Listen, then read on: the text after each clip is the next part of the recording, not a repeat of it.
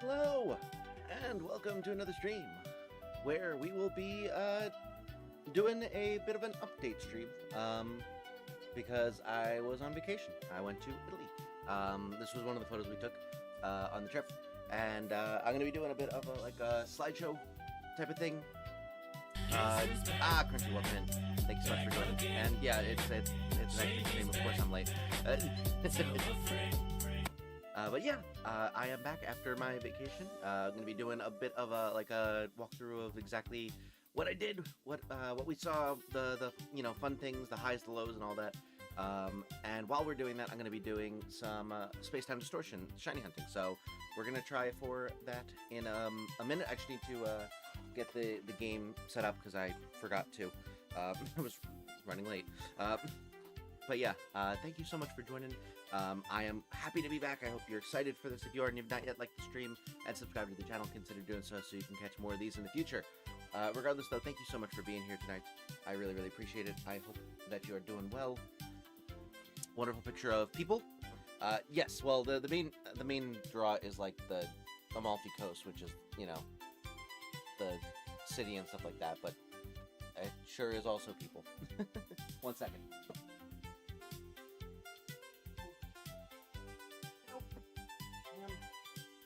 And then we gotta plug you in. Alright.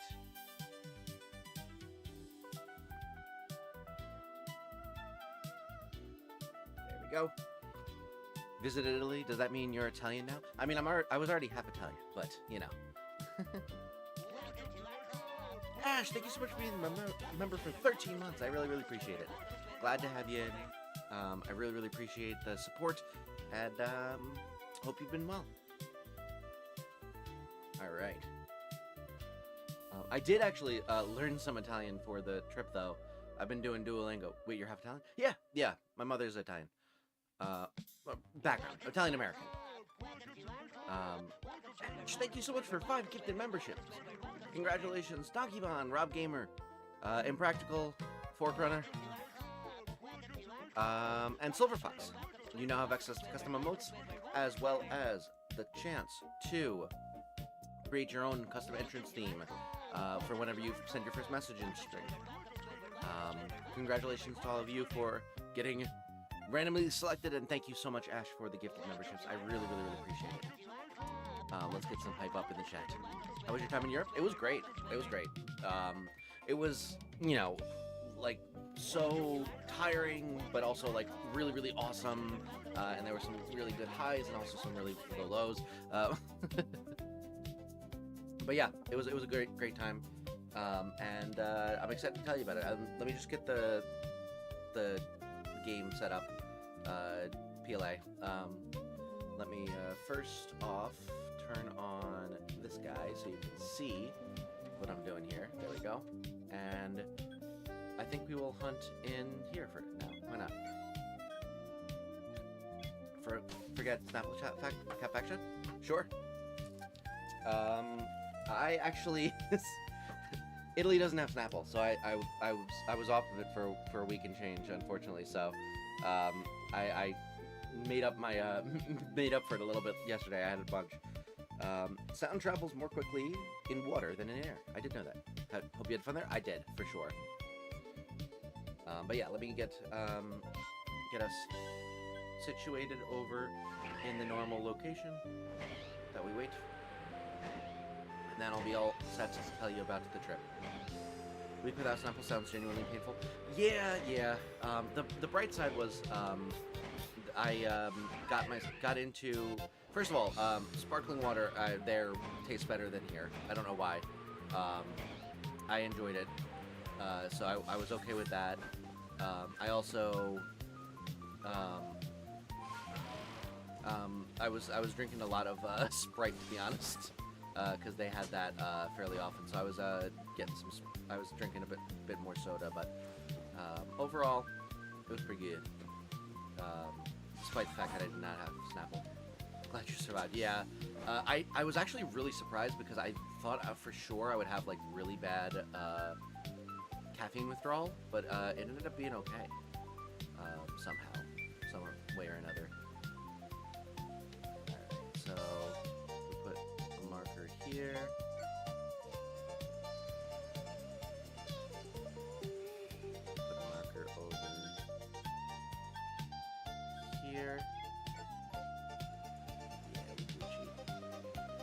All right. Sprite. Yeah, Sprite's great. So we are all set, and let's get started on chatting about Italy. Yeah, I went to Italy, and before we even left, we had troubles. So we had about like half a week before we were supposed to go, we got an email from the airline saying that something about our flight into Italy had changed, and from what we saw at the time, it looked like our layover flight had been pushed back like 4 hours or something like that, which was disappointing. But like, okay, fine, whatever. We'll deal with it. This camera is really bothering me. I don't know why. There we go. Okay, I think that's good. That's how I want it. But yeah, yeah, flight changes suck. Yeah, it was bad, but it was like doable. But then I went to go check in the night before, and I was like trying to check in, and it was saying you can only check in within 24 hours of your flight, and I'm like, well, yeah, but I'm within 24 hours of my flight. My flight's tomorrow, like afternoon or whatever. And I'm looking at it, I'm like, it says that our flight is on Monday, not Sunday. So we looked back at our the communications from the airline. They didn't push back our layover flight 4 hours.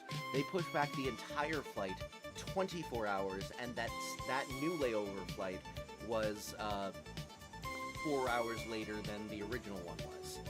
So we're like, we're leaving tomorrow. We can't wait a day.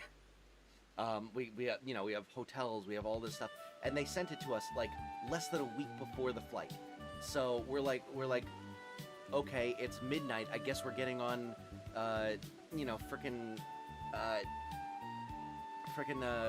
customer service to try and talk to these people to figure out exactly what's going on.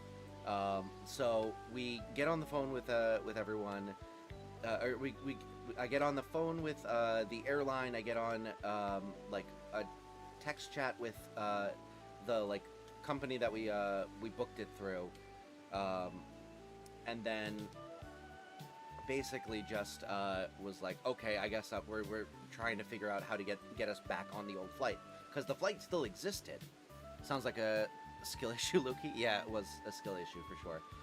But yeah, so they basically the flight still existed. We just got pushed back for some reason, and we think that the issue was that we had booked something that was cheaper. It was cheaper to book a flight from our home near the airport near us to Rome, and then a second flight from Rome to Napoli or Naples. But rather than just going straight to Naples, for some reason it was cheaper to do that. It was also cheaper to do that than to just go from our airport to Rome without the layover. Like the charging system was weird. So like we were booking it, and like, okay, I guess it's cheaper to have a layover flight and go to the place we want rather than go to Rome and then take a train to Napoli or whatever. So when we booked that, we were like, all right, I guess we're doing that. So we, but then when they canceled the layover flight, they were like, oh well, it's obviously they would rather move back the entire trip a day than to have a longer layover. So they just pushed us back a day, which makes no frickin' sense whatsoever. But it's what they did, and so. I end up calling them. I'm like, okay, can we get back on the flight? I call the air line, and I'm like, can we get back on that flight? That we, even if we have to have a longer layover or whatever. And they're like, we can't do anything about it because you booked through a third party or whatever. That you have to contact them. So I'm like, okay. So I'm like, but that flight does exist, and then there's this flight later, right? And they're like, yes, that's fine. Hope going through immigration wasn't too much of a hassle, as well as the money exchange both for you. The immigration was fine. It was a breeze both ways. So we got lucky there. Money exchange, we just kind of took the hit on the ATM charges, but it wasn't awful. Um, but yeah, so I basically confirmed that the flights exist and this is what we want to do, and then I get in a chat with the like third party company, and I'm like waiting forever for the AI to get to the AI chat to get me through this thing, and eventually I'm like, okay, can I change this flight back to this flight? And they're like, no, that there's no such flight available. You can't change your flight. Would you prefer to switch to an even further date in the future? And I'm like, okay, screw this. Let me speak to a representative. They're like, oh, I understand you want to speak to a representative, but I think I can help you. And I'm like, I want to speak to a representative. Are you sure? I understand you're upset, but unfortunately there are no flights. And I'm like, I want to speak to a representative. It took me 3 times before they're like, okay, fine, I'll give you a representative. You're in queue. So the AI was apparently cold shouldering me afterwards and insulted that I didn't want to talk to it, where it was giving me no help whatsoever. Finally get to chat with someone. Totally for sure understand the story so far. Good, glad to hear. But yeah, so finally get online with an agent after like 15-20 minutes in a chat, and I like have to go through the whole rigmarole again of like, hey, my flight changed to the next day, don't want that, can I get back on this flight even if it means the longer layover? And then like 10 minutes later, after he's done, helping the other 30 people he's trying to help at once, because they're understaffed most likely, he's like, yes, there is a flight then, would you like to move it back? And I'm like, yes. And I'm like, and then I'm like, is it? And then he's like, okay, so I booked you for this. The only option here is a layover flight that is 11 hours later. So you're going to be in the airport like all day. And I'm like, fine. Can we just cancel that and I can just, take a train? And they're like, no. Because you booked on the cheaper price to have the layover flight, so you have to have the layover flight. I'm like, all right, screw it, whatever. We'll just say that, and then we'll just skip that flight and just take a train anyway. It'll be fine. We'll just miss that flight on purpose. Night before, finally I'm okay. Okay, it's like 12:30 in the morning now, and I'm like, okay, I'm finally okay. We're all set. We can leave tomorrow on the airplane that we originally were supposed to leave on. In the far future, where else in Europe would you like to travel to? I want to go to Germany again. I went back in high school and I would love to go again.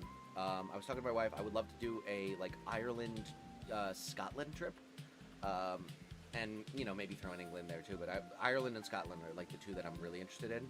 And then I want to go somewhere in like Scandinavia. And go to see the Northern Lights. That's one of those are like the big 3 for me in Europe. And I'd go do an England trip as well. I'd go I'd go anywhere really, if given the opportunity. But those are the ones that I'm like, I would like to prioritize. Oh, and I'd also love to go to Italy again, because I'll explain later. But we went on a little bit of like a trip to visit my wife's grandparents' like hometowns, because they both immigrated from Italy. On her mother's side, she's also half Italian. So we went to their hometowns, and I would love to do that for my grandparents on my mom's side. So would love to do a trip like that in the future. But yeah, so we finally get to the day of, and as we're like flying out, my wife had done more research that morning and realized if we skip our layover flight, it's very likely they will cancel the return flight, because we had booked a there and back trip as opposed to just a one-way. So now we're like looking at the real possibility of actually having to stay in Rome's airport all day, or go to Rome's airport, get out of the airport and like go through customs, everything, go hang out in Rome all day, and then go back to the airport again, get back through customs, and then head on a plane. Repeat the entire story since I haven't been here. I haven't gotten very far. We're not even in Italy yet. What about mainland Europe, like Spain, Portugal, France, and many other places? Spain and Portugal for sure, although my wife has already been, so it wouldn't be as unique of an experience for her. France, sure, but I don't really have that much of a desire. And then, you know, other places for sure. Again, I don't have any, like, you know, huge urge to go to those places specifically, but, like, I'm not saying I wouldn't want to go. I'm just saying, like, they're not, like, higher up on the list. Please do. I wasn't paying attention. Well, you can go back and watch the VOD. It's fine. Play it at 2 times speed so you can catch up. I'll probably still not be in Italy by the time you get back to current time. But yeah, so basically, SparkNotes version for Ellie. Welcome to the stream, by the way. Thank you so much for joining. Is night before the flight, found out that our flight had been moved to a day later, and I spent like a couple hours at like midnight trying to deal with customer service to get us back on the flight, and it ended with us having a like 11-hour layover in Rome. And if we were to skip that flight and say take a 1-hour train, because they have high-speed rail in Italy, and just take a 1-hour train, we would get our return flight canceled. So that wasn't an option. So we end up flying out and get into Rome like really early in the morning, like 7 a.m. that time. It was like an overnight flight, and you know, on the airplane, I tried to like sleep and stuff like that, and I was like convincing myself that it was 6 hours ahead while I was still in the U.S., so that I would like, you know, avoid a lot of the jet lag, which actually kind of worked. Like I stayed up really late, and then like took like a couple hour nap, and then just said, okay, I'm gonna consider the airplane flight like my night's sleep, and got like not great sleep, but enough. So it ended up working out that I wasn't all that jet lagged when we got there. But it was like 7 in the morning, and we had a like 7 p.m. flight or something like that.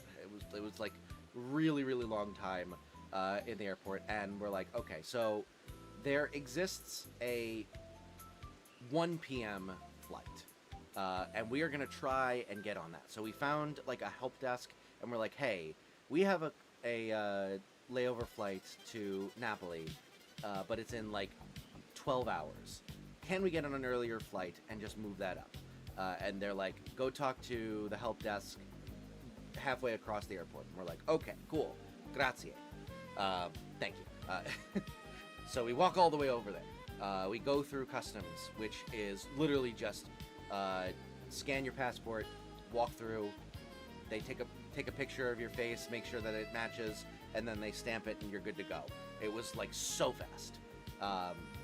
And so we walk through there, and then we go and find this desk, and we talk to them, and they're like, we won't know for sure until like basically like half an hour before the flight whether you're gonna have a spot on there.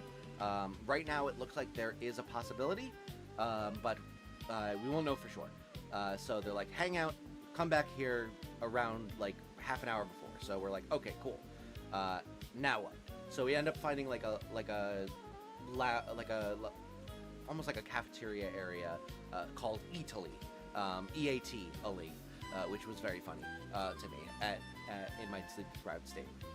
But we go over there. We get I get my wife a cappuccino, and that she is very excited about.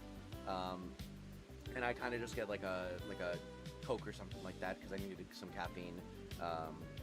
Because it's early in the morning and I'm not a morning person.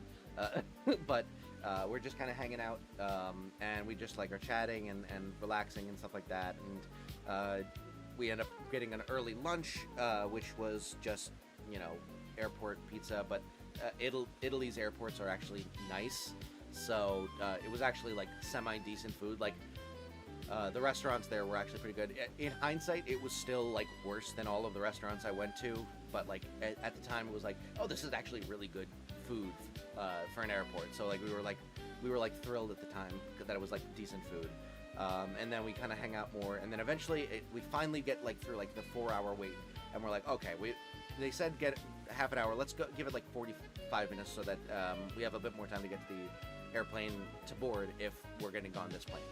So we go down there and we're like, hey, we were told to come back here and to try and we're trying to get on this earlier flight, and they're like, well, your boarding pass says 7 hours from now, so come back then. And we're like, no, we're trying to get on the earlier flight. And they're like, what? And so we have to walk through the whole thing again. And they're like, oh, okay, you have to come back within half an hour. You're 10 minutes early, so go F off for 10 minutes. And we're like, so we go sit down like 10 feet away and wait 10 minutes, come back, and we're like, hey, are we good? And they're like, yes, you have a spot. It is all the way across the airport, and they're boarding now, so walk fast. So and we're like, okay, cool. Our check bag, is that coming with us? And they're like, yes, you're good, go. And so we basically sprint across the airport to get to this gate, and we get there on time. We have all of our stuff.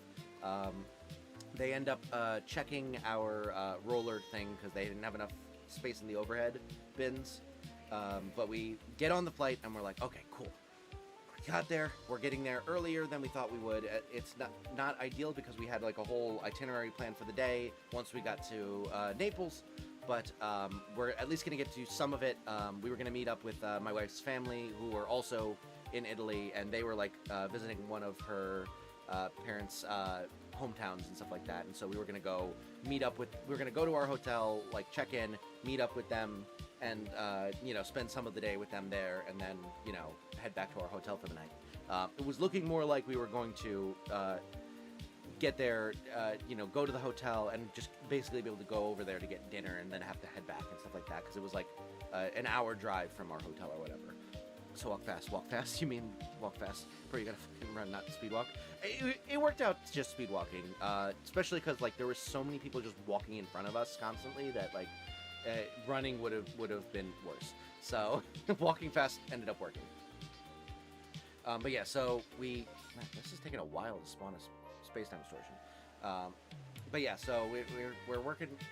We're basically looking like we're gonna get there for like half of the activities we were planning, which is better than the none we were expecting after that flight delay. At least you made it, even though you literally ran across the airport. Yeah, for sure. We were like, okay, everything's coming up Millhouse now. We're gonna be good to go. We get on the plane. My seatbelt doesn't buckle because for some reason the belts were smaller on that plane than the other plane, so it didn't fit around my waist because a bit overweight, and so I just have it like tucked into to my like pocket pretty much, so that it doesn't look like I'm not wearing a seatbelt. And so it's a 1-hour flight. We're fine. We get there. They literally just let us leave right onto the tarmac and then shuttle us to the airport. Get to the airport. Somehow all of our luggage shows up. I was really expecting the checked luggage to be lost for like days, with the change in timing and stuff like that. Lucian, welcome to the stream, by the way. Sounds like the airplanes, probably. I don't understand. Sounds like the airplanes. Yeah. It was long story short, it was fine. We got to the airport. We got all of our luggage, and then we were basically trying to catch a shuttle to where we were going to get our rental car for the next 2 days, because all of the hometowns that my wife's family was from are like not within taxiable distance. How was Coffee Talk? It was fun. I enjoyed it. I hope you guys liked those videos. I had one more that was recorded, but I did not have enough time to edit it because my editing software was taking way too much time. Hope you didn't fly Ryanair, because I've heard really bad things about that airline. No, we flew ITA Airways, which was an Italian company, and we basically it became a running joke to just blame them for everything that went wrong on the trip because of that all that snafu with like changing the airplane logistics last second. So we're not leaving a great review, but it's fine. It's over. I want to mention you actually stopped playing right at the end of the day in that game. Oh, really? If you choose to stream it, I can give you a whole guide of drinks to make. Cool. Yeah, I appreciate it. Well, we'll have to see. I definitely was enjoying it, but I feel like it would be tough to stream it while playing it because it's so much like talking through like the dialogue and stuff. I feel like it'd be hard to like do that and then also chat with people and stuff like that because it's just constantly coming up. But we could see how it goes. But yeah, so we finally get in and we're trying to find the shuttle to get to our rental car that we're gonna have for the next 2 days while we're traveling around to the suburbs, you know, checking out these hometowns of my wife's family. And we can't find the shuttle. Like the shuttle that we found goes to every, you know, every car rental company under the sun except for the one that we have, of course. And we can't find the one we have. And eventually I'm like, all right, let's just get a taxi. We'll taxi to the rental car place. It's fine. So I pull it up on Google Maps and I'm like trying to find it. I'm like, I can't really find it. But like I find something that like it comes up when I search for that car rental company in Naples. And it's like, it's got a completely different name, but I'm like, all right, it's probably just like an Italian translation problem. Let's just go for it. So we get to the front of the line for the taxis. There's an ATM there, and I'm like, okay, I don't know if we're gonna need cash or if you can use cards. I'll ask, and then if we need cash, I'll just go to that ATM and pull out some cash, some euros to pay the guy. That also made me get the game on Steam so I could experience it again. So freaking comfy. Yeah, it was very nice and calm. I liked it. But yeah, so basically we get this taxi. We're like, can we pay with a card? You know, la carta, and he's like, no, euro. And I'm like, okay. So I point to the ATM. He's like, no. And he's like, I'll bring you. You can pay. You can get that later. And I'm like, what? Okay. And so he just kind of like ushers us into the taxi, and I'm like, I don't understand what's going on, but all right. And so this ends up being like a 25-minute drive into the center of Naples. And in this, I'm starting to experience what it is like to drive in Naples, which is to say, New York City if there were no rules. It literally is like every car for themselves. There are no lanes. There are bikes constantly cutting you off. Everyone's going everywhere. Doesn't matter. Just don't get hit. It's insane. And so he's driving us through. Eventually, like 5 minutes from our destination, he just like stops at a random intersection. Is like ATM, and he points over to across the street, and he's like, "Go ahead." And I'm like, "You want me to just get out of the car and go to the okay?" So I get out of the car, and I'm like, it feels like he's like about to kidnap my wife and my stuff. Like he's gonna just drive off, and I'm just gonna be stuck there. Like I have no idea what's going on, but I go to the ATM, I get the cash, I come back, and I'm like, okay, whatever. Also, the space-time distortion just formed. So I will get to a good point. Oh, by the way, I should be showing pictures. This was on our airplane. This was as we took off from Boston. And then this was the cappuccino that my wife got. And then in the airport in Italy, they had like a four-piece like string ensemble playing like classical music, and it was very, very like different from U.S. airports. And then I also found out I haven't been doing the bathroom right all of these years. But yeah, so we're on this drive to the center of Naples to get to the car rental place and get the cash from the ATM. It was sketchy as hell, but we got it. We get there, and like I'm like, this is weird, but okay, there's a rental car place here. Let's just get out. Let's pay the guy. We end up like over tipping him because we're like just like go, just get out of here. I'm stressed out by you. I didn't like that you put me in a position to have to like get it using a random ATM. while my wife is in a taxi by herself. Whatever. We're done. Go away. And then we go to this rental place, and we're like, okay, we have a buongiorno, where we have a rental where we're looking to pick up. Just to be clear, this is name of rental company, right? And they're like, no. What? No, this is not. That's like by the airport. And we're like, yeah, but we looked at, and they're like, no, this is not that place. You have to go back to the airport. And so we're like, Google Maps lied to us. And I'm like looking, and my wife is like, now my wife is like searching for it. I'm just sitting there like, we're gonna have to get a taxi back to the airport, it seems like. So, you know, spend a whole nother however much money to get back to the airport to then try and find it again. Switching this so there's less blue. Appreciate it. But yeah, find out we go to the wrong rental company and went 25 minutes out of our way. My wife eventually finds the place, and it is literally like a minute or two from the airport. Like, it is very close. Obviously, there was going to be a shuttle there, and it was not going to be a long shuttle. We went to the wrong place, and that was on me. I screwed it up. We blamed Ita anyway, but we went to the wrong place, and so we go to a bank to get more money to be able to pay for the taxi back. And while we're there, we're like, okay, we're thirsty. Let's just stop for something. And this is me being extremely angry at the situation as I drink a Sprite. Oh my goodness.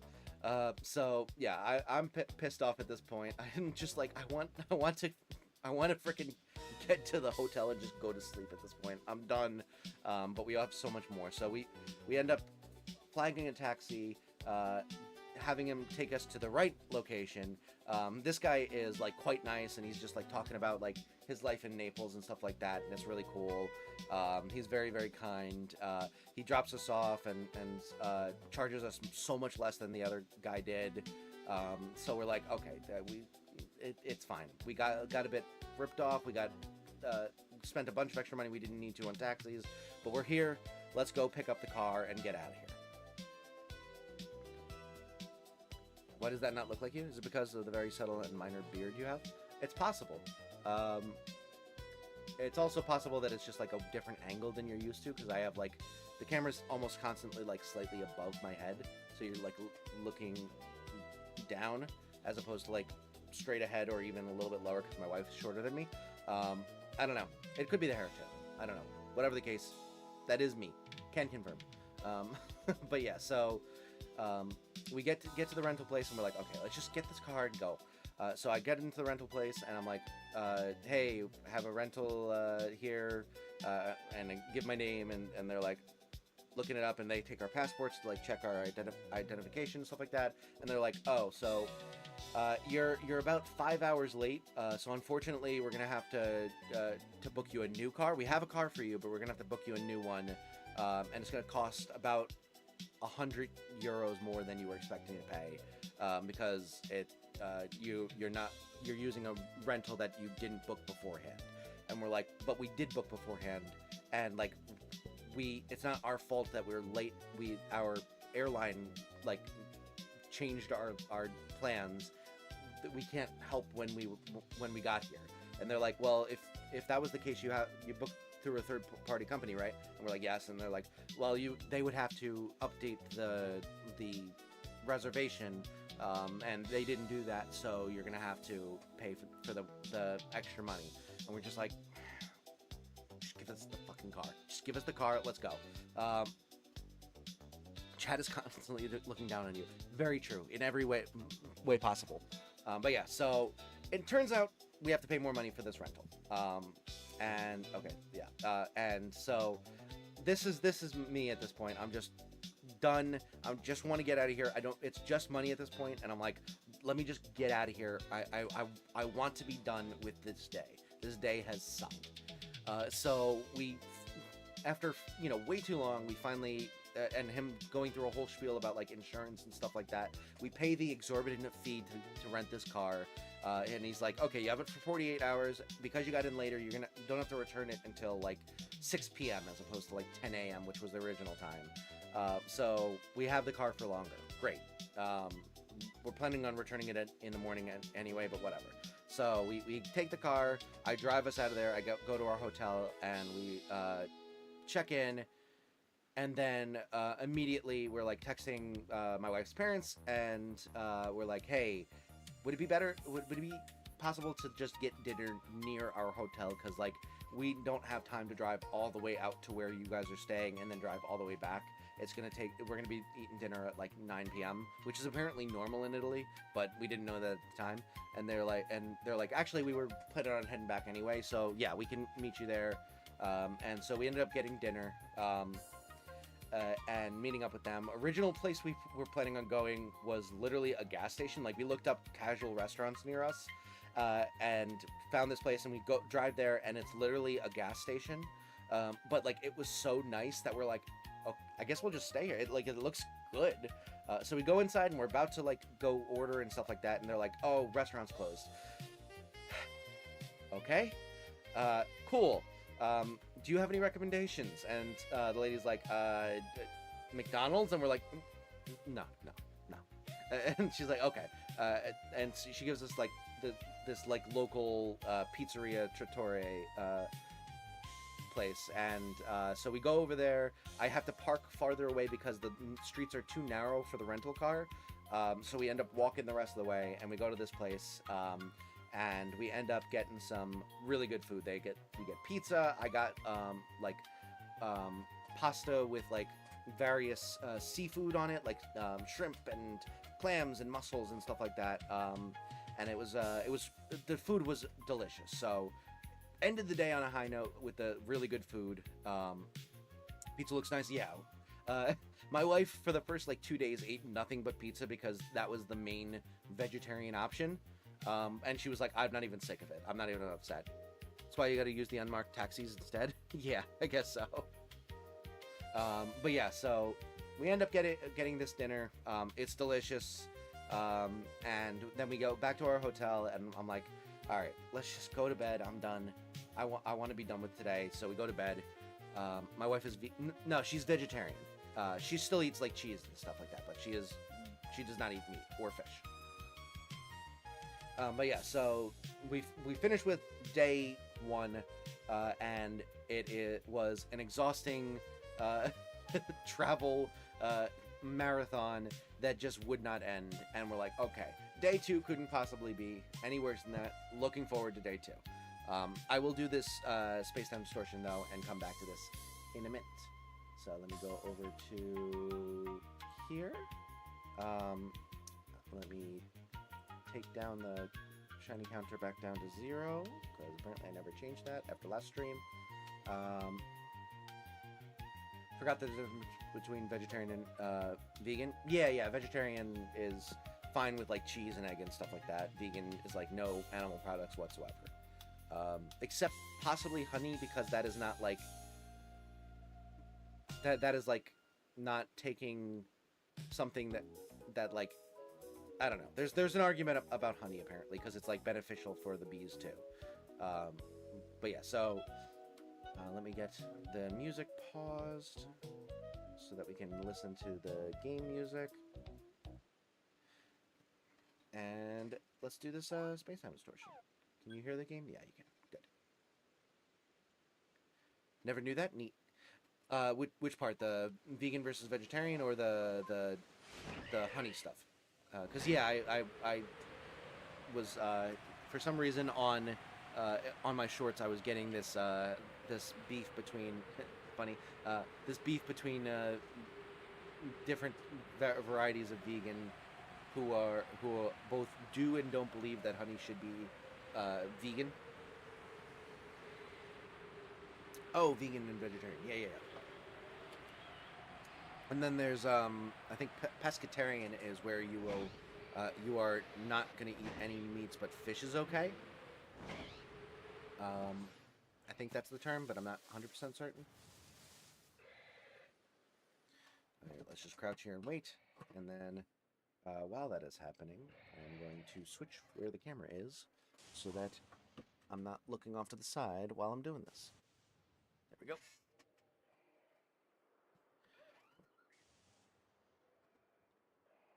Yeah, my wife is vegetarian.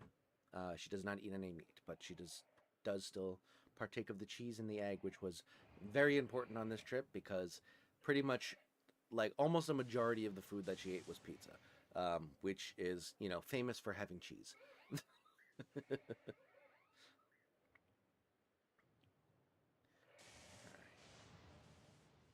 Well, I guess while we wait, I can go back for a second. Let's see. Bam, bam. So next morning, wake up, get some good breakfast. They had like uh, some like deli meats and cheese and stuff like that on some like crunchy bread. I made little sandwiches, open faced sandwiches. They had some hard boiled eggs, which I was very excited about. I love hard boiled eggs. And then they had like this coffee cake and like these like muffins, and it was good. They also gave me um, I had asked the lady had asked me like do you want any like coffee or tea or anything. I was like no, and then she was just like walked away without like asking my wife, and my wife was like, I wanted coffee though. And I was like, sorry, you could have spoken up. She's like, no, she didn't even listen. I was like, okay, sorry, I will advocate for you next time. Sorry. And then so when the waitress came back, I was like, scusa, un cappuccino, per favore. And she's like, oh, okay. So I was like, I was gonna say like for my wife, she was like, she walked away before I even could get that out, and she's like, so and then she comes back with two of them, one for each of us, and I was like, did not want one, but okay. Um, and so my wife was like, don't worry, I'll drink them both. So she got two cappuccinos. Uh, People say the best pizza is made in Italy, but I beg to differ. The best pizza is made in Ohio. I can almost guarantee that Ohio is not where the best pizza is made. I will say the pizza in Italy was absolutely incredible. I also really love like a New York or New Jersey style pizza, and I would say that they're comparable. Different. They're different but comparable. Like if you're Italian pizza feels healthier, and also like it's just like a different style. So if you're looking for a good like greasy slice of pie, New York or New Jersey is gonna get you there. Um, but the a lot of the times like the Italian pizza is like like a square pie almost, and it was delicious as well, but in a different way. I was half joking when I said that. My mom says the best pizza is made there, but it's just airport pizza. That's good. I'm going to in in respect to your mom and to you. I am not going to say say my thoughts on the matter, and just say I have never been to an Ohio airport. I cannot confirm nor deny. I do have opinions, but I cannot they're just that, opinions. But yeah, so the pizza was quite good. But yeah, so this was breakfast. Got two cappuccinos. My wife ended up getting two, and then we were for the first like full day there. Our plan was to go to Pompeii in the morning, and then go to one of the other town that my wife's family is from, which was like a suburb of Napoli. For some reason, the whole coffee debacle was really funny. Yeah, yeah. There's a lot of times where like the language barrier just created funny problems.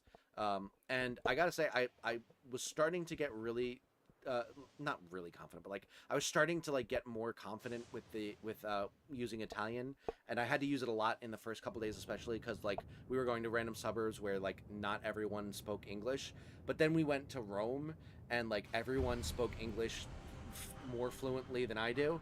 Um, so it ended up being I ended up getting a lot less practice by the end. But it was good. It was good good to start learning a new language, and I'm gonna try and keep up with it even after I've come back. All right. Oh, no. All right, let's do this. Oh, yes, we're good. We're good. All right, that was special spawn number one. By the way, I did do some shiny hunting while on the trip, and I got myself um, another basculin, another shiny basculin that was the opposite gender. So I was able to get special summon number 2, I believe. Oh yes, special summon number 2. Let me catch these guys. So yeah, I have the full Basculin Basculegion line with the gender variations because they're significantly different. And then in stream I got the end of the Togepi line, so that was amazing. I believe that was the only shiny that I got for the decks in while I was in Italy. I didn't do that much hunting.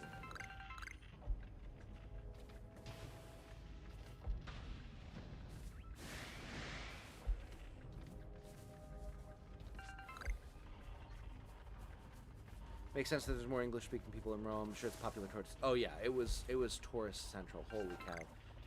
When I get to the Colosseum portion, you're gonna see just how much how many people were there, especially because it's a Jubilee year. Just insane numbers of people. It was so crowded in Rome. Which, you know, it was really cool because like there was like, especially with like some of the nightlife aspects.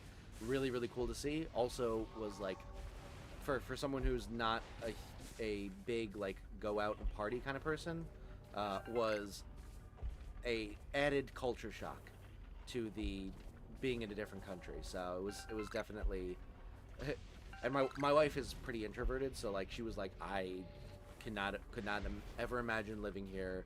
I want to go back to the suburbs.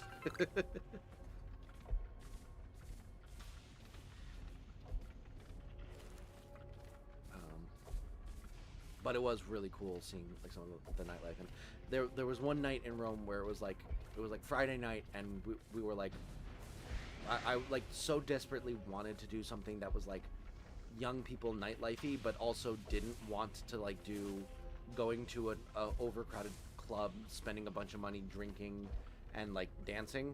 So I in the end we kind of just wandered around some of the you know, some of the touristy not even touristy destinations, but like some of the more famous areas. We just kind of wander around at night and experience like buskers and did a little bit of shopping and stuff like that, and then went to bed. And I was sitting there and I was saying to my wife, I want to do young people things while I'm still young people. And then she's like, oh, were we ever young people? I'm like, no, not really, but I'm like worried that young people things are fun. Like, what if it's fun and I've been missing out? And she's like, I don't know what to tell you. Do you want to go drinking? I'm like, no, I don't want to go drinking. And she's like, that's young people stuff. I'm like, fine.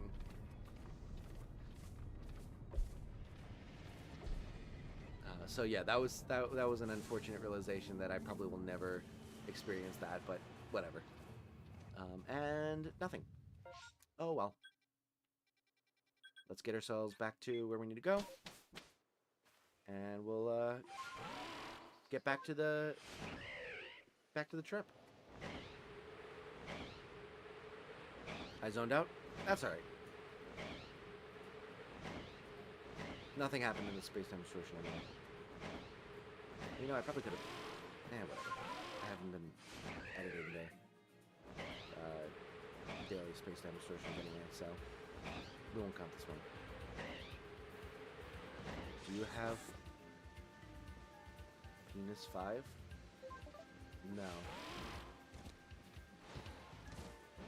I have a penis 2. Alright,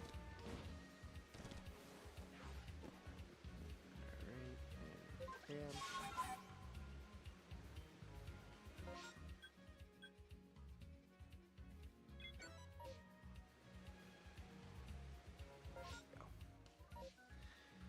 And we are back. Any street performers when you visited Italy? Yes, absolutely. There were a bunch, especially in Rome. All right, let's get ourselves back. All right, and oh, first let's play the music. I was about to suggest a game. Yeah, unfortunately, I do not have a PS5. I have the newest Xbox, and I have a PS2 and a Switch and a Switch 2 and a Wii. I have like most of the new Nintendo consoles from like Wii onward, and then I have a random Xbox that I had never had before and a PS2 from childhood. All right, let's do that, and then we'll mute that, and then we'll go back here. Do you have Steam? Yes, I have Steam. What game?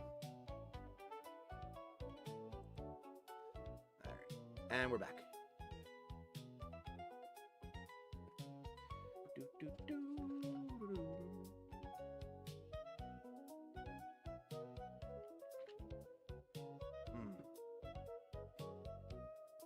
So, getting back to the Insomniac Spider-Man 1.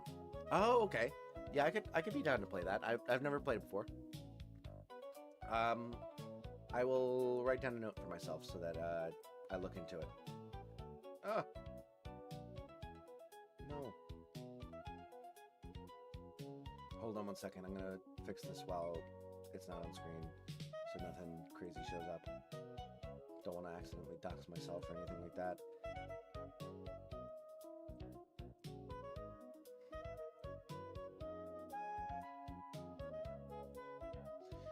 Alright, and then we go with that. And we drag you down here and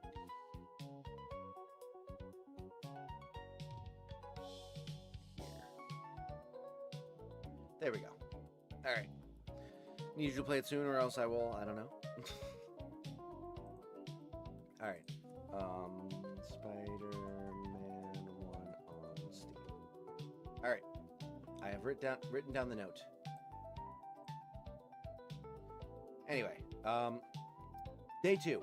It's Tuesday. We're planning on going to Pompeii in the morning, and then go to one of the suburb towns in the afternoon. Game itself is called Marvel's Spider-Man Remastered. Got it.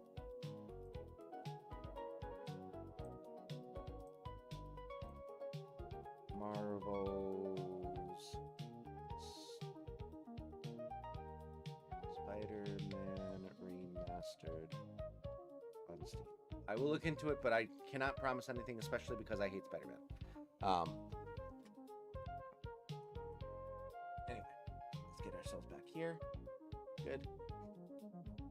All right. So, plan is in the morning to go to Pompeii and then go to the suburb town where my wife's family is from in the afternoon.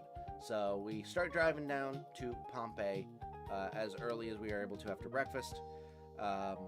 And I will say that that night I slept I closed my eyes and I opened them and it was morning.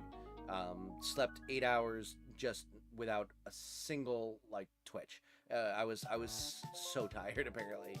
But yeah, woke up, got some breakfast, got in the car and drove down to Pompeii, which was a really cool experience, except for the fact that when we got there, it almost immediately started raining. So if you look over here with the little dripping things that almost look like sweat, that was the rain just beginning to start. It started drizzling as we got there, and we were walking towards towards the gate to get in. I'm like, we should try and find a place to get an umbrella because I'd rather not get wet. Penis, yes, there is a penis on the statue. That is true. You're gonna see a lot of those in this because Italy apparently has no problem just throwing genitals around. Of both varieties. But yeah, so it basically starts raining. I'm like, okay, we should get an umbrella. We don't, and it just starts downpouring. This is the only real photo I could get of myself without my wife in it. of how wet we were, but like just soaked through to the bone. Just absolutely like head to toe. No part of the clothing was dry. How many penises did you see in Italy? Of other people, none. Of like statues and paintings, I will statues, paintings, and other paraphernalia, I would put it at above 4 dozen. Can't wait for the stream to be demonetized. Oh yeah, looking forward to it. It's fine. But yeah, so it was pouring. You can't really see it in these pictures, but just imagine torrential downpour the entire time. Pompeii is really, really cool. And we got to see some cool things. Like we walked in and came into this like little like it was almost like a I forget what it was called, but it was like an open like field area with like stands around it. It wasn't like a stadium, but like it was like it was like a practice field or something like that for something or other. And so we walk in and get to see all of this, and they had these like signs and stuff like that. This is what it looked like from like above. You like came in from over here, and then you walked around, and we went up this way and around to up here. So it was like there was like some really cool stuff. But the problems were, it was not well marked what things were. There were a ton of things that you could look at. They were not well marked at like IRL, like on the thing itself. So it was hard to tell what you were looking at when you were looking at it. So we didn't see nearly as much as I would have liked to, because we couldn't really find what we were looking for. In the future, if we were to ever go back, I would definitely say I would want to do like a tour guide, or not go while it's raining. There was like an amphitheater over here as well, right next to it. Again, really cool. Also, didn't really know what we were looking at the time. Obviously, this is an amphitheater. This was easy to tell, but like, it you know, a lot of it just wasn't marked. This was like, this area was like, basically like a triangle, where people could like meet and stuff like that. It was like a forum area, small forum area with like trees and stuff. And then we got onto like the thing proper and stuff like that. We got on to like into like the actual city.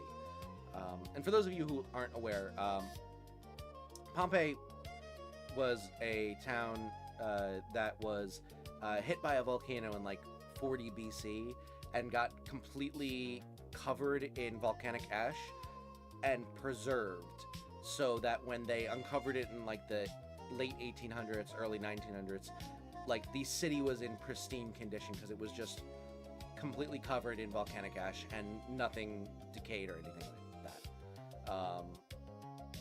Pokechan, welcome to the stream. Thanks so much for joining. We're just going over my Italy trip. But yeah, so it was really cool to see. And if you look over here, there was like these little footpaths, and there were like gaps for where the wheels of like carts could go through. So like it was really cool seeing like the engineering and seeing the gutter system working in full effect. It did not flood at all, which in that torrential downpour was a feat. So like it was really cool seeing the engineering and stuff. But it was really hard to tell what we were looking at. Oh, we got another space-time distortion. I'll finish up the Pompeii stuff and then go do that. But yeah, so it was tough to see. It was tough to tell, and also they had maps with like a ton of information on it. Problem is they were made of paper, so it was raining, and every time I pulled it out, it got wetter and wetter to the point where by the end it was just pulp. I could not use it. It was very unfortunate. But it was still really cool. Like especially when we were like walking near tour guides. Like this is why I said I wanted to go see a tour, do it with a tour guide next time. Because like they told us like this was like they used to have like pots in here, and this was like almost like a fast food restaurant where they would like put these pots over like a fire underneath. It was like the original sterno, and they would just like serve it, hot food to people as they went by and stuff like that. It was their version of like fast food, and we learned that from a person, a tour guide, and there was like a drinking fountain. Let me see if I can find it. Nope. That was.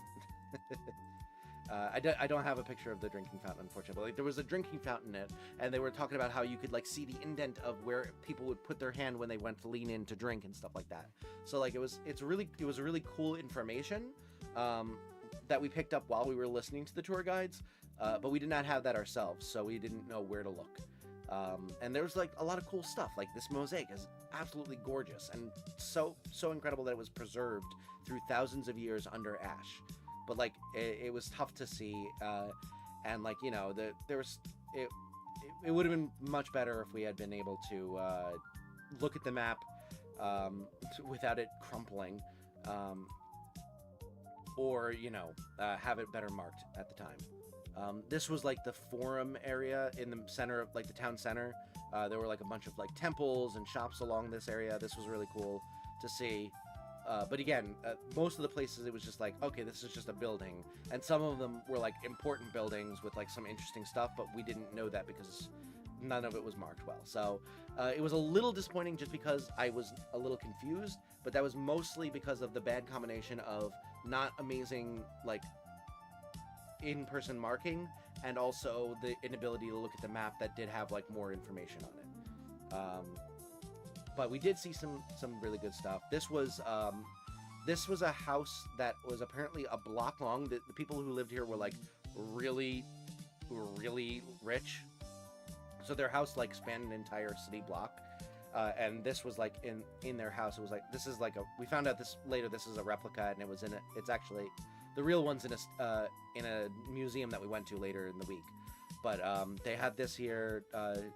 They had like in the back they had like gardens and stuff like that, with like flowers and trees and stuff that they're still keeping up and stuff like that. It really gorgeous area, and really cool to see. And this was the map at the end of the day. So yeah, it ended up becoming a nice glob of pulp. So very difficult to see what was going on. Unfortunate that we couldn't get more out of it, but it was still really cool to see, even despite that. And while we were leaving, we saw a couple of cats just kind of hanging out, so that was cool too. But yeah, once we did the Pompeii thing, we left, and as we were leaving, it stopped raining, of course. We're soaked to the bone. The place that we had parked at had given me a receipt ticket to like show them to like be able to let us leave. I promptly dropped that immediately, and it fell out of my pocket. And even if it hadn't, though, it would have completely disintegrated. So we were like, okay, we'll just tell them that it disintegrated. And by the time we got back, we looked so incredibly like wet and bedraggled and stuff like that it was just like they were just like, just go ahead, it's fine. So we got out, and we ended up driving over to that suburb town, which I will tell you about after this space-time distortion, or I guess after I set up the space-time distortion.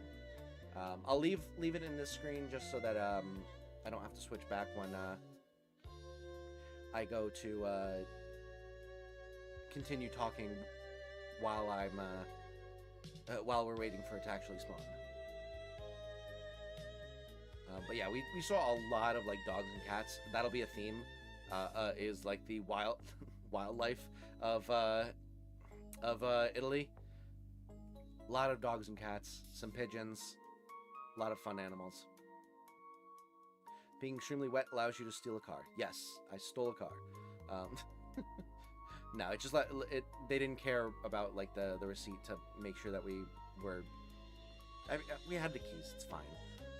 But yeah, so now that I'm here, we're just gonna hang out here and continue talking. But yeah, so we drove over, ended up getting a lunch at a pizza place, which I unfortunately did not take a picture of, but it was some really good pizza. And then we also got like this, what I can only describe as, it was like mashed potatoes fried into like a really like large mozzarella stick shape.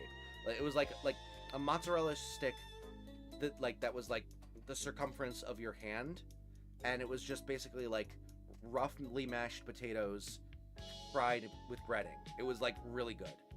Do the cats have Italian accents? No, but they do meow with their paws.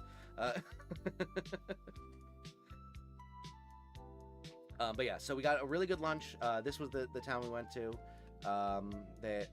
It was obviously sunny by then.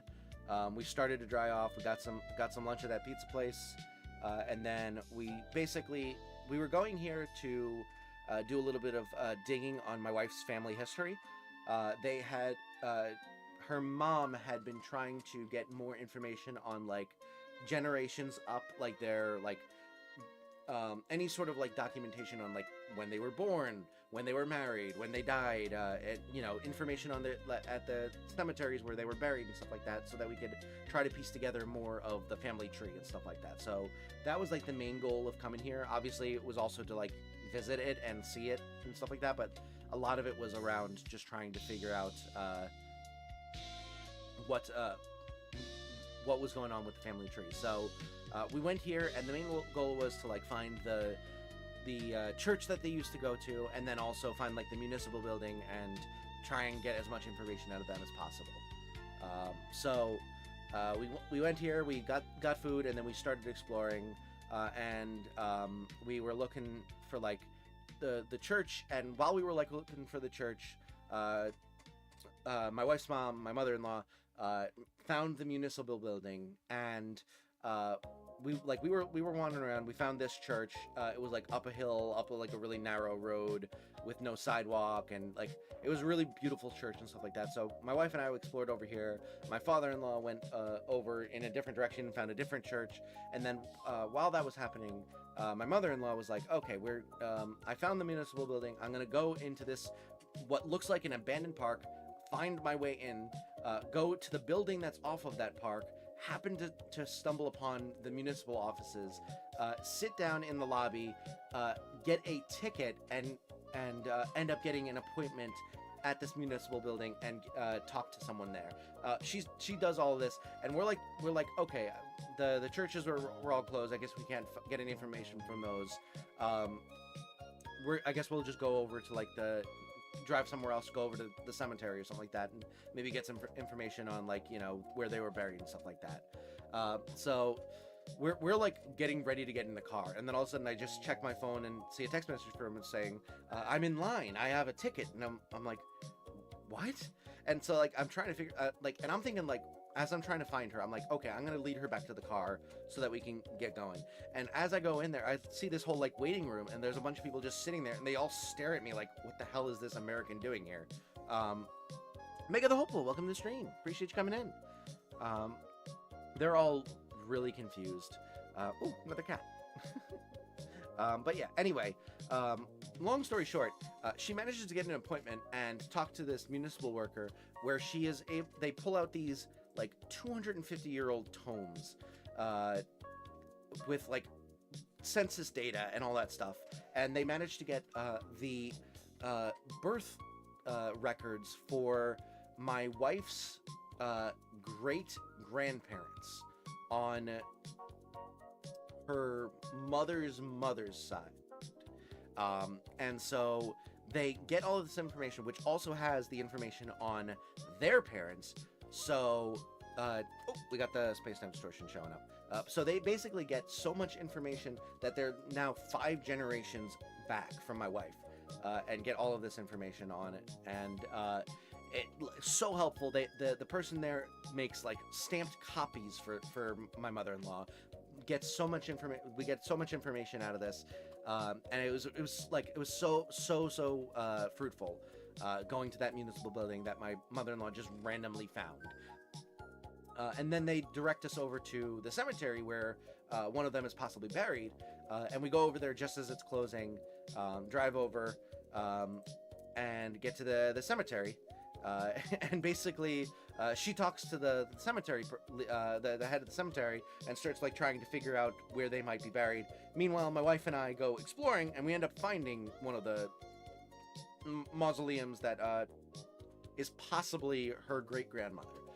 It didn't have like any like birth or death information. It just had the name, so we're not 100% certain. It could have been someone with the same last name that is not at all related, but we think it might have been that. I'm not going to show that because I don't want to dox or anything like that. But it was really cool how much information we got out of it.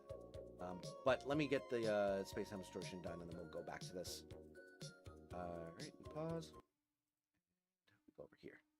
What was the language barrier like? I missed the start of the stream. Oh, no worries. Yeah, the language barrier. My wife. So my mother-in-law is somewhat conversational in Italian. She's not like she's not fully conversational, but she can hold her own. So when she was around, it was not too bad. My wife like knows a decent number of terms, and I like know about 25 days worth of Duolingo worth. So I was very good at the coffee shops because apparently Duolingo decided that I needed to start with learning how to order coffee, tea, and croissants. So I had my moments where I like knew what I was talking about. But my wife like knew a little bit more of the like between my wife and I we had like enough to like get by of just being like just kind of going like the bathroom, and then they would just point or like going check please type of thing. No full sentences really, but like enough knowing enough of the terms to be like this is what I want, can you help me, and then hand gestures did the most. But yeah, so the language barrier was certainly there, and there were times, and I'll explain it later. I might actually have to do another stream of this because it's already 12:15. But yeah, there were definitely times when it was just like, oh wow, that this is difficult. Gonna head out stream. Might come back later. I don't know. I'm too busy playing Spider-Man. No worries, Crunchy. Appreciate you coming in, and have fun with Spider-Man. All right. So let's do this space-time distortion. Oh. But yeah, I was actually kind of pleased with how much Italian I ended up remembering from Duolingo to be able to then use.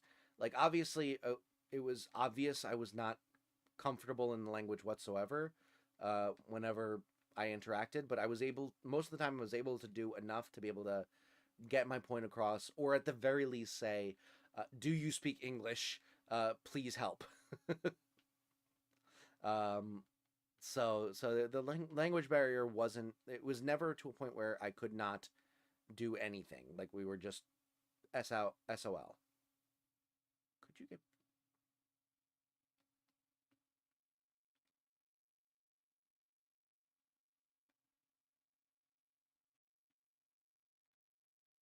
move?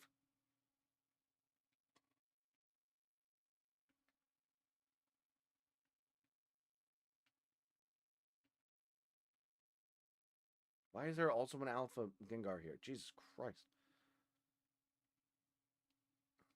Get me out of here.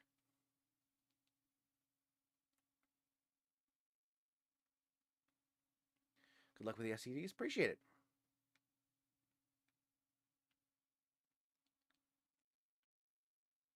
I figured it was a good kind of passive thing to have going on in the background while I yammer on and on and on.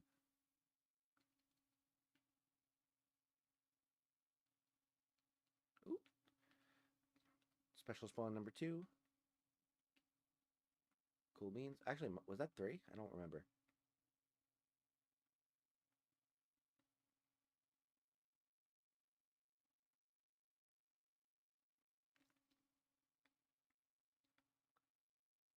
I think that might have been 3.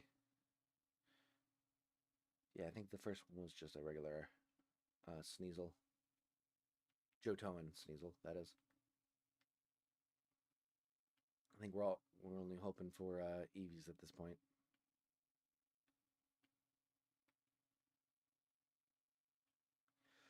Nope. I've been paying for Babbel and haven't used it over a year, but if I cancel, I'll feel like a quitter.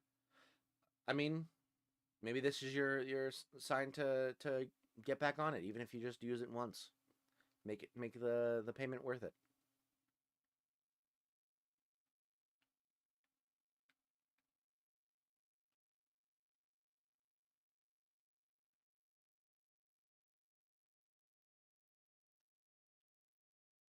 I currently have a 31-day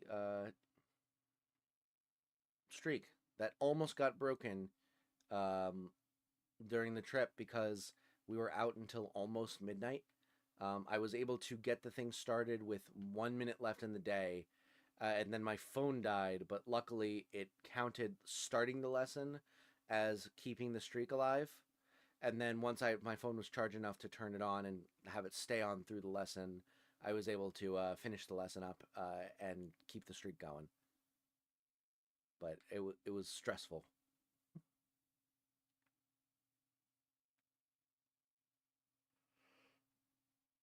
Also, I feel like actually being in Italy was probably more more of a lesson than Duolingo asking me to talk over and over again about someone's timid American neighbor.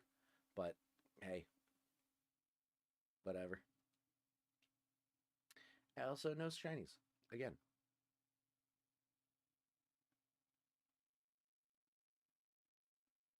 Let's get us back there, and then we'll go back to. Oh shoot, I forgot to turn on the game sound. Sorry about that. Awkwardly silent this whole time, huh?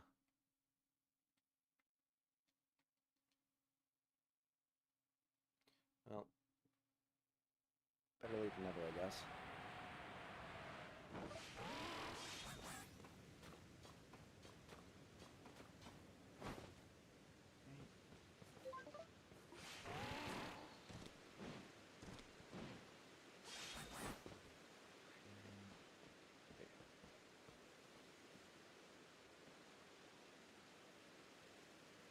All right, and we're back. Let's pop that off again. Turn this back on. And bam. All right, so where I left off was we were going to the cemetery. We found what possibly was my wife's great grandmother, but we're not sure.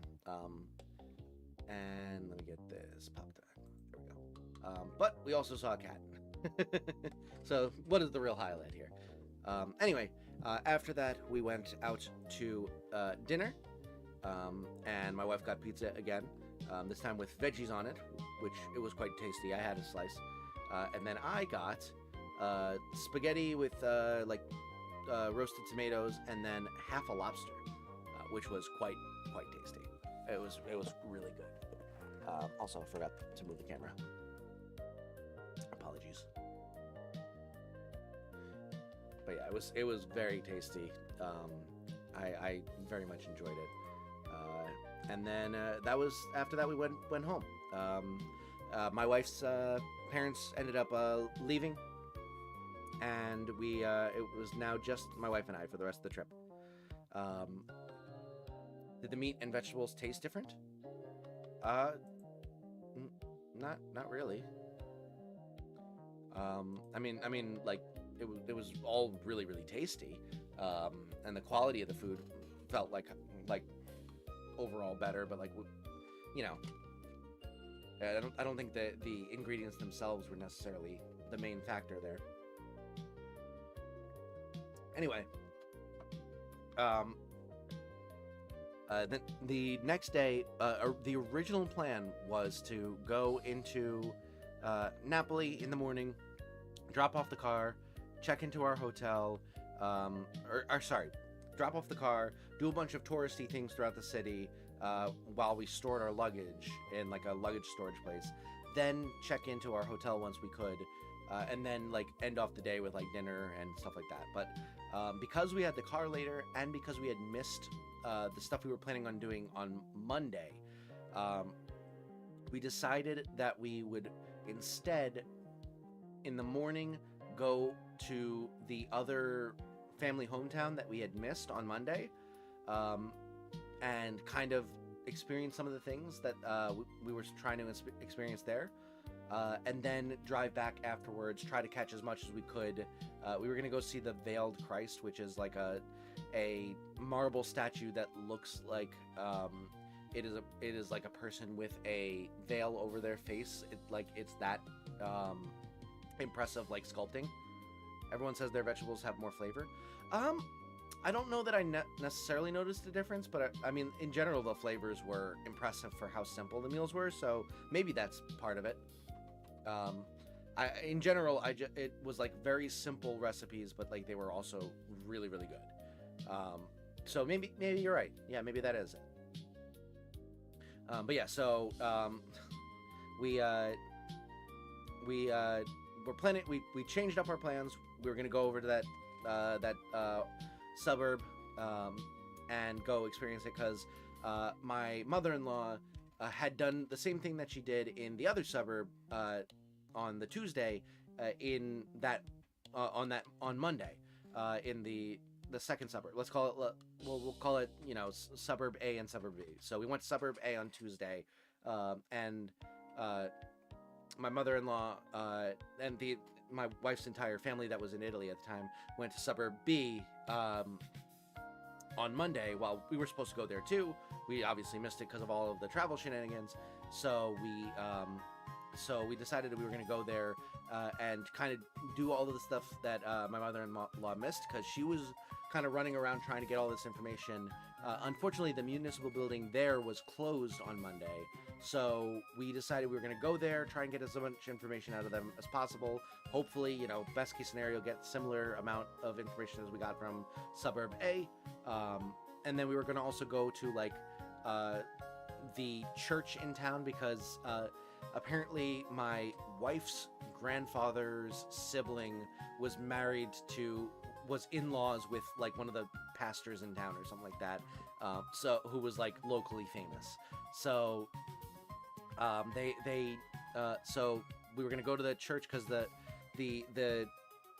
in-law pastor had like a plaque with his face on it, and we were gonna take a picture of that, and then her extended family had gone to a restaurant in town, and when they mentioned that pastor's name and possibly being related, even by marriage, they had like a John Panetta style situation where they just kept bringing out food, and like not having ordered it, and just kept like having food come out more and more and more, and we were like, well, we want to experience that, so we tried. We're gonna try to find that restaurant. Blackface, yes, exactly. So yeah, so that was the new plan. We started up with breakfast again. My wife got her 2 cappuccinos again, which was supposed to be one for me and one for her.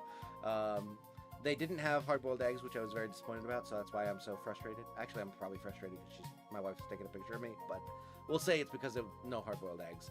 But they did have different deli meats this time, so I made more interesting sandwiches. And then after that, we got on the road. This suburb was like farther away than suburb A. Suburb B was much farther away. So the drive was like through the mountains, and it was absolutely gorgeous. Like just so picturesque. This is like through a windshield with like some slight tints and stuff like that, and it still looks like absolutely incredible and stuff like that. It was just an incredible drive. We finally get to the town. We saw some dogs just sitting out in the street. This was one of like the churches with like a statue out front, and a fountain, stuff like that. It was just like really, really picturesque, like suburban town. Really, really nice. We saw a dog outside of that church that had the plaque and stuff like that. So it was just kind of chilling. I just took a picture of him, and the dog was really, really cute. And then after we went and took a picture of the plaque, we decided to go to lunch, and we were like, okay, we'll go to lunch. We'll drive back in we have to leave by like 1:30 or something like that, and then we'll drive back in, drop off the car, go to see the Veiled Christ, check in, and then we'll be good to go. Maybe and then we'll do like the rest of the stuff we were planning on doing, or like the highlights of what we were planning on doing in Naples on Wednesday. We'll just do that Friday morning instead. So we're like, okay, cool. So we go over to the restaurant, we find it, we show up like 12 minutes after it opens. And this is where we started realizing in Italy, they eat late. They don't start meals until much later than in the US, and it is just much slower in general. So we show up like 12 minutes after the restaurant ostensibly opens. Lights are still off. No one's out front. I just hear like silverware clattering in the back. We just kind of hang out, and my wife's like, should we just go somewhere else? And I'm like, no, we're here. Let's just wait and see. I mean, they're obviously here. It's open. The door was open. We just kind of walked in, and we end up going. We end up waiting, and then eventually the owner of the shop comes out, and we're like, parle inglés? Do you speak English? And he's like, no. And we're like, okay. And then we kind of just like stare at each other for a second, and he goes, manja? And we're like, si. so he's like, do you want to eat? And we're like, yes. So he's gestures to a table. We sit down. He pulls out some menus. We order just still water, and then he's like, and then we like look at the menu. We end up ordering these like caprese salad dishes with bufala mozzarella, which is buffalo milk mozzarella. It is quite good. Like, it's solid, but like once you cut into it, it like melts like liquid. It was really tasty. So we had that with some like olive oil and oregano bread. It was just so good, and tasty and fresh and healthy. And so that was the appetizer. Do I have a picture of the? No, I don't. That we also ordered like spaghetti pomodoro, which is just like spaghetti with tomato and basil. And so we start eating, and this was the restaurant that when they mentioned the pastor's name, there was like recognition, stuff like that. So we're like, okay, well, we'll try to like talk to the restaurant owner and see if he has any information and stuff like that, because we had gone to the municipal building first. We showed up, and similar issue of like language barrier. Eventually we got to someone who spoke enough English to tell us we're not really supposed to give out any information for privacy reasons. Because it's family, we can allow you, we'll like look the other way and allow you to take like a picture of like the grandfather's like wedding information or something like that. And then from there, but you can't like share it on social media or anything like that. And don't show it around too much. So obviously I don't have it here because very explicitly would be going against it if I were to show you. But we did get that picture, the picture, and got a little bit of information, but not nearly as much as in Suburb A. So we were a little bit disappointed by that, but we're like, we're not nearly as forceful as my mother-in-law. So we obviously didn't have as much luck there. But we went to the restaurant, and we my wife had like put together like a written out family tree and with like some notes and stuff like that. And so we start like trying to communicate with the restaurant owner in broken Italian and like hand gestures, and it's slow going. She's like pointing to the thing, and she's saying, in Italian, she's saying like, my grandfather was from here, from suburb B. And he's like sort of getting it, and he's like, and he sees the name of the suburb, and he goes, oh, suburb B, but obviously the name of the suburb, not suburb B. But he recognizes it, and he's starting to look at it and stuff like that, and I'm like, mention the pastor, and she's like, and I'm like, that's the reason they would know. But like eventually, like we're having more and more trouble communicating with him because we can't get anything further than very basic concepts out in Italian, and he doesn't know like any English basically. So eventually we're trying to use like Google Translate. My phone microphone's not working, and my wife's phone doesn't have data at the moment because you know, we didn't only turned on the international plan for my phone. So eventually the restaurant owner gets frustrated, and he calls up his friend who speaks English to try and help. And he pulls out his own cell phone, hands it to my wife, and is like, speaks English, parle inglés. So he hands it to her, and she like picks it up, and I hear her talking, and all of a sudden I hear her go, "Oh, you're coming here? 30 minutes? Okay. See you then." I'm like, what's going on? Apparently, the friend of the restaurant owner was 30 minutes out of town, but was like, I can be there in 30 minutes. I'll come over as soon as I can. This guy, Microsoft Translator is greater than Google Translate. Good to know for the future. I did not know that at the time. But yeah, so this guy who is friends with a random guy, restaurant owner, dropped everything he was doing to go talk to a random couple from America about family trees, because they have one of them has a family member that lived in suburb B. And so, you know, around 30 minutes go by, we're eating our food. We finish that up. We eat the spaghetti pomodoro that we ordered, and it's absolutely delicious. Probably the best meal of the entire trip, gotta be honest. This food was so good. And he shows up, and he introduces himself, and his name is Rocco. And he's like, nice to meet you. And we start like talking through the family tree, and we're trying to explain it. And he speaks a decent amount of English. He's not like fluent or anything, but he knows more than the restaurant owner. So we're getting more information across, and we're starting to explain it. And we're saying, this is my wife's mother's maiden name at this point. So we're like explaining, oh, this is the last name. They changed it, they Americanized it, but this is the original last name. He's like, oh, I recognize that name. And the restaurant owner pulls out like some random book, and he goes and he like pulls it out, and there's like some sort of directory in the back or something like that, and he looks through it, and he's like, last name. And he points to it, and he's like, that one. And the Rocco is like, yes.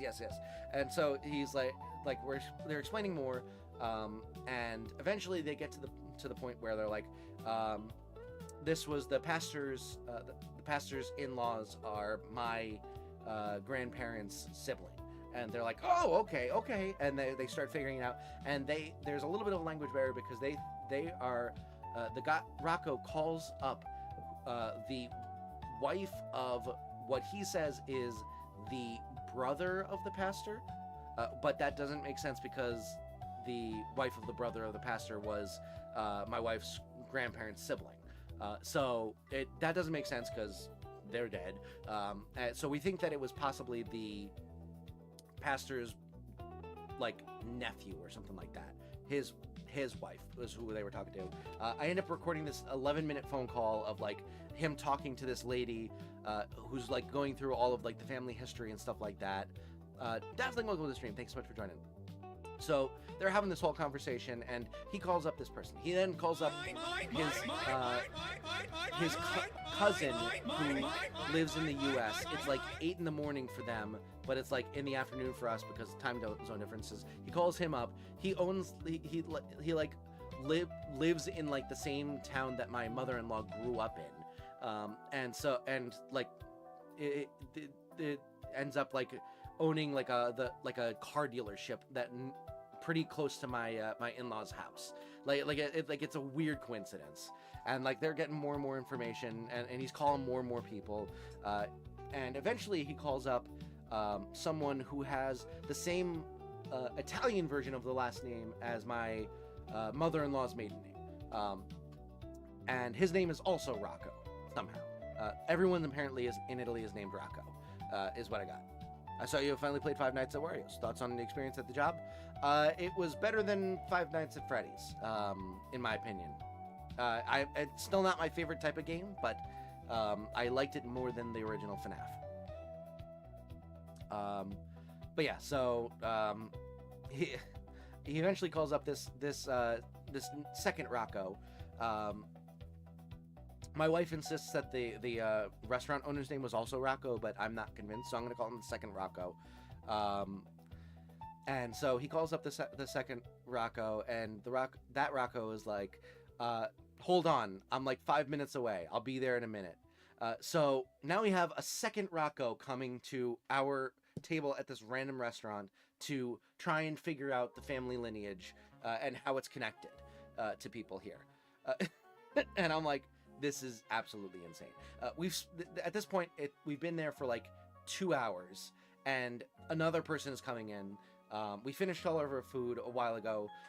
The restaurant owner brought out like desserts, and Rocco number one is like, let's get gelato. And he's like trying to convince my wife to eat, but she's like so incredibly full. Like she was only able to eat about like half of this cheese. And the restaurant owner, because apparently Italians don't understand the concept of being full, thought that she didn't like it because she didn't finish it. And she's like trying to express, no, it was delicious. I'm just so full. And then she proceeded to then have like a full spaghetti dish and stuff like that. And she's like, I can't fit gelato. I just literally can't. So I had some gelato, which was delicious. And then Rocco number one also got some gelato. If you don't mind if I can give you some advice for next time you play Final. I don't know that I will, but sure, if you want. They were really working for that. Thing is, Italy doesn't even do tips. But yeah, so they call in another Rocco, who is only 5 minutes away. This one's a doctor. Apparently free in the middle of an afternoon. It's Italy. He was probably on siesta. So he comes in 5 minutes later, and he also almost immediately pulls out that same book that the restaurant owner had pulled out with like the directory in the back.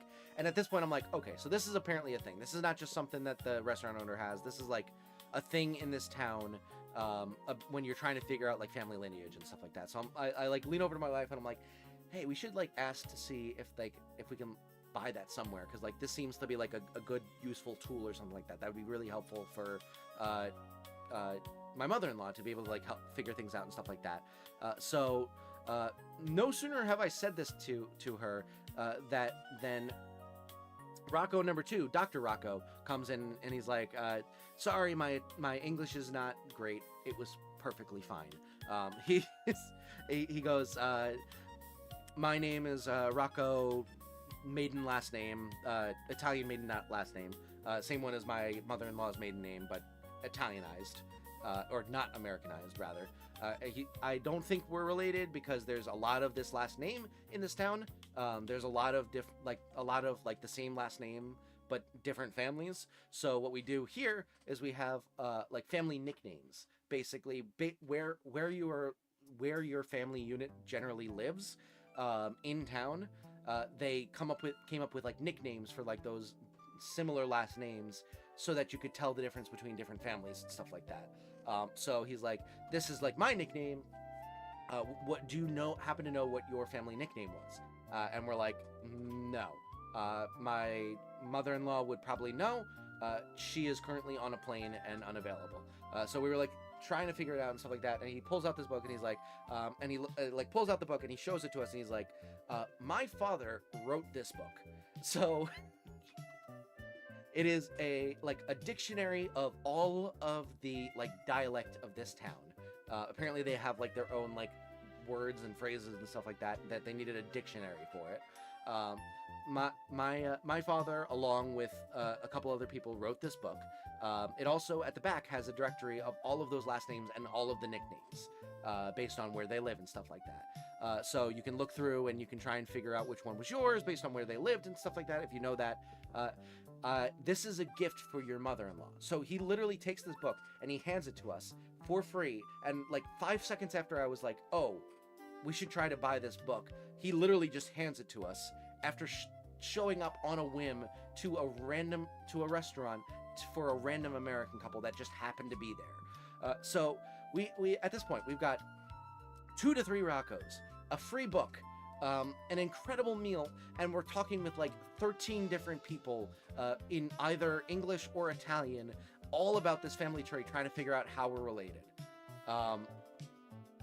It was one of the most surreal and incredible experiences of my life. This was probably, if not the top moment of the trip, top 2. It was so cool. Just to see like everyone so interested in like family lineages and like everyone like coming together and like just going out of their way to like help a stranger out. It was like so like incredibly like moving and stuff like that. It was so cool. At the end of the meal, with 3 hours had passed, and you know, a typical Italian lunch, I guess. But so much time had passed that we were like, all right, we're not gonna be able to do much in Naples today. That's okay. Whatever. We'll just hang out and you know, figure out when we get back. This was totally worth it. We get the book. We bring it with us. It ended up costing like 40 euros for the whole meal, and I made sure to leave a tip. And I was like, Americano. And I handed him the money. He's like, I'm like, Americano, per favore. And he's like, grazie. Like, I think he finally understood, oh, this is a tip. He's American. He's giving me a tip. So I made sure to like give him a tip, because like that was an incredible experience. But like we got so lucky, and like I hate to give praise to ITA even inadvertently, because they did F us over on the travel logistics. But like we would not have gone to this town on this day if it had not been for the F up of the airline situation. We would have gone on Monday and nothing would have been open, and we wouldn't have had gone to this lunch. We would have had the same experience as my in-laws, and you know, kind of just gotten a small lunch there and then gone away with like no information. So we ended up getting the contact information for Rocco number 1. We got the book with all of the information on the town. We got the contact information for Rocco's cousin in the US. It was just so incredibly rewarding. And then we got the pleasure of driving back through the mountains on the way back and seeing just absolutely gorgeous views. So this was such a wonderful excursion. A high of the trip for sure. So with Freddy's, the lights in the office, Wario's use the most power. Best tip is to check the cameras more often. Check where everyone is at the moment, especially the side cams near you. Yeah. I mean, I was rusty from FNAF anyway, so I was definitely using more power than necessary. There's that fucking girly. Pseudo, welcome to the stream. Appreciate you coming in.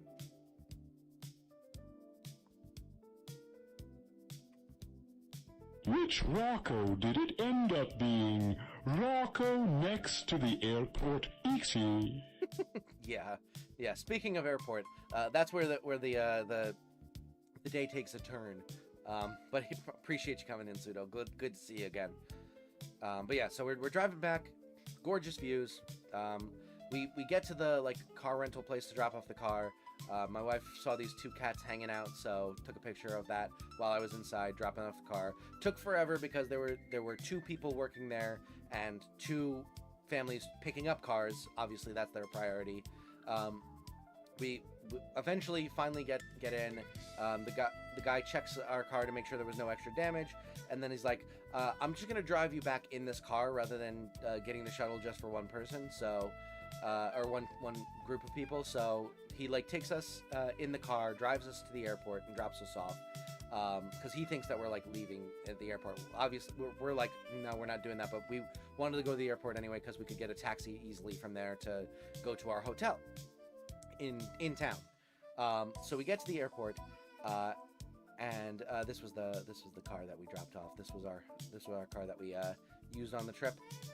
And we get to we go to the airport, and we like get in line for the taxis. This time I go to the ATM first, make sure I have cash so that there's no sketchy business with people making me use a random ATM while the car idles or whatever nonsense happened on the first day.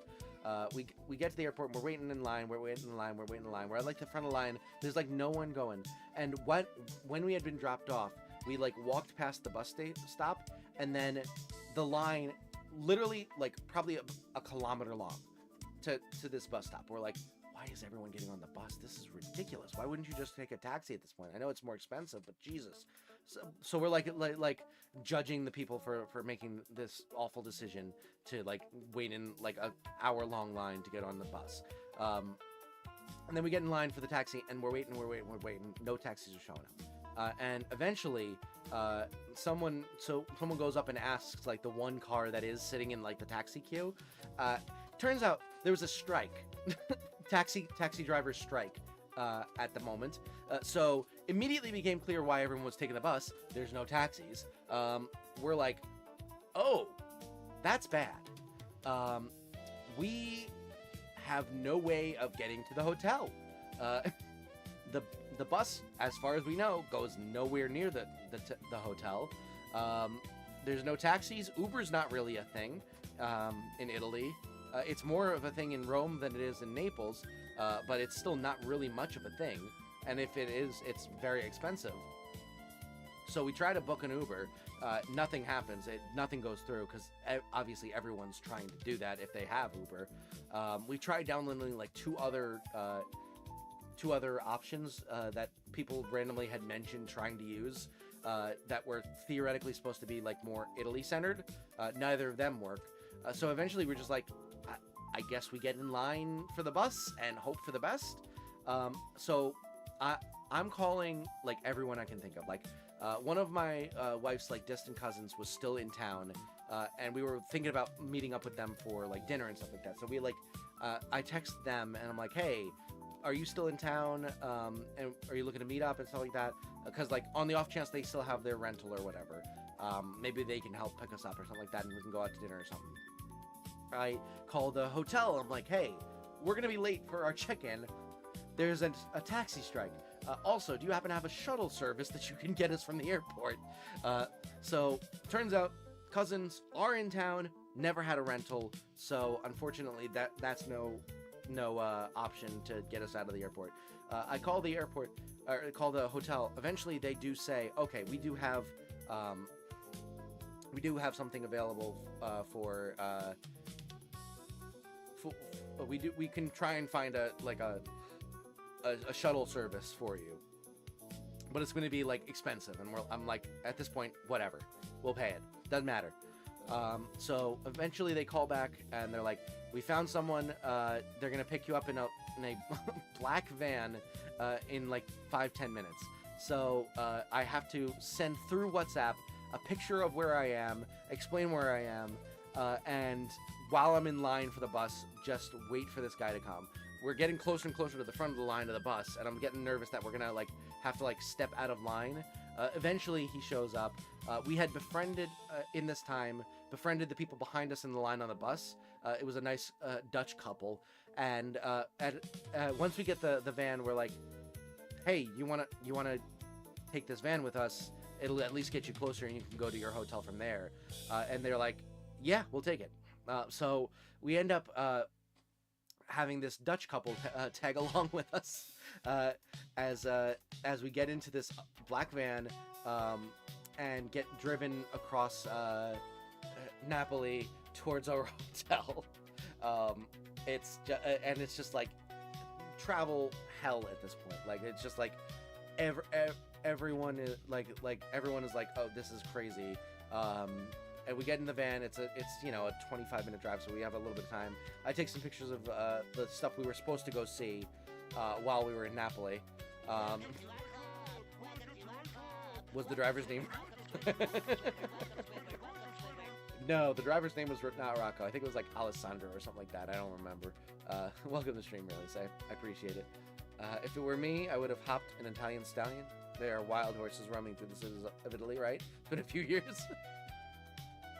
I did not see any wild stallions, unfortunately, other than me. Thank you so much for 7 months, Pseudo. I really, really appreciate that. Oh, Cyan, welcome in. Good to see you. Hope you're doing well.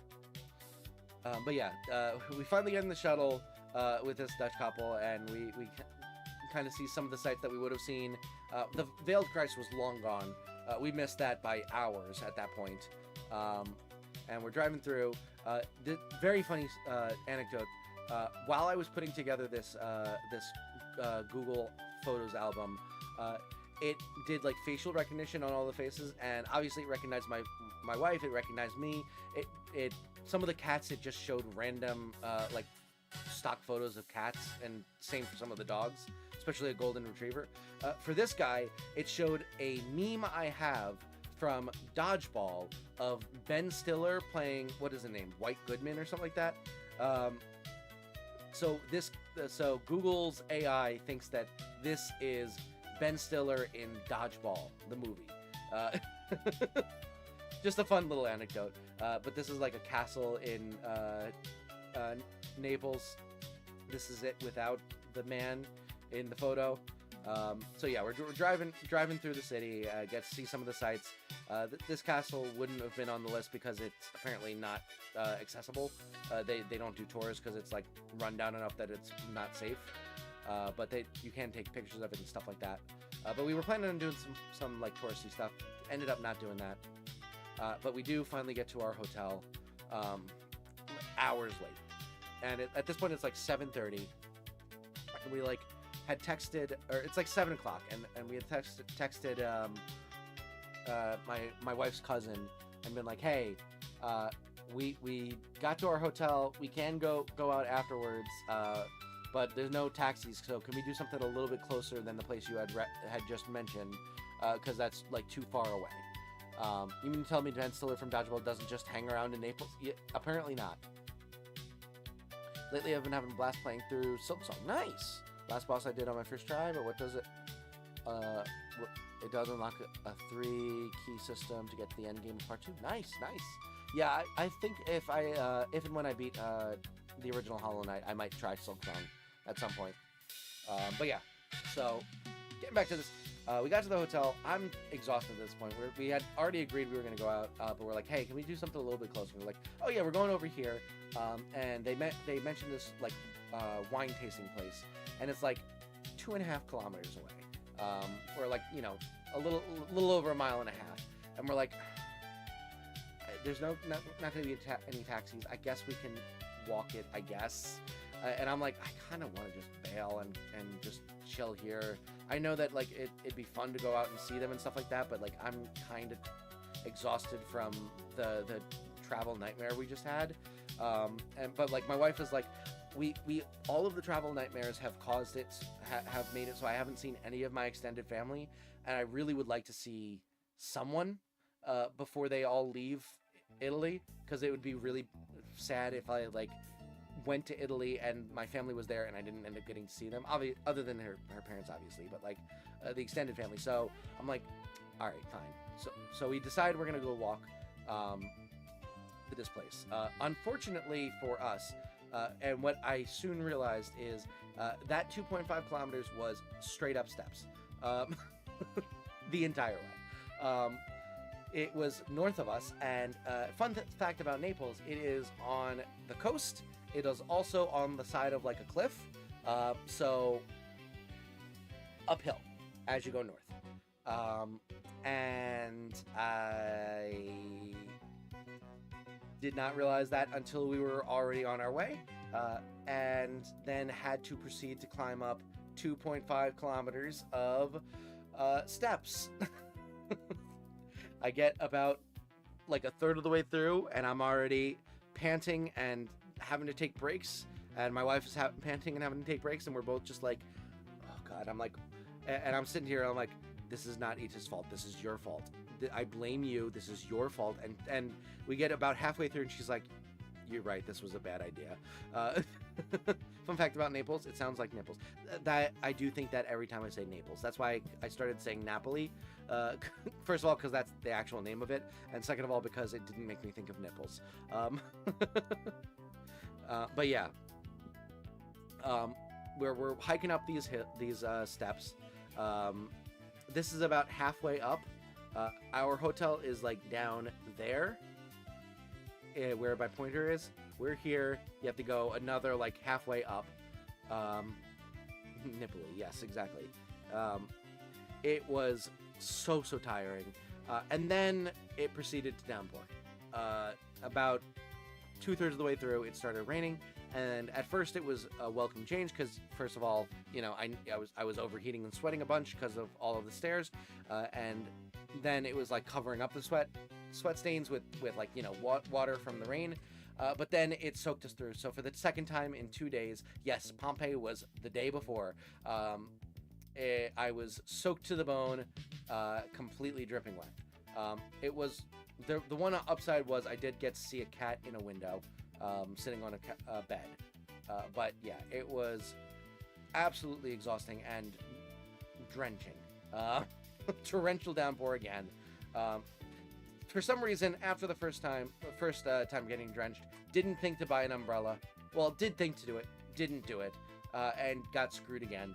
So we show up to this wine tasting, like 10-15 minutes late. It dumped rain when I went to Pompeii too. Really? Yeah, it was very unfortunate, because the maps were all paper and I couldn't see it, figure out where anything was. So like, I didn't get nearly as much out of it as I was hoping to, but it was still awesome, even in the rain, and even despite not knowing what I was looking at. But yeah, this was miserable. This was just straight up miserable. We get to this wine tasting place, and all of these people are sitting there, you know, swirling wine, tasting it and stuff like that. And we show up like drowned cats, dripping wet, you know, heaving breaths because we were just climbing up, you know, hundreds of stairs.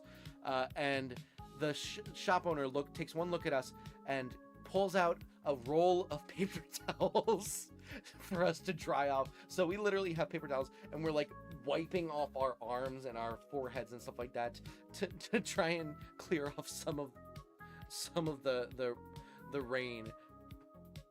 Just absolutely miserable time. We get to the wine place and we do it. It is like nice to like hang out with the people and stuff like that, like with the cousins and stuff like that. Like it was good company.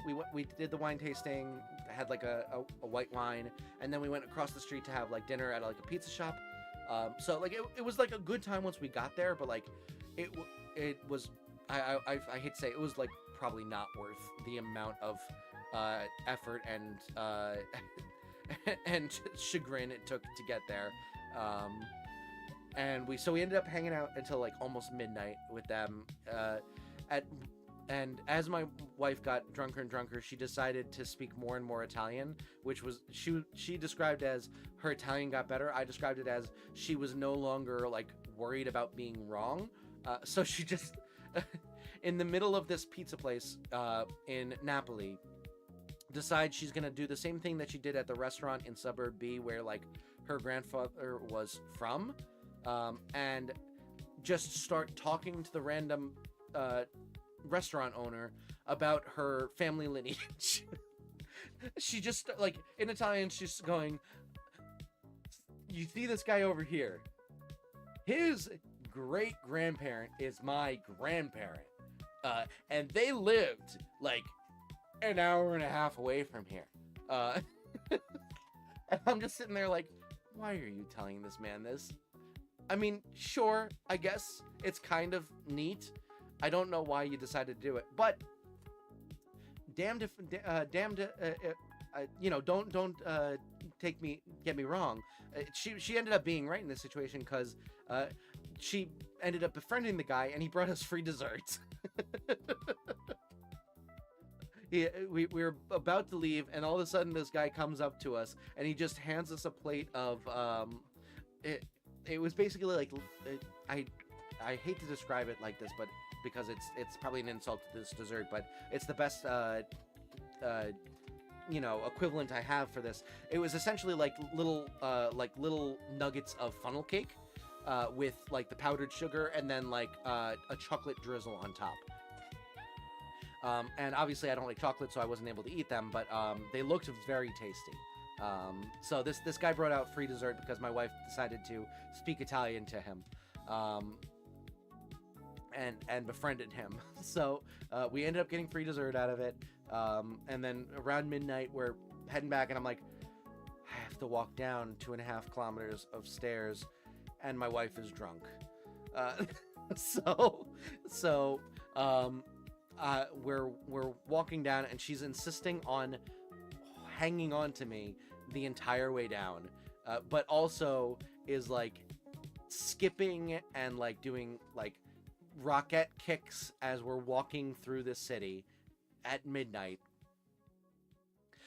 And at some point she's like, you have to hold on to me. And so I have one hand holding my phone for the GPS.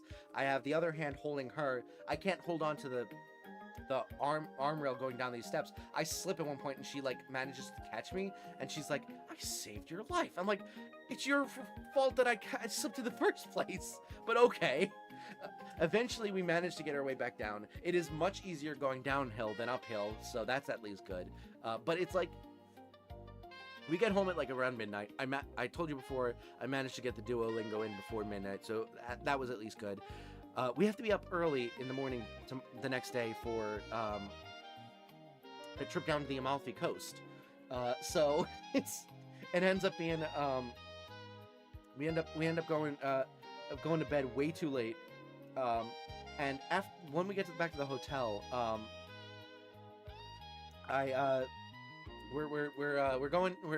we finally get back. I'm doing my Duolingo. I'm sitting on the bed. My wife goes to take a shower, and it is a European shower. So it has no door on the shower. The bathroom door was open at the time because she was struggling to turn it on. And I go in there. I like turn it on. I go back to the bed to continue doing Duolingo. And I hear it has like one of those shower handles, and then it also has like the above the head one, but it's on the shower handle one right now. And she's like struggling to figure it out after I turned it on. And all of a sudden I'm on the bed doing my Duolingo, and I get sprayed in the face with water. And I'm like, I'm in the bedroom.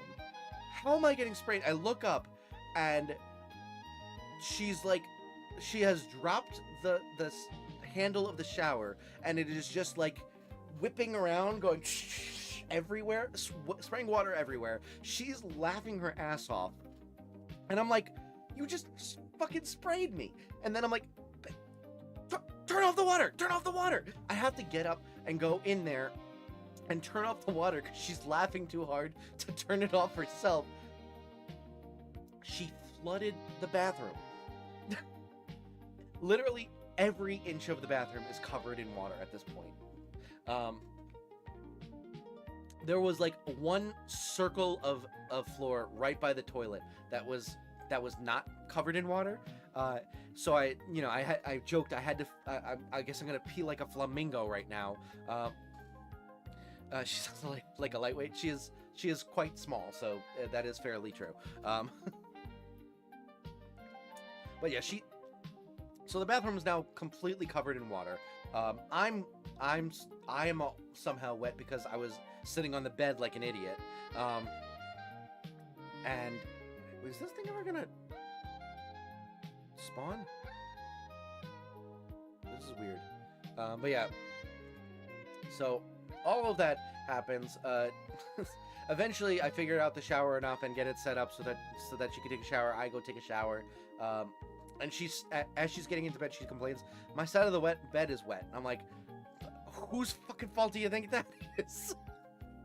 So that was the end of the highs and lows day of like getting an incredible like family moment, and then having to hike 2.5 kilometers upstairs just to go have some wine and pizza, to then go all the way back down and get our bathroom flooded because there's no shower door. So that was day 2. It has been 2 hours of stream, and I have gotten through 2 days. This is great. That's like 3.5. It's fine. But yeah, this was the pizza place. This was the pizza. It was quite good. I got it was like sausage. There was like eggplant in the center here. It was very, very good.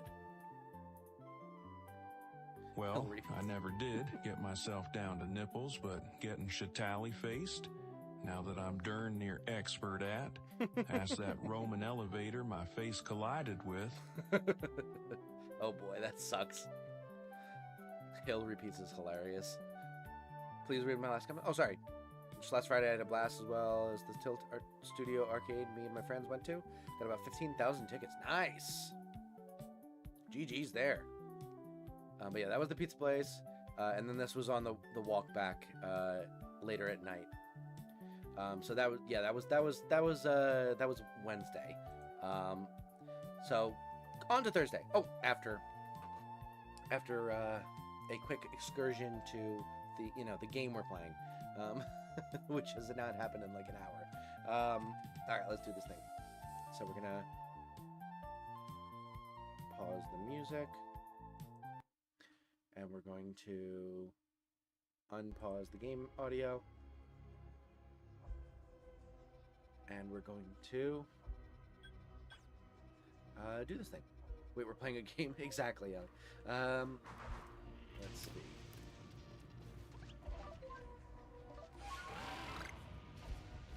We got a special spawn anywhere?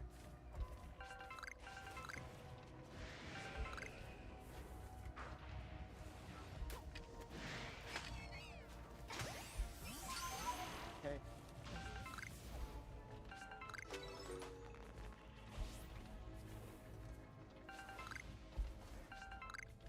Where are you at?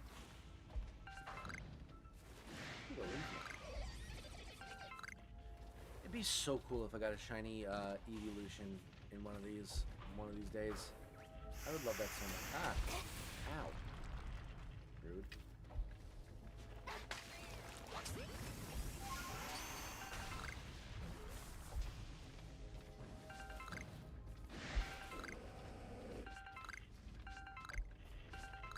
Really? Stay in the ball.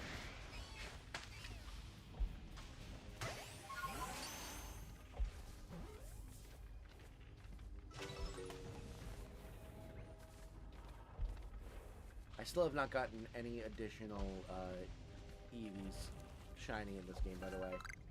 I do think I am going to use the new Eevee hunting method of just restarting over and over until I get an outbreak of Eevees, rather than doing the Eevee loops, because for the Eevee loops, the odds are only 1 in 512, even with like a perfected Pokédex. And the chances of even having an Eevee spawn on one of those loops is not 100%. So it's really more like 1 in... Let's say it's about 50% of the time you see a single Eevee even. I would say that it's probably about like 1 in 1,000 odds to get a shiny Eevee that way. Whereas in the outbreaks, it's a 1 in 128 odds. So saving that extra time of doing all of those Eevee loops, I think is worth it to get the like 10 times better odds.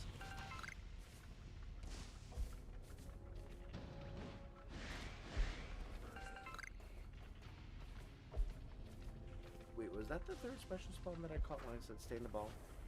Did you know you can buy vodka extremely cheaply in Italian corner stores? I found that out, Shrail. Keech, quick! I did not find that out. I did not drink that much on the trip, actually. That wine tasting that we did was like one of the few times I drank. Let's see, I did that. I had limoncello twice, and then I had Prosecco once. But that was basically it. I really didn't drink much. Mainly because I've been kind of deciding I don't really want to drink anymore. Except like when the activities that is specifically set out is drinking, and like it'd be awkward not to. Kind of like on the Italy trip. And I didn't drink enough to like get any headaches. Honestly, I was weirdly free of headaches the entire time I was there. Considering I was constantly dehydrated, probably in caffeine withdrawal, and overtired. Like it somehow canceled everything. It canceled itself out or something. Either that or like all of the exercise from like walking around everywhere counteracted it or something. I don't know. The walk up pubs and bars everywhere. Dangerous. Yeah, I mean, I'm not a big drinker, so It wasn't that bad for me, but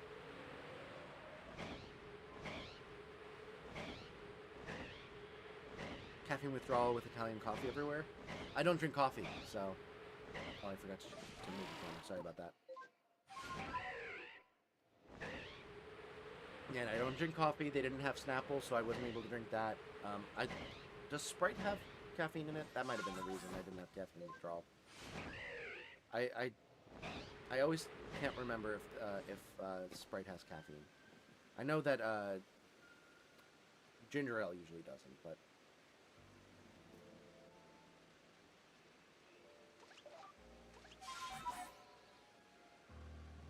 it doesn't? Okay, yeah, I wasn't sure. Some people say European wine gives you less headaches because they use less pesticides. That could make sense. I mean, I only had like one glass, so I couldn't tell you for sure. But Mountain Dew has caffeine, not Sprite. I also drink a lot of stiff Italian tea. Fair, yeah. I don't drink tea either. Only Snapple. But yeah, so overall, I don't think I had that many caffeinated drinks the entire time. Somehow was able to survive without like any headaches. Not a euphemism. All right, let's throw the music back on and get back over here and move on to day 4. This was the trip to the Amalfi Coast, which was the other like top 2 moment. And this day was like from start to finish pretty much amazing. There were no real hiccups. So basically, my wife had booked this tour down the Amalfi Coast, which is basically like a few cities that are all right on the coast of Italy. All of them are like cliffside with like beautiful views and beaches and stuff like that. That are like very, very like famous for touristy photos and stuff like that. So she booked a tour of like 3 of the main cities.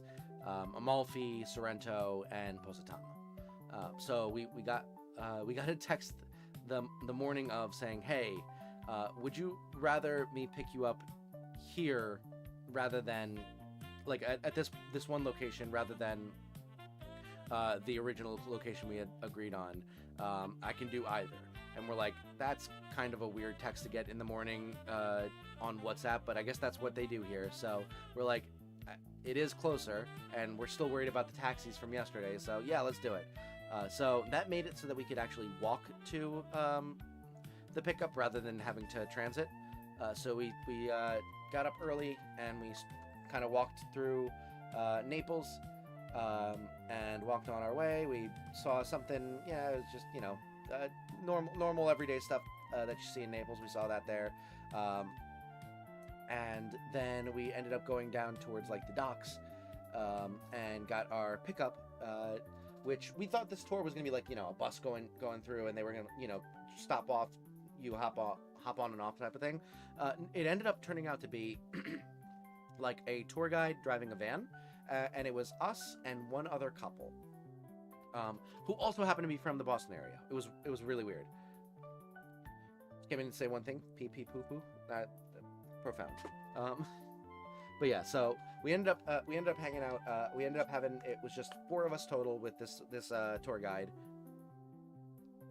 And he picks us up at this van, and he's like, "All right, so we're gonna be doing a tour of the Amalfi Coast. I know the original itinerary was to go like Sorrento first. If you don't mind, I would like to go to Amalfi first and then go the other way. That way we can avoid some of the traffic that we would probably hit." Bye, Crunchy. But yeah, so we're all like, yeah, that makes sense. Yeah, good with that. And he's like, so this first part of the drive is gonna be a bit longer because it's like going the longest leg of the trip. But then that means it'll be quicker on the way back. And if we run over at any point, it's fine. I don't have anywhere to be after this. It's okay if we run a little late. So we're like, okay, cool. So this guy starts driving us. And we start heading off. This is Mount Vesuvius, the one that covered Pompeii in volcanic ash. And then we're starting to drive towards Amalfi, and it starts going up the mountains. So that's Vesuvius in the background. This is like Naples over like here. We had like driven all the way over here, and now we're going up this way. And at this point, I was like, okay, I don't want to get car sick, so I just kind of like took a nap. I'm also tired because we were up late the night before. So I ended up taking a nap, and I woke up, and we're already pretty much there. He had been like giving us a lot of information on like, you know, the Amalfi Coast. He'd been like warning us that like between towns 1 and 2, the driving gets really, really narrow, which was scary because he was saying this is not the narrow part. In a narrow part, so it obviously was going to get worse. But he's like warning us between the first and the second city, it's like really, really narrow. So if any like buses come along, we're basically gonna have to stop and let them go by, or else someone's going over the edge.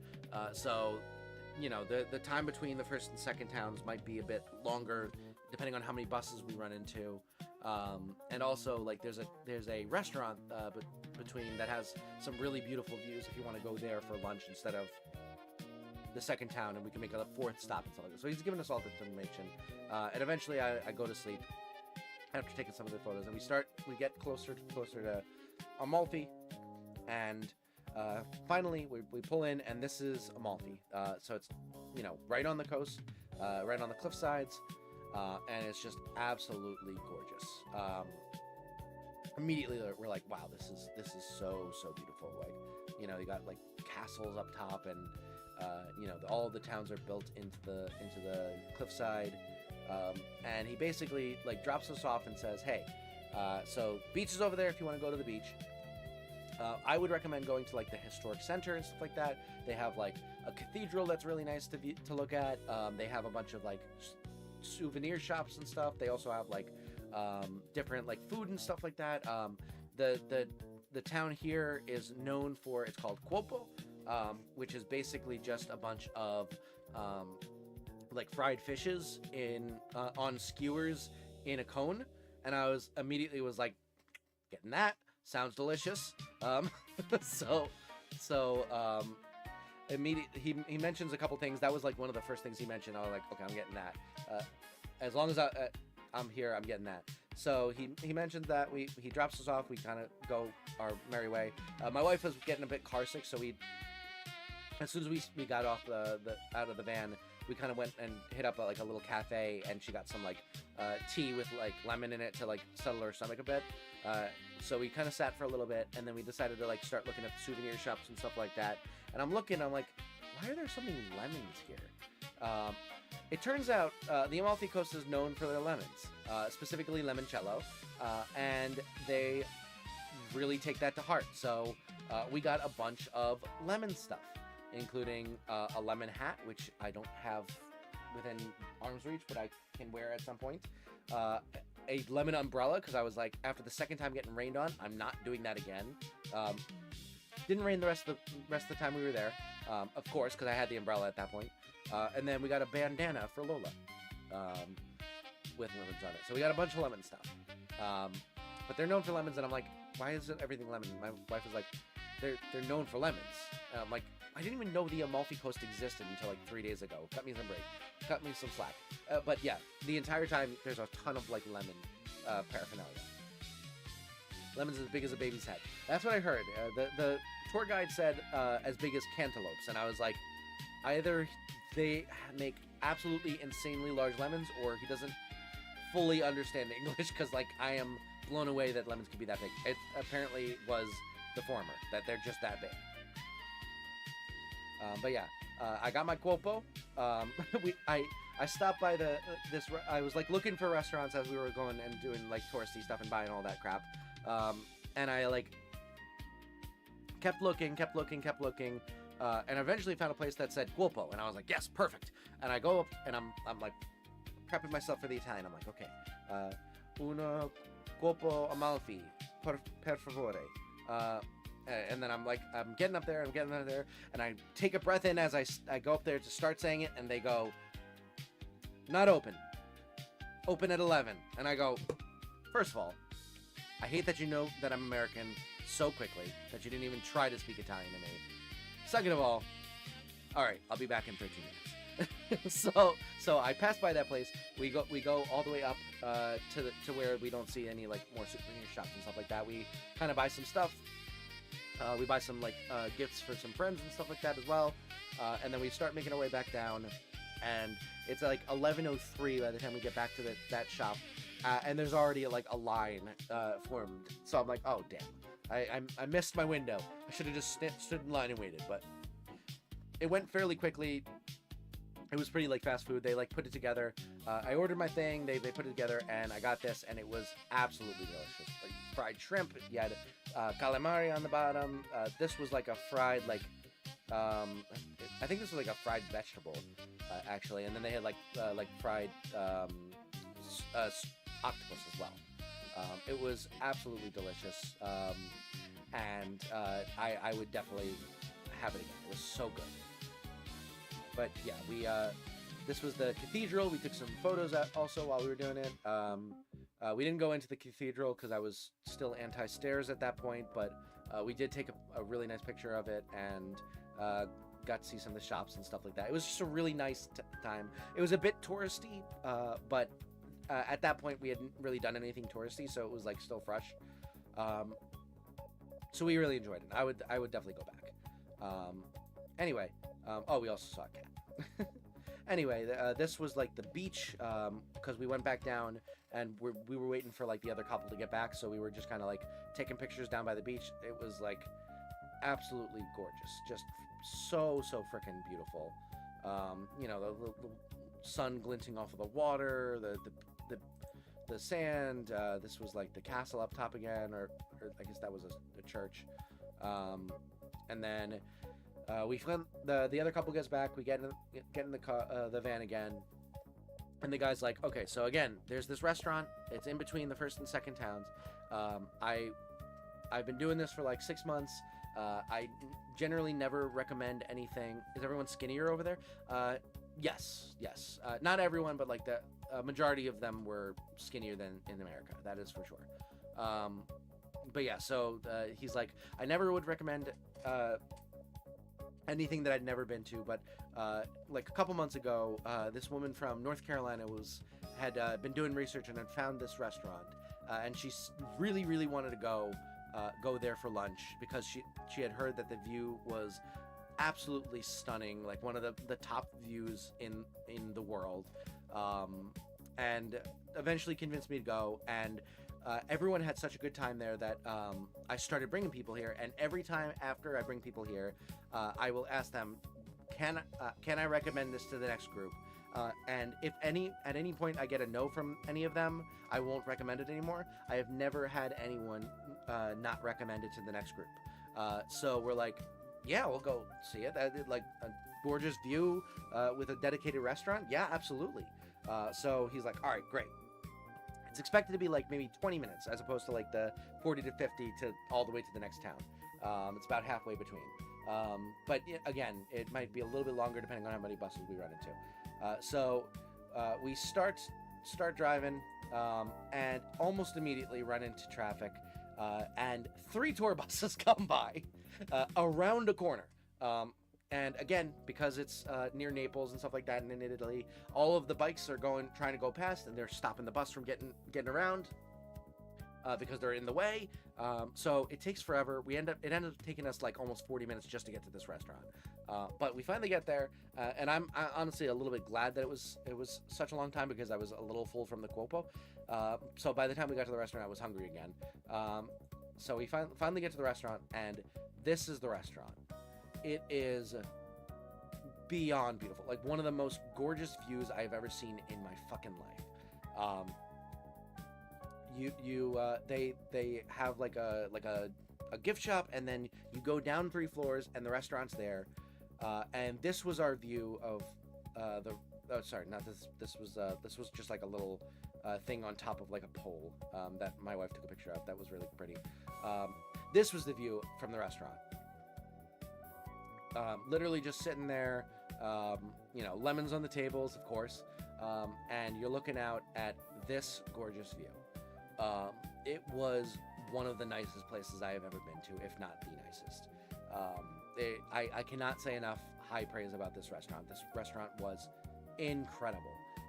It was so peaceful because like you don't hear any of the traffic from the road. It's just, you know, the waves hitting. I was getting teary-eyed looking at the light glistening off the water, and the breeze was beautiful. We're in shade of like umbrellas and stuff like that. Just absolutely pretty, gorgeous. The boats going by. Just such a beautiful view. There's like a little mini peninsula with like a castle on it. It's just so cool to see. If you're ever going to the Amalfi Coast, I would recommend this restaurant 1,000%. And the food was incredible too. I got like ravioli and then a side of like meatballs, because they do like a thing in Italy where it's like primi and secondi, where it's like your first course of like pasta and then your second course of like a meat dish. And then my wife got like a spicy tomato sauce on top of like a spaghetti with basil, and the meal was incredible. They had bread with like olive oil. It was just so good. She got a lemon soda, that because of course, and it was also delicious. It was like a perfect meal. And then after we were done with the meal and we paid, they allowed us to go onto the roof where we could take even better photos because there was less obstructing the view. So they had some flowers up there, looking over off onto the Mediterranean. You could see that peninsula better. It was just this was like going towards the next town. This was just gorgeous. I think this might be the next town that we were going to, Positano. But yeah, so it just so beautiful. I could not say enough about it. My wife was like, I keep thinking about that restaurant like the entire week. It was just such a great meal. So we obviously recommended it to the next group, and just had a wonderful time. And then we got back in the car and experienced more of like buses trying to get past us and stuff like that. All of the crazy driving and stuff like that. Our tour guide was like incredible, so he handled it perfectly, but it looked like it was very stressful driving. And then we finally got back on the road and headed over towards Positano. On the way, we passed by this church, which is famous for having a dome completely made out of ceramics, because apparently, along with lemons, and especially in Positano, they're known for their ceramics. They have like one of the best ceramic shops in the world. So they made a church dome completely out of ceramics, which is insane. So we finally make our way towards Positano. It was a bit longer drive because, again, all the buses and stuff like that. We ended up hitting a bunch of traffic, unfortunately, because there were a bunch of private tours. Like all of the public buses all go in the same direction we were, but the private buses were out in force and going the opposite way. Curved tiles are hard to make. Oh yeah, for sure. It was insane. But yeah, so we finally get to Positano, which is another one on the cliffs. This time, like all of the houses are like basically made so like the next layer is like ground floor with the roof. So a lot of them have like parking on the roof, or like pavilions on the roof that you can like sit on and stuff like that. So it was really cool. But unfortunately, we didn't have a ton of time there, especially because of the traffic.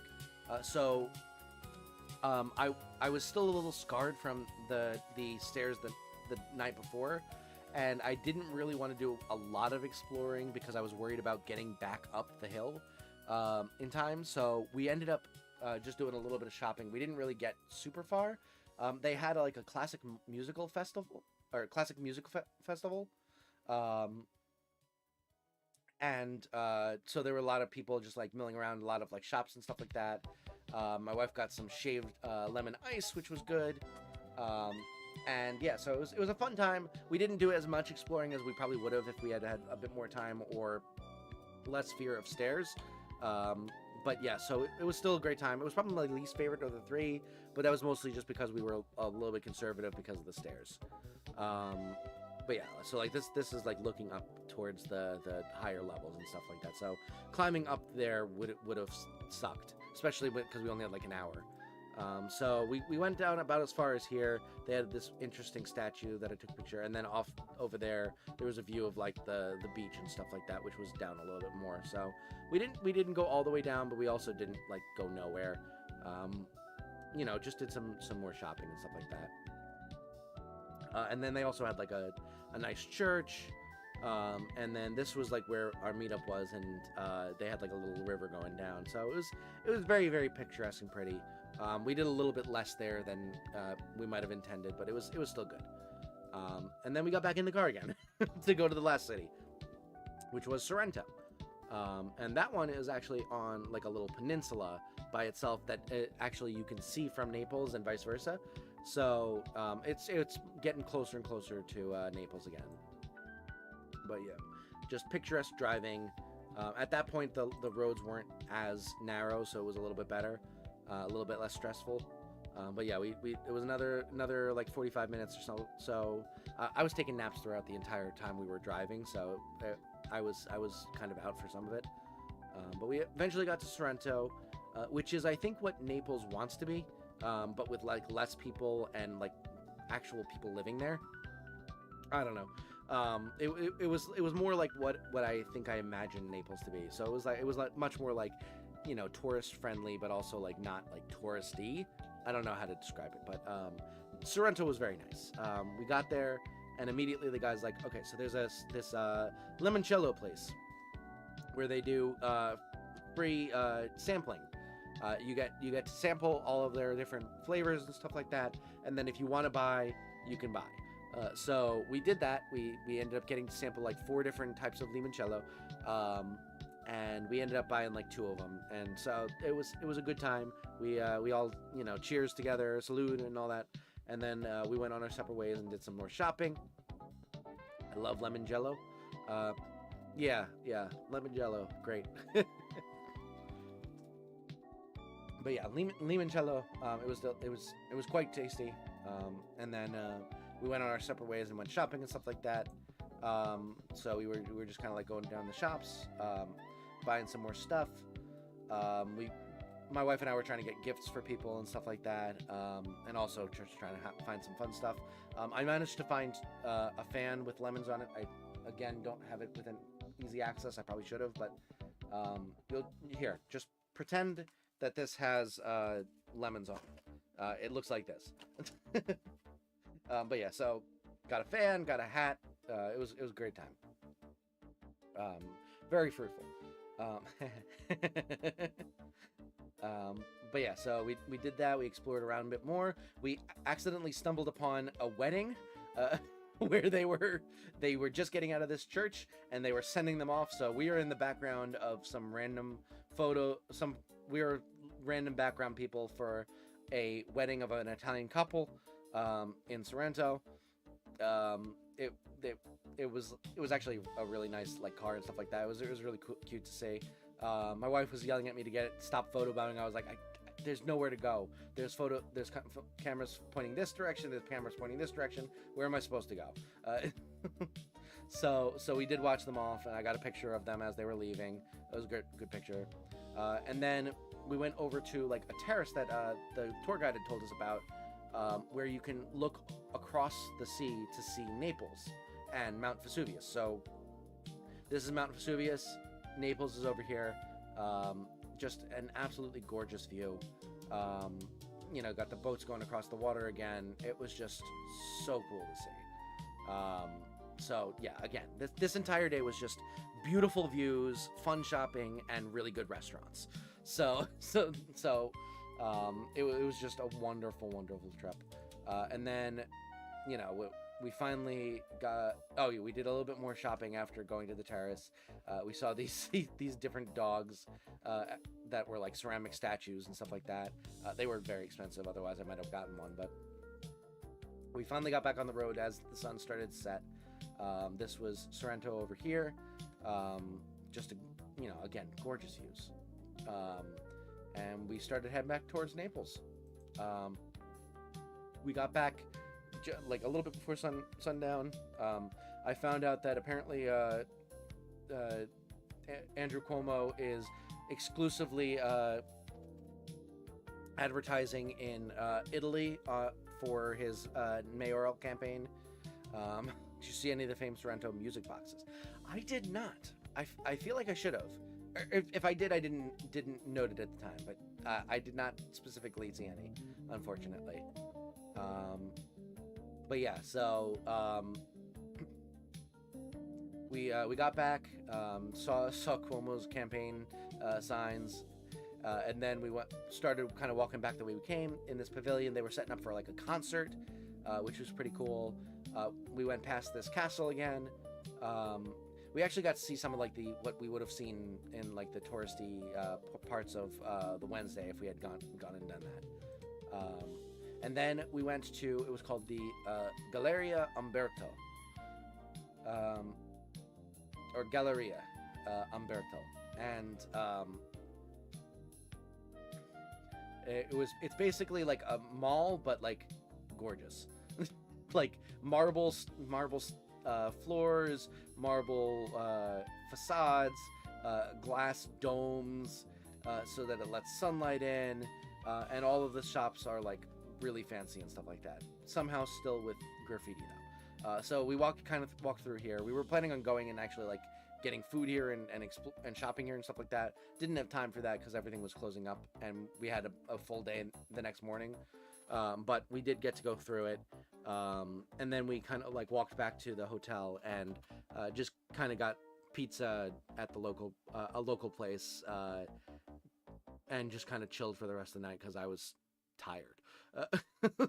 We got some food, ate it at the hotel, and then played a little bit of Stardew Valley on the Switch before bed. So a little taste of home, just to keep us sane. So it was a really, really good day. It was probably the best like full day experience. There were higher highs, I would argue, but like this was like the longest period of just uninterrupted great. There were really no downsides to that day. Anyway, let me real quick before we move on to the next day, go over towards this space-time distortion.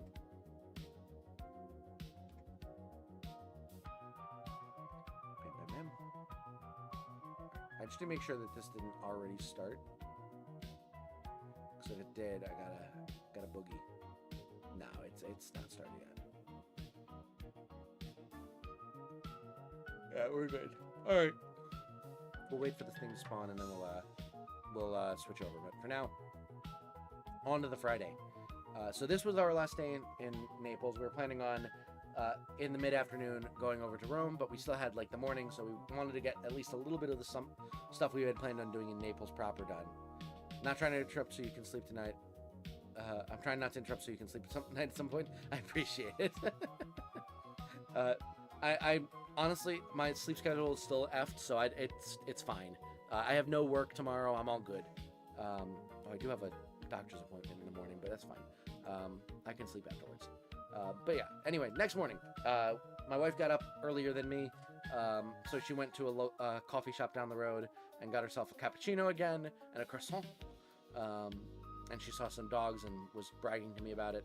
And I think she actually got to pet the dog, which was actually something to be bragging about.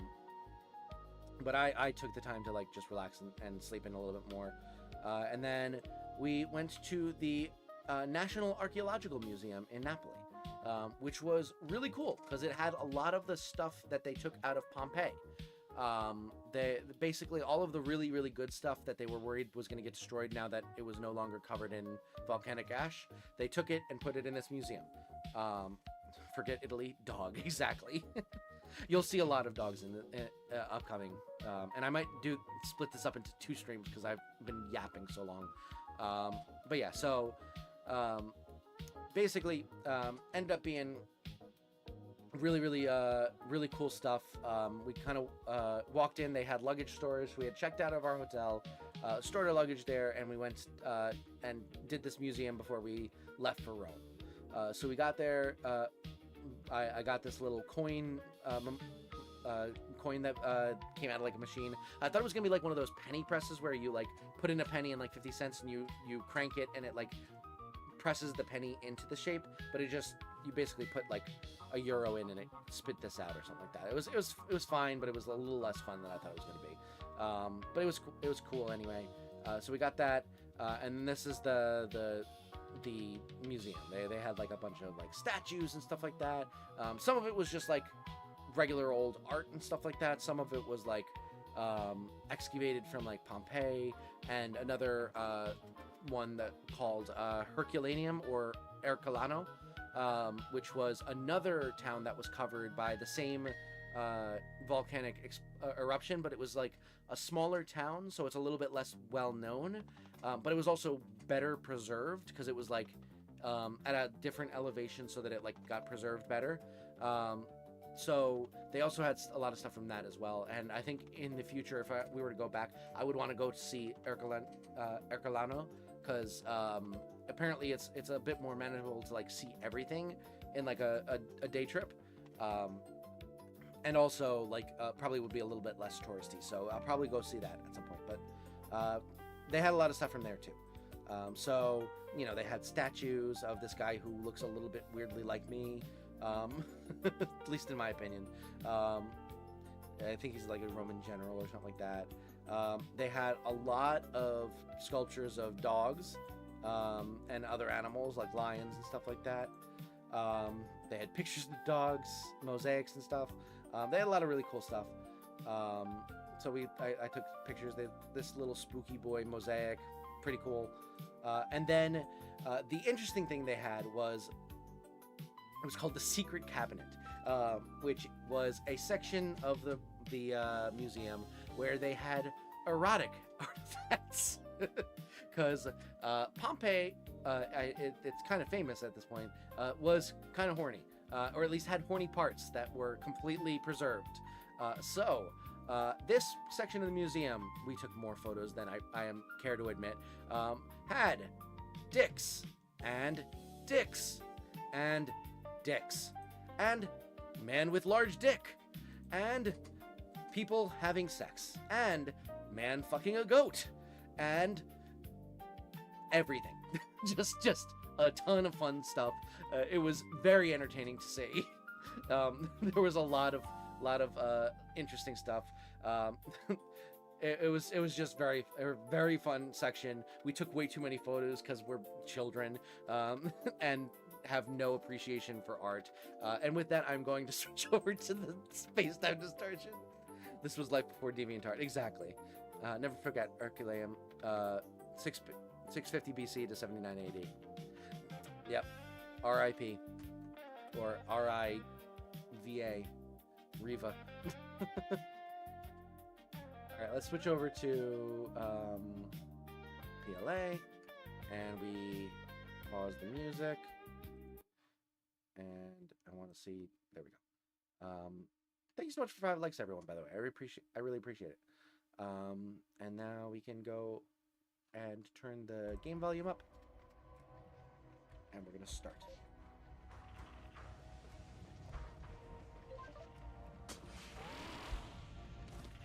First special spawn already? Nice.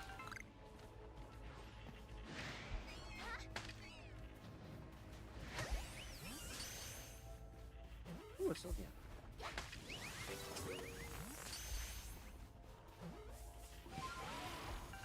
We saw the House of Ill Repute on our Pompeii tour. There were still visible pictures of people boinkalung and bazooming.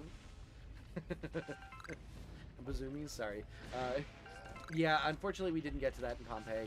I wanted to see that. I also wanted to see the plaster casts of some of the victims, because it felt like at the very least, if I was going to be like stomping around their old haunts and like, you know, staring into their houses and stuff, I could at the very least you know, show them the respect of like honoring their final resting place and stuff. But unfortunately, with the rain and stuff like that, it just was impossible to find. I did show the picture of the map afterwards. It was literally a ball of pulp. There was nothing to be done figuring out where the hell I was. And they did have an online map for that, but unfortunately, there's no cell service there either. So, that was a moot point too.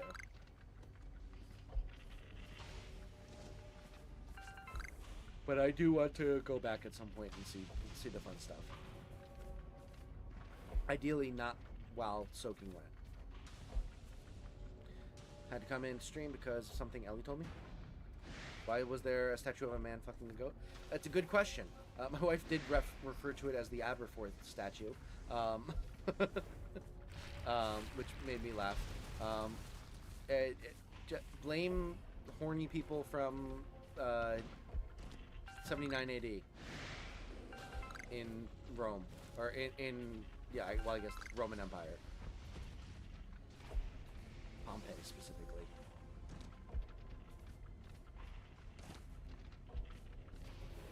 Because he was the goat.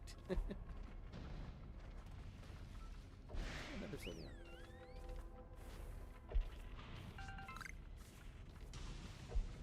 Man, it'd be really neat if I got a shiny Eevee here. Or Evolution. Honestly, preferably Evolution. And if it could be Sylveon, that'd be awesome, because then I wouldn't have to figure out how to evolve it in this game. Or I guess Frenzy is probably a better term. I think I've done it, but whatever. Can go back to whatever I was doing before? No worries. Enjoy. If you want to go see the statue, go back about, like, 3 or 4 minutes. Maybe 5. I don't know. My inner chronometer. Is it perfect?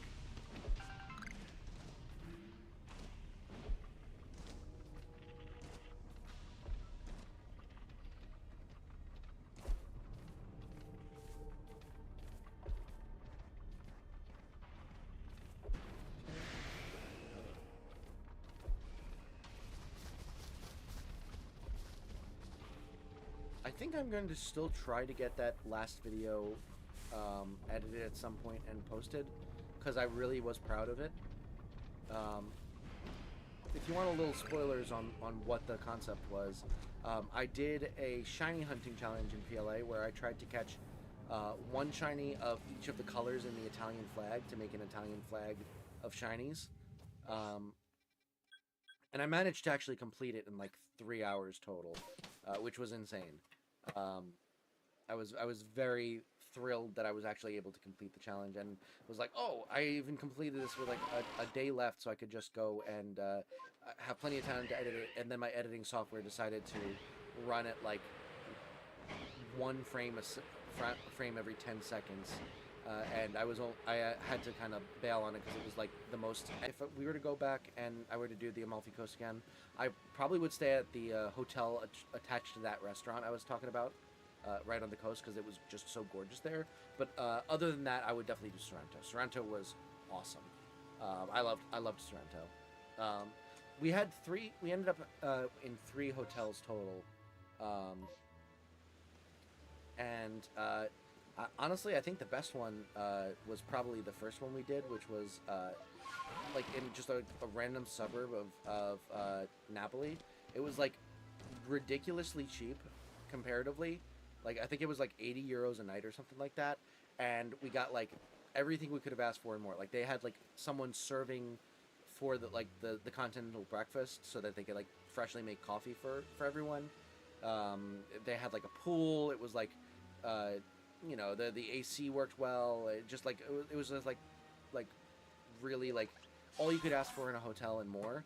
The parking was easy, and the other 2 places didn't have all of that and were at least twice as expensive. Granted, they were in the middle of cities, but still. So our first hotel was the best one, unfortunately. But yeah, hotel in Florence had a sewage leak, so easily the worst. Yeah, that'll do it. That is unfortunate. All right, let me get that off.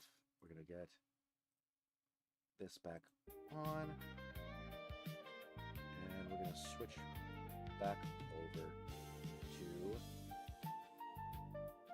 the slideshow.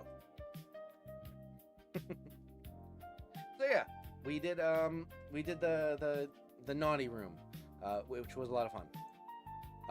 And this was ironically not in the naughty room, but we saw, like, you know, they had a bunch of like art and stuff like that, like statues and like heads of statues. I was gonna say, pick which one is you. I'd say this one's probably me, especially at that point where I having just seen the naughty room and being overtired and stuff like that. This is definitely my vibe at that point. It was funny.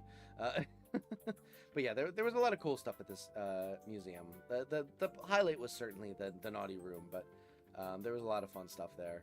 I found my next ring. I'll just have to figure out how to get it. That last daddy was thick. You know it, buddy. You know it. But yeah, the museum was awesome. It was gorgeous. They had vaulted ceilings with like paintings on them, and these things are actually apparently fairly famous, called the Bronze Runners. Apparently fairly famous statues of guys with small dongs running. You know, normal stuff. Also found the world's oldest mason jar, which made me believe that time travel is real, but they just went back to Pompeii for fun. Yeah, so, and then they had like this full like scale replica of the Pompeii ruins, or the right side of the Pompeii ruins in the museum, and I actually was able to find the little location that we entered from. We basically came in from over here. We went all the way around and then up the stairs, and this was like the little amphitheater next there. This was like the triangle forum that I was telling you about, and then we went into the city proper. It was pretty cool to find on the map where exactly we had been looking. And then we got to like near the end, and I found these like statues that had like multicolored, and I found out later that the multicolored was because the only real parts were the marble, and the rest of it was like lost to time. But I actually thought it was a really, really cool design to have like the multicolored, and feel like it could be like an actual like artistic choice of like having like black clothing from like a completely different like material, and then having like the skin and hair tones be like the white marble and stuff like that. I thought that was a really cool look, and vice versa with the face and hands not matching the like the marble of the body and stuff like that. It's just really cool, a really cool effect. And I also really like the marble that they chose that already was multicolored. I really like those touches and stuff. And then of course more statues of dogs, including one seemingly realizing that you're looking at them while they were licking their crotch, and then this one not caring that you're looking at them while they're licking their crotch. So fun stuff. Oh, and a little Cerberus statue as well. That of course counts as a dog. But yeah, just a lot of fun stuff. There were some fun memeable moments in the of like faces of animals and stuff like that. It was a cool experience. I heard most marble statues were painted back then. It just washed off over the years. Yeah, I heard that as well. Probably true. Although I think the white marble looks good, so I don't necessarily think we lost. Well, I mean, obviously we lost something, but like, I don't think it's necessarily like a huge downside or anything like that. I think the white marble looks good. But yeah, that was the archaeological museum. We kind of just used the cafeteria there for like a very quick lunch, and then we got a taxi over towards the train station because we were going to be taking a high-speed train to Rome, which was what we wanted to do when going from Rome to Naples, but couldn't because of the airplanes. But yeah, I saw this like little this cathedral with like a really cool dome and stuff like that on the drive over, which I just had to take a picture of, and then we boarded the train and headed on over to Rome. The train ride was really good. The seats were roomier than on an airplane.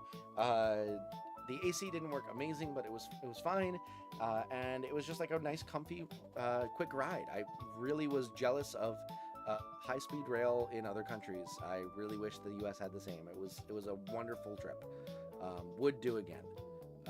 It was much less crowded than the Amtrak ones that I've done whenever I travel to and from Boston on train. So I would much prefer this system. But yeah, we eventually got into Rome. I got some cash from an ATM so that we had it for the taxi. We got a taxi right off the train station. It was going well.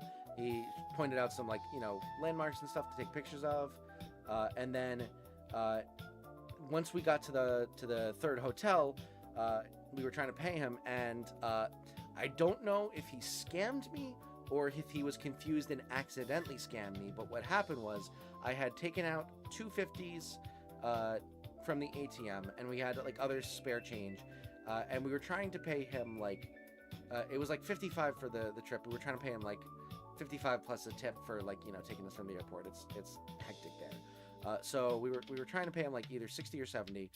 I gave him 50, and then my wife had 2 10s she handed me, so I just handed him 50 and the 2 10s, and he pulls apart the 2 10s, and I'm like, oh, do we want to do 60 or 70? And I'm like confused and trying to get my wife to confirm what she thinks, and I'm like, it's fine, just do the 70, that's fine, it's a big tip or whatever. And then he shows me, he's like, no, you only have two 10s, and I'm like, oh, okay. So he hands me back one of the 10s, and I'm like, okay, where did I put that 50 then? And I hand him the other 50 I had, and I'm like, I guess I must have put it in my pocket or something like that, and not handed him a 50, and I only handed him 2 10s, and I confused myself and convinced myself that I had not handed him a 50, so I handed him a 50 along with one of the 2 10s. He hands me back a 10, so he's like, so doing 60 and that's fine? And I'm like, yes, that's fine. So he goes on his merry way. He's like, thank you, and goes on his way. And unfortunately, when I check my pockets after he's already left and I'm already going into the hotel and stuff like that, I realized, no, I did hand him the 50, and he got $110 or 110 euros for that trip, and it's possible that he was confused and missed and just kind of didn't see the 50, but it's also very equally, if not more possible, that he was I'm gonna get one over on these tourists and just pretend that I didn't get a 50 and confuse them into spending an extra $50. So I'm gonna, for my own sanity, I'm just gonna think that he was confused too. But it's very possible I got scammed, unfortunately. So another travel situation that ended up costing me more money than I would have liked to. You got scammed, dude? Yeah, most likely. For my own sanity, I'm considering it that he was confused too. But either way, we ended up losing some money, which was unfortunate. But again, only money. It happens. It makes no difference whether I got scammed intentionally or unintentionally. So for my own mental, I'm just gonna consider it unintentional. But either way, we lost money. I was pissed. It happens, live and move on. But yeah, so we got to the hotel, we checked in and stuff like that, and put all our stuff away. And this hotel, unfortunately, the elevator didn't go down to the bottom floor, so I had to lug all of our luggage up a couple flights of stairs, which was not fun. But we get to our room, we put our stuff away, and we were like, okay, let's just go get some dinner. So we head over to walk over to a restaurant that had been recommended to us or something like that in Rome. And so we're walking over there. There's really cool ivy and stuff like that. There's a weird car on the way that looks what I can only describe as one of those power banks that you put into an electric lawn tool. That's what I would say this looks like. And a statue of a dog made out of what I can only describe as leftover trash. It was a weird walk. But then we went over this little bridge over a river. It was really, really pretty. You can see, I think this might be St. Peter's Basilica off in the distance. Don't quote me on that. It might be wrong, but I think that might be what it was. And then on the bridge, there was this like jazz band playing, which was really, really cool.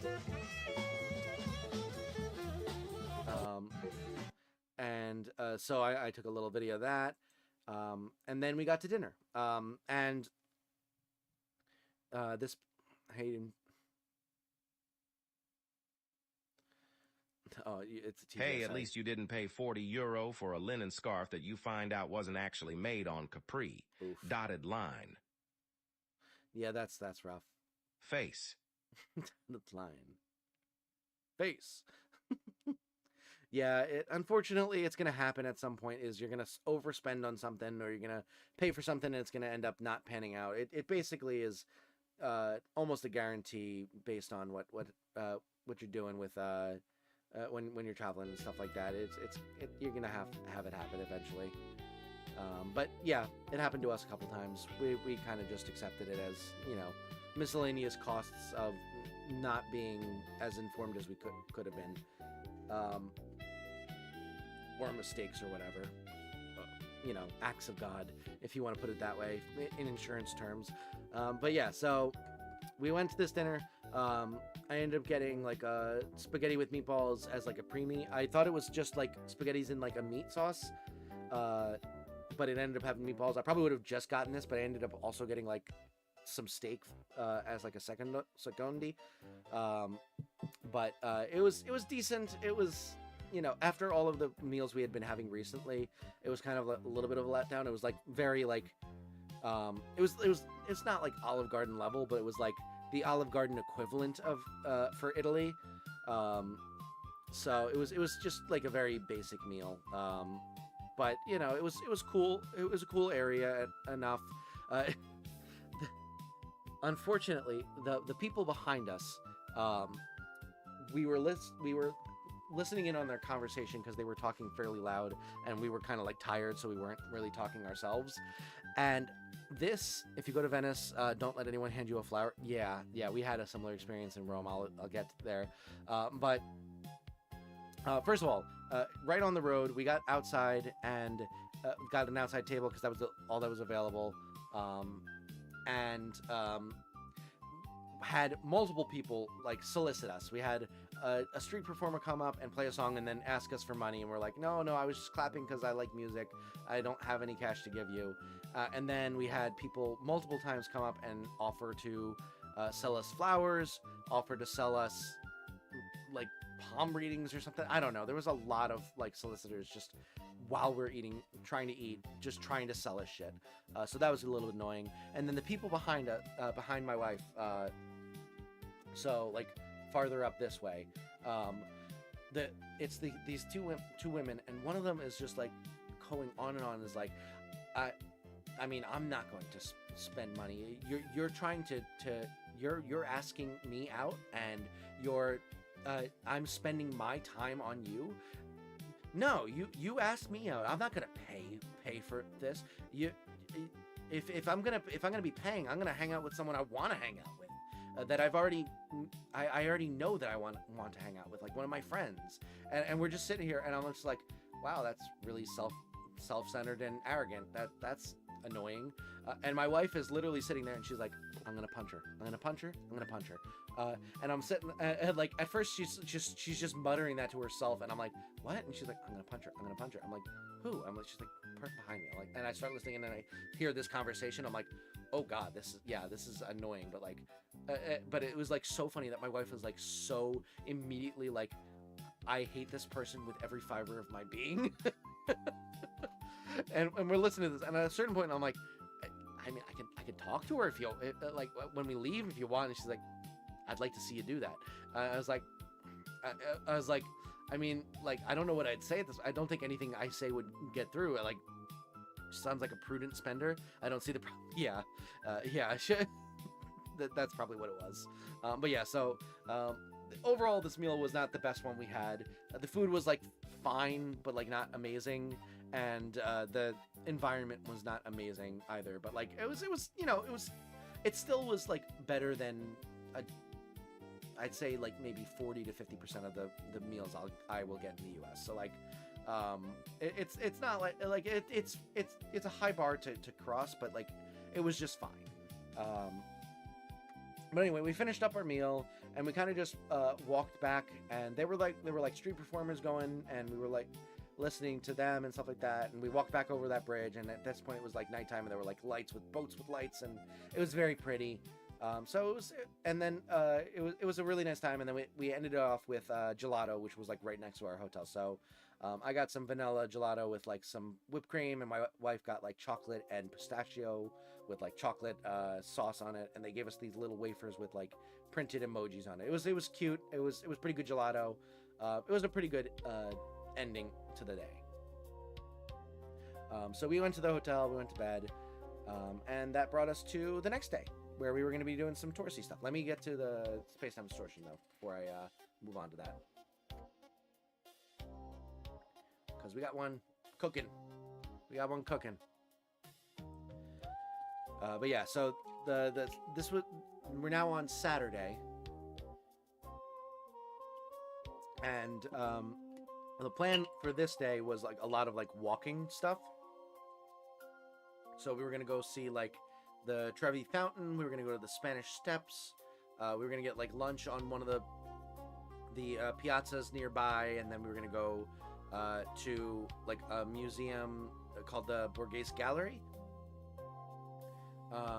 and then walk around the park that's in, do some interesting sights there, and then ended off with like dinner in a different piazza.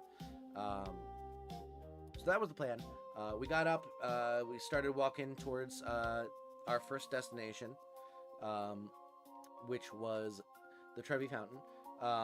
So immediately seeing like beautiful architecture and stuff like that, really old stuff. It was really cool to see. Passed by this building, not really sure why people were congregating around it, but seemed like people were interested in it. Anyway, we kind of walked right past that. I did see something that was actually really interesting to me, which was it said SPQR on there, and obviously like that's just like the initials of like the Rome and stuff like that. But like I was like, ooh, Rome Total War. I used to play Rome Total War, and that was the name of one of the factions from Rome. So I was like video game nerding it out. So I took a picture of the fucking sewage cover because it had the video game letters from, you know, the real world reference that it, like the video game was referencing this, and I took a picture of this because of the video game. It was very nerdy and dumb, but I took a picture of it. Rome Film Festival starts in a couple weeks. Oh, cool. Unfortunately, I missed it, but that's all right. But yeah, so I saw that, and then we got to the Trevi Fountain, which is really, really cool. You know, a fountain with a bunch of like marble, incredibly intricate marble statues. Got some good pictures of that. It was very pretty. We enjoyed like taking pictures and stuff like that. But like aside from that, it was way too crowded to be like doing anything more than just kind of taking pictures and moving on. So we got through that fairly quickly. We saw it, and then we kind of moved on. And the next step was the Spanish Steps, so we kept going. I saw this and was like, haha, anime. So I took a picture of it. And then we went over to the Spanish Steps, which were right here. And I was still having a little bit of PTSD from Naples, but I was willing to go up the steps, but my wife was like, there's a chocolate shop nearby that I want to go to, and I want to do some shopping, so let's just go do that, and we can go up the steps later if we want. Did you throw a coin backward into Trevi? No, we didn't throw any coins into Trevi. We did throw a coin into a fountain later to this day, though. We went to the Spanish Steps, kind of took pictures of that, along with the little obelisk with the statue on top outside of it. And then we went shopping. We went to this famous chocolate shop that had all these different chocolates. And my wife was a kid in the candy store because she loves chocolate. And we were looking at all the different ones, and I saw these little chocolate turtles, and I was like, oh, that's cute. You should get one of those. And so she starts talking to the guy, and she's like, I was thinking about maybe one of the turtles. He's like, it's for children. and he like shamed her out of getting it, and then she threw me under the bus and was like, he was mentioning it, it was his fault. And I was like, I just like the shape, I don't know. And it didn't appreciate the guy shaming us, and specifically me, for wanting a chocolate turtle because it's a fun shape as opposed to, you know, square. But she got a bunch of chocolates, not the chocolate turtle, because apparently kids. Spanish Steps is always mobbed. Oh yeah, for sure. It was certainly when we were there. But yeah, so she got a bunch of different chocolates and stuff like that. I don't know which flavors she got because I wasn't paying enough attention. But it was cool. And then, what is this? Oh yeah, then we kind of like kept doing some shopping. We were trying to find like a necklace that her family had gotten for all of them, like back when she had gone to Italy, like way back, and trying to get one for her cousin who wasn't able to make this trip.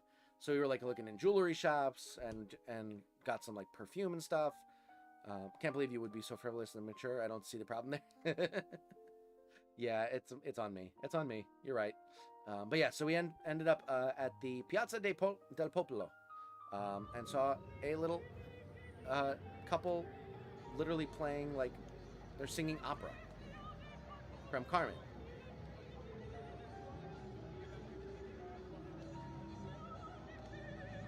Which was pretty cool. I mean, just randomly having someone singing, like, professional level opera. That guy sitting there was also singing opera, but he didn't sing in the video that I recorded. He started singing the second I stopped recording, but I was like worried about storage on my phone, so I didn't want to record super long videos. But yeah, so that was cool. Also, the Spacetime Distortion just started, so we'll get to lunch and then we'll do that. So we ended up stopping for lunch at like a pizzeria. My wife got a lemon spritz and took this photo of me and shocked me. And then I got a calzone and she got like a salad because she was like craving vegetables for some reason. I don't know. The calzone had like mushrooms and sausage in it. It was quite tasty. So yeah, that was lunch around Piazza del Popolo. And I will continue after this Spacetime Distortion.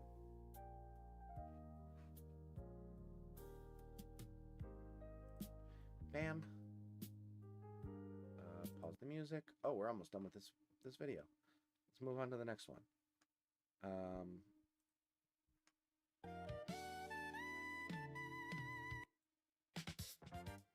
There we go. And bam. And then turn on the game audio and start this up.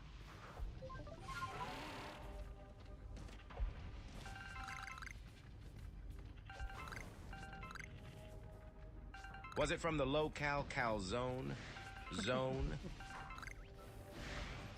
Is that a Parks and Recs reference? I don't think I've ever actually watched a full episode of that show, but I've seen so many clips of it that I feel like I've seen the show. Clips and bloopers, that is. So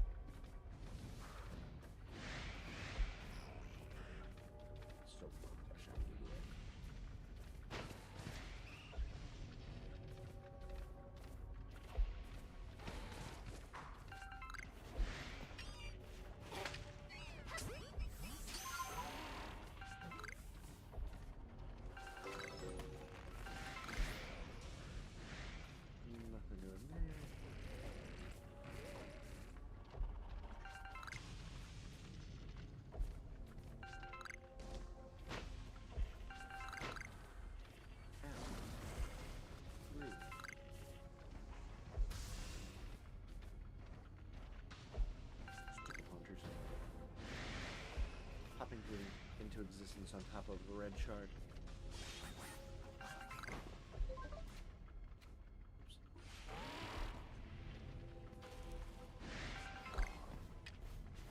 We're never gonna get this thing shiny.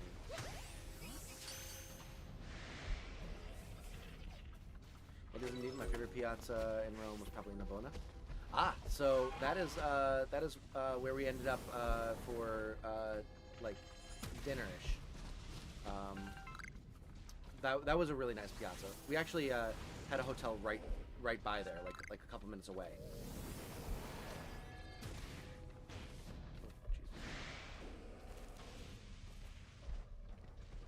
So yeah, I really enjoyed that piazza as well. I agree. Concur.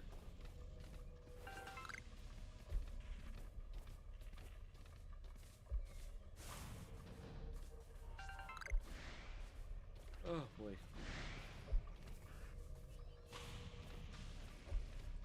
I gotta start speeding up my discussion of the trip, because it is getting late. I appreciate all of you hanging out, though. I really, really do. This is awesome that you're all willing to listen to me just ramble about a trip for this long. Y'all are the best. I still stock a stationery and paper craft store that I went to in that kept. No. That place that was near Piazza del Popolo. I was gonna say I went to a place that had like, it was like those like the like fabric art things where it's like you color in like the felts type of thing. And they had like a bunch of those. Some of them were like filled in already, and you could just like buy the pre-colored ones, or you could like buy the ones that you color yourself. And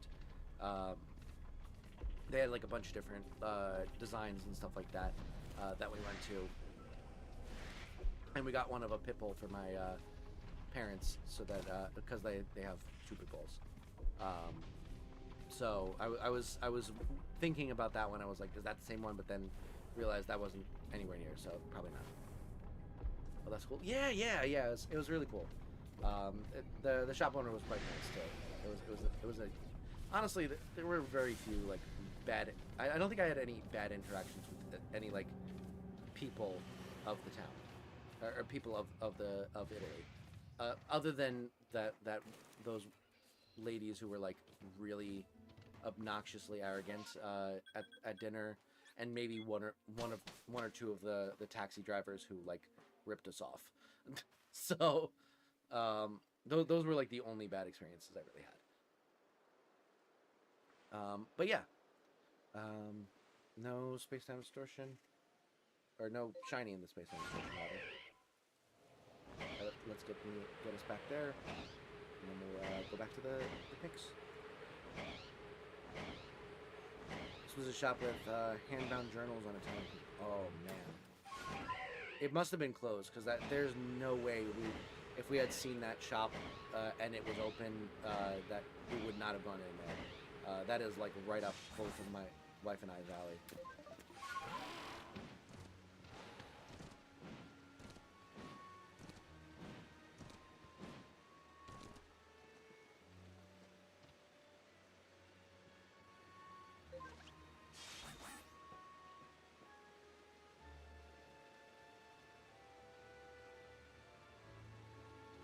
Alright, there we go. Monogram seals and sealing wax. Oh my god, that's so fun. Quills!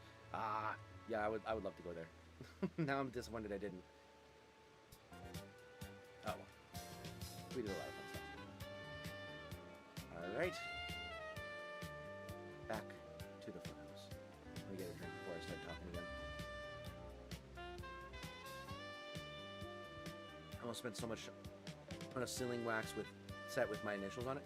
Honestly, if I ever do like giveaways or anything like that, I would 1000% consider getting like a custom like E logo wax seal for like the letters and stuff. I feel like that's the kind of over the top thing I would do. But yeah, so let me mute the game audio. There we go.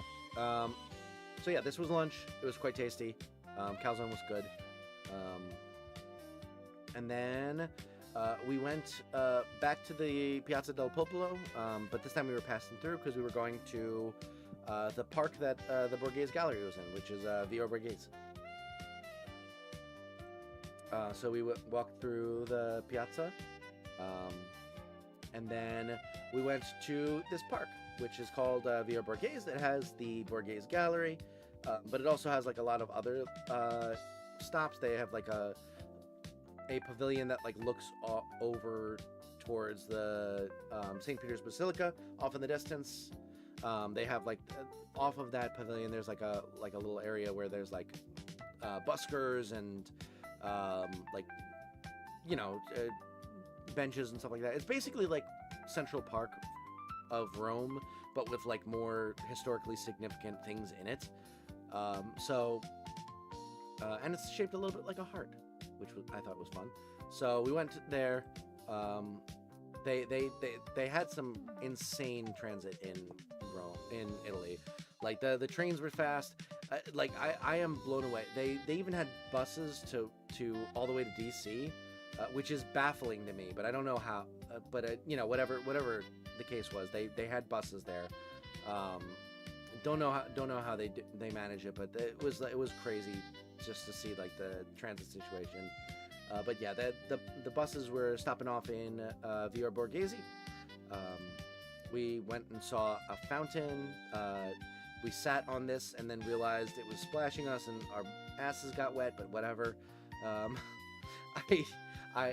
I only had one day in the first like 5 days of the trip that my pants didn't get unintentionally wet. And funny enough, it was the only day where we went on the beach tour, where theoretically I could have gone swimming. The first day, when we were in the airport in Rome, waiting, I went to the bathroom and they had just cleaned the floors. So when I went to sit on the toilet and then went to pull my pants up, they were wet from the wet floor. So that was unfortunate. Then next day, Pompeii, torrential downpour, soaked. Third day, torrential downpour, hiking up to the winery, soaked. The next day was the Amalfi trip where I didn't get my pants wet. And then Friday, I think I had another situation where my shorts got it was another situation where I just got my shorts wet, and then this situation where my ass got wet from the fountain. It was hilarious. I've sat at that fountain. Oh, nice. Yeah, it was a nice little place to sit. My ass got a little bit wet, but that's okay. It was nice. It was cool there, both temperature wise and like cool as in like radical. I don't know. Will Electric wet his pants tomorrow? Tune in to find out. We'll see. But yeah, so that was a funny little anecdote. We went and walked towards that like pavilion that looks over St. Peter's Basilica. We saw this like cool fountain on the way. We hiked over. We got to that like area with all the buskers, and they had like random statues of theoretically famous Italians. I liked this guy because of his mustache, so I took a picture of him. And then this was the like overlook towards St. Peter's Basilica. They were actually setting up for a concert called Christian Festival. So I was kind of intrigued and wish I had the energy and time to be able to go to that, because it like seemed interesting, but they were like setting up chairs and like doing sound checks and stuff like that. I also took some really, really artistic and pretty photos of my wife, but unfortunately she is not comfortable sharing her face on stream, so I will not be able to share them. But suffice to say, there was like over in this area there was like an area to sit, and I like took a picture of her looking off towards the basilica from like behind. It was a really cool photo, and I was really proud of it. I was actually realizing more and more that I really like photography. I really like trying to take good photos. Like pretty much all of these photos were my photos, unless I mentioned that they were from taken by my wife. I did a majority of the photo taking, and I was like really proud with like some of the artistic shots that I got. So it was I think more and more I'm realizing I want to do like a lot of like I want to like that to be my adult hobby is photography, specifically maybe like nature photography, because I think that's, or like nature or like landmark photography, because I find that that's more interesting than like taking photos of like, I don't know, art. I don't know. But yeah, like I think it's fun to like try and find like the right angle and like the lighting and interesting things to like make it look cool. Obviously this one's not the most artistic one I took, but I couldn't use any of the artistic ones I did take because they had my wife's face in them. But yeah, I really realizing more and more that that's a hobby I want to kind of go into a bit more. So maybe in the future I'll have streams where I just show off my photography of like, oh, I went on this hike and I took a bunch of really cool photos of plants and animals and stuff like that. Who knows? We'll see. Obviously it'd be difficult to do like a live stream of that. Although I did consider it on the trip. I was like, what if I were to do like a live stream where I like went into nature and just like tried to take photos of nature and then like was whispering to chat and being like, "Gee, shut the fuck up, stop lighting the TTS of mushrooms over and over again. Damn it, you made me lose the deer." I feel like that could be funny, but also like signal and battery and all that stuff might not work out, but whatever. It'd be cool. But yeah, so I took those photos. Once we got done taking those photos, we went over towards the museum because we were running out of time and I had to go to the bathroom. So we kind of like rushed over to the Borghese Museum. But this was like on the way. I saw this statue owned by some really rich fucks that lived in Italy back in like the Renaissance period. And basically they would buy all of the art that the Vatican deemed like sacrilegious or unapproved, because the Vatican used to like have to approve like all of the artwork that came out of like Italy and like Rome. So basically anytime there was something made that was like considered not godly enough and the Vatican would disapprove of it, but it was like made by like a really, really famous artist, they would just buy it. And they would put it in their mansion, which was this house. And then when Italy unified in like the 1800s, this family was like not about it. They didn't want to join because they didn't want to lose power. So they basically were forced out when the unification happened, and they apparently fucked off to the United States and like California, and they still have descendants living there. But Italy basically took over the mansion and turned it into an art museum. And apparently those descendants want to get this mansion back in their family and like basically take over this museum and start living there again or something like that. I don't know. This is what the tour guide was saying. They call the art Vatican. That's a great pun. I like that. Or wordplay. But yeah, so they basically these rich fucks want to take the museum back, but I don't think it's gonna happen. But yeah, so they collected a bunch of art, and now it's a museum with a bunch of art. So some really famous sculptors and painters and stuff like that. So it was really cool to see. So for this one, we did a audio guided tour with like a tour guide and stuff like that. The last museum we didn't. We just kind of wandered on our own. And I will say some of this stuff was really that was brought up was really cool, and it made me think deeper about it. Like, for example, there's this statue made out of marble, and like he pointed out like how you can see like the indents in the skin from the hand, and like that's all stone. So like that, like just seeing that like kind of like precision and realism, it just like was so cool, and I would not have thought about it in more detail if I hadn't had the tour guide there. So that was wonderful. The problem was we were also going very slow. This was kind of the inverse of what we expected from the trip to the Amalfi Coast, where this one we thought it was gonna be a bit more intimate and like it was gonna be like maybe two couples on this trip. This ended up being like 15 people. And it included a British couple, the guy was very vocal and way too into it, and was kind of annoying about it because he kept like interrupting the tour guide to ask inane questions or like react to what the tour guide was saying and like add in his own like, oh, I know about this stuff too, and then just say stuff that was probably most of it was probably right, but it was like also like obvious, and then some of it was possibly wrong, but like he just said it with confidence. So like it was just like it was a little bit annoying to have that many people there while we're just trying to like look at the art. Like the stuff that the tour guide said was like interesting, but he also was like moving very slowly, partially because of the British man. How big were the dongs though? We'll get there. Actually, probably not as much in this one. This one was a lot more boob heavy, but the dongs were fine. The dongs were fine.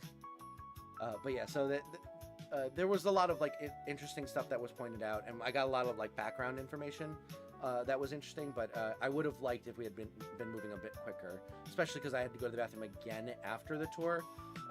So it was tough.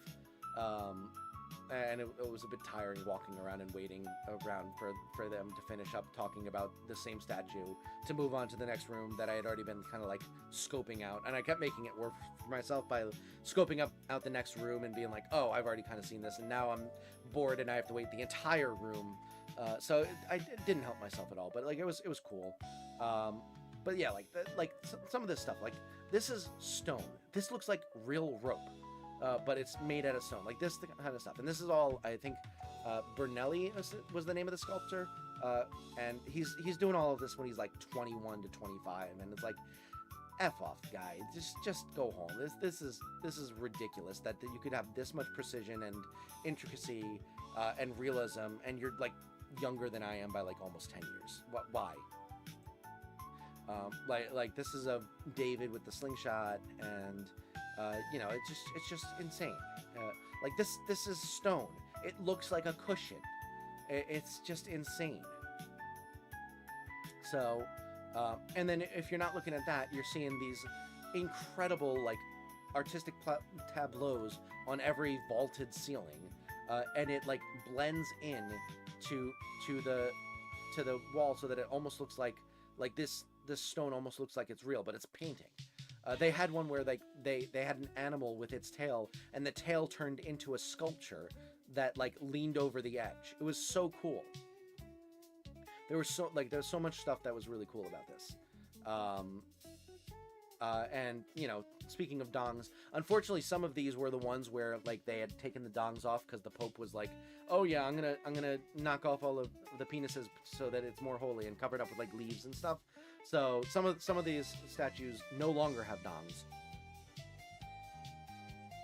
But I think this is the same guy that was the goat fucker in the other museum.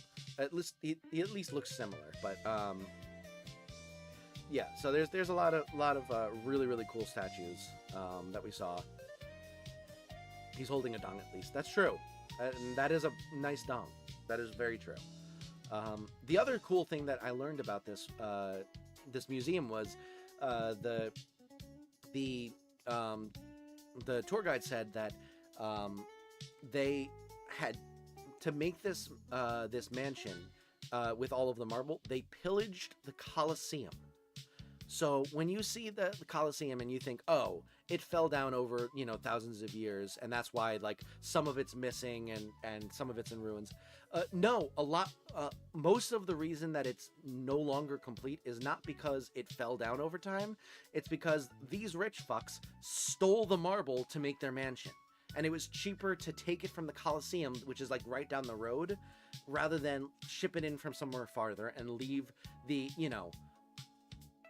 international monument at this point. Obviously, at that point, it was just like an old building, but like, in retrospect, this, world wonder, we're just going to steal from that and make it worse so that we can have our mansion.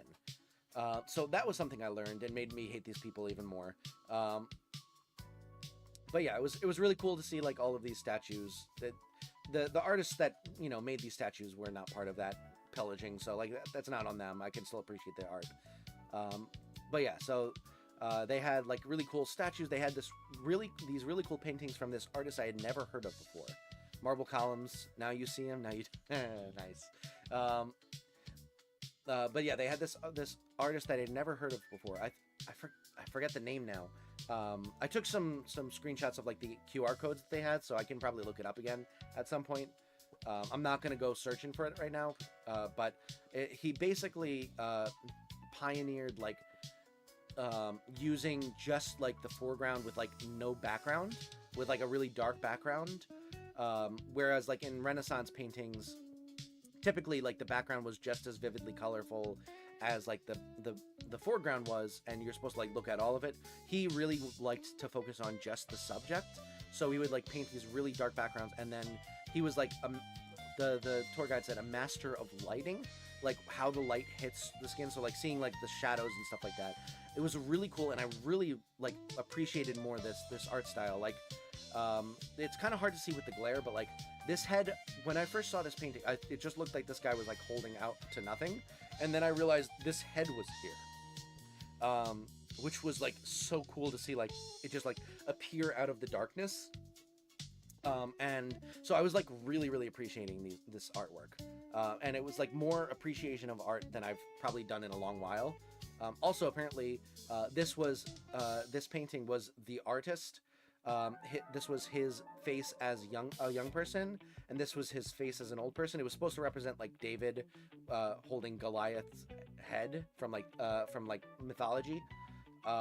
But like he used his own visage as a young person and as like an older person, and apparently this painting was finished like a couple months before he mysteriously died, possibly by assassination, because he was like outspoken and the Vatican didn't like him. So it was like really cool to see that painting, and then I was really like fixated on this one specifically just because like I like the coloring of this was just so cool, and apparently this was like someone's transcribing the Bible from like Aramaic to Latin or something like that, and it was like supposed to be like a homeless person doing it or something like that. It was just a really interesting art, so I really like this artist. Giacomo Cerruti? I don't think it was Giacomo Cerruti, no. I think it ended with Agio or something like that. Let me look it up on my phone. I'm not gonna. Let me pull it up real quick. Let's see. Artist, Borghese, gallery, master of light. Caravaggio. It was Caravaggio. I was right about the Gio at the end. Or Agio at the end. Caravaggio, it was his name. Really cool art. Really loved the stuff. Once I heard a little bit about like what I was supposed to be looking at, I could not look away. It was really cool. They also had to add on to the rich fucks being assholes. They stole mosaics that were tiled in the floors of like Roman Senate buildings and stuff, and moved them to their house. So this is like a mosaic of individual stones. They also had like fake Egyptian stuff there for some reason, but like they had these mosaics, and they were really cool, but like also stolen, so I didn't really appreciate it. But yeah, they had that all this stuff. And then, funny enough, they also had a naughty room. This time it was paintings of like naked women, basically. So they had like this photo. They had a couple other ones where I don't want to show it because the tour guide called it the pornographic room. It wasn't really pornographic. It's like normal amount of like naked women for art at that time, I feel like, but like it was scandalous at the time. I just would rather not risk demonetization if I can get away with it.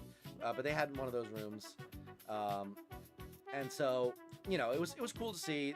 I enjoyed seeing some of those paintings as well. Get them bazoomies out of here. You're right. But yeah, so this museum had a lot of stuff. It had a couple of tropes though that were interesting. Namely, statues of disgruntled and / disappointed old people. So like this one, or this one, or this one, or this one. They also had memeable statues that I took that looked like they could be part of like a meme format. Surprised you're still going? I still have more stuff to talk about. But yeah, memeable statues. or paintings. So we had this one. We have this guy taking a selfie.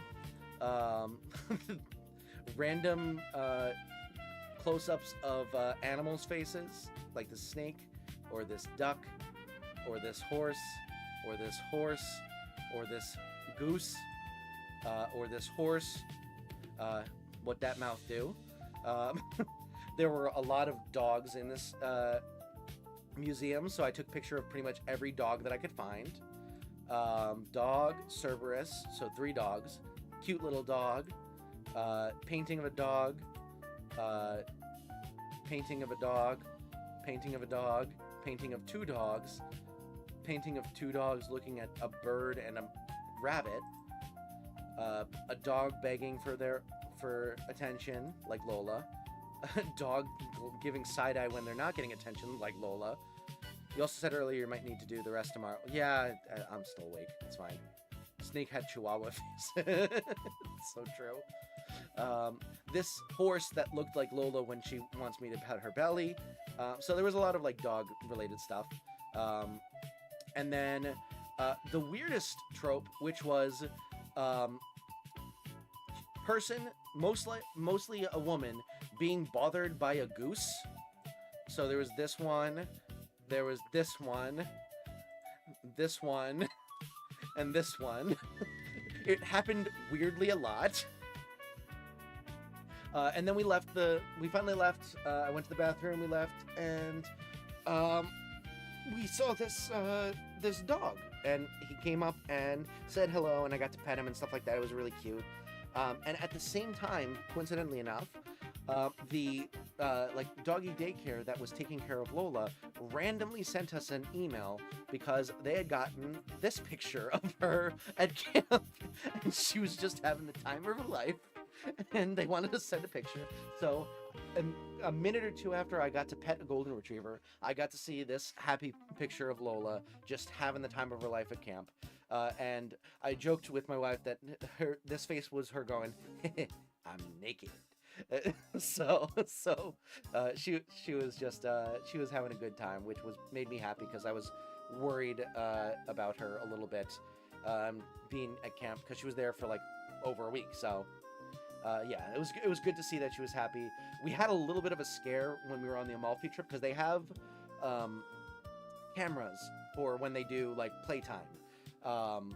And if they're outside, which they usually are if the weather's good, they don't have cameras outside, so you can't watch. But this one day when we were on the Amalfi trip, they were inside, and we checked every day. That was the first day they were inside. And my wife had told me that the playtime that she usually has is from like 11 to 1 p.m. Eastern time, so it was like in the evening for us, and I like pulled it up and I'm like looking at it and I see there's dogs playing. I can't find her. There's one dog that looks kind of like her, but the tail is curved, the neck is way too like floofy, and I'm like, that's not her. And we're starting to get a little nervous, and I'm like, it's possible like this is like she maybe she's, you know, they're just doing like a shorter playtime for like dogs that are like, you know, like too calm, and there's like crazier dogs and stuff like that. But she's starting to get the Amber Alert set up and put Lola's face on milk cartons. She's starting to get nervous that like Lola's not there, or she's like on her deathbed or something like that. And I'm like, before we start getting the pitchforks ready, let's you know, see about tomorrow or something like that. Maybe she went with the earlier crowd with the small dogs, and she's like, yeah, but that's also bad because that means she was low energy enough that she would hang out with the smaller dogs. But yeah, it turns to like, you know, 11:45 that time, and all of a sudden they start taking the dogs away, and I'm like, that makes no sense. If it's from 11 to 1, they wouldn't cut playtime that short. And I'm like, I have a feeling that it's actually 12 to 2 that they are around for, and my wife just has the wrong time. So I wait a little bit, and I look. We were in bad service at this point, so I wait until we're back towards Naples, and I look at my phone again, and I check the camera, and sure enough, there's another play session going, and I immediately spot her because she's begging for attention from the caretaker. So I hand over my phone. I'm like, cancel the Amber Alert. She's fine. And she's like, yes. So apparently she just got the time wrong. And we were looking at the previous play session where the smaller dogs were. So that was funny. That was a little bit of a scare. So, but she's fine. She's having a ball. And so we, at that point, we had gone back to our hotel, rested for a little bit because we were both tired from walking around all day. And then we went out to dinner near Piazza Navona, like you were talking, Pseudo. The ominous goose period, 320 to 698 AD, was defined by statuary with especially large honkers. And the goose, too. But yeah, we went to dinner. I had taken a picture of my wife doing this kind of pose because there was a dog behind her, which I could probably find in a second. Yep, there's the dog. So I was taking a picture of the dog, and she was posing as if I was taking a picture of her so that it wouldn't look suspicious that I was taking a picture of the dog. But then I actually took a picture of her doing that pose, and it was actually a really nice photo. And she's like, why is the only time I can get a good picture of me when I'm pretending to pose so that you can take a picture of a dog? I'm like, it's because you weren't actually expecting the photo. You were relaxed. But so she was like, do the same pose. I want to take a picture of you. So we got that pose of me. And we had some pretty good food, honestly. We got some bruschetta on top of some crunchy bread with some olive oil, which was quite tasty. And then we got, I ordered these green beans with tomatoes and like garlic. Literally, when I ate it, I was like, oh my God.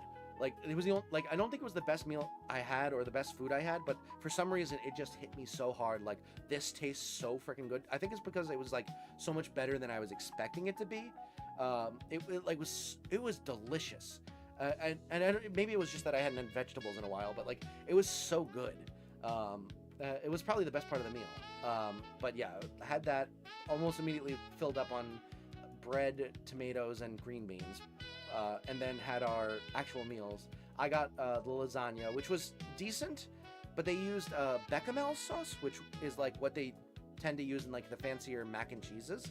So it kind of tasted like mac and cheese to me because it didn't really have like a tomato sauce in it. It was mostly just like the mac and cheese sauce. And then my wife got like a Alfredo type dish, I think, with like linguine, which was pretty good, but it was like nothing super to write home about. But like the appetizers were delicious. So like overall, this place was quite good, and it was like very close to our hotel. And of course the dog. They also had a bunch of other dogs walk by. We had this one and this one, and then while we were sitting there, this one car drove up on this road that is like full of pedestrians and restaurants that have like their outdoor seating on the road, and then this other car comes up and they just have a little bit of like a western showdown. So I'm sitting there singing wee wah wah wah, as they just stare at each other, waiting for the other one to back up. And it literally, for like a good minute, they just sat there, and then eventually this one backs up and lets the other one through. But it was very funny, so I had to take a picture of it. And then after dinner, we went over to Piazza Navona at night, and I got some really cool pictures. This one was really cool because, like, for some reason, the brightness focused up on the clouds, and you got really cool pictures of like the cloud coverage here. They also had like these little like propeller things that they were selling to children, and these guys just had them, and they were like, you'd like pull like a rubber string, and it would just like fling it way up in the air, and then it would like propeller down, and it had like lights on them, so you had like these little lights flying up in the air, and I kept getting distracted by them. So that was cool, and it did the marketing did work effectively because I did want one by the end of it. I didn't buy one because I'm an adult with an adult brain and you know, adult inhibitions, but I was getting there. I was getting there. But yeah, we kind of hung out there. This was the point where I was sitting there like, it's like Friday night, or it's Saturday night, and like we're in the middle of like Rome nightlife. I want to do something fun, but I'm also too old mentally to be doing something young fun. but I want to do something young fun while I'm still young and capable of doing young fun. I don't know. In the end, we ended up just hanging out here. We ended up listening to this busker singing. Busker who was singing "Wake Me Up When September Ends."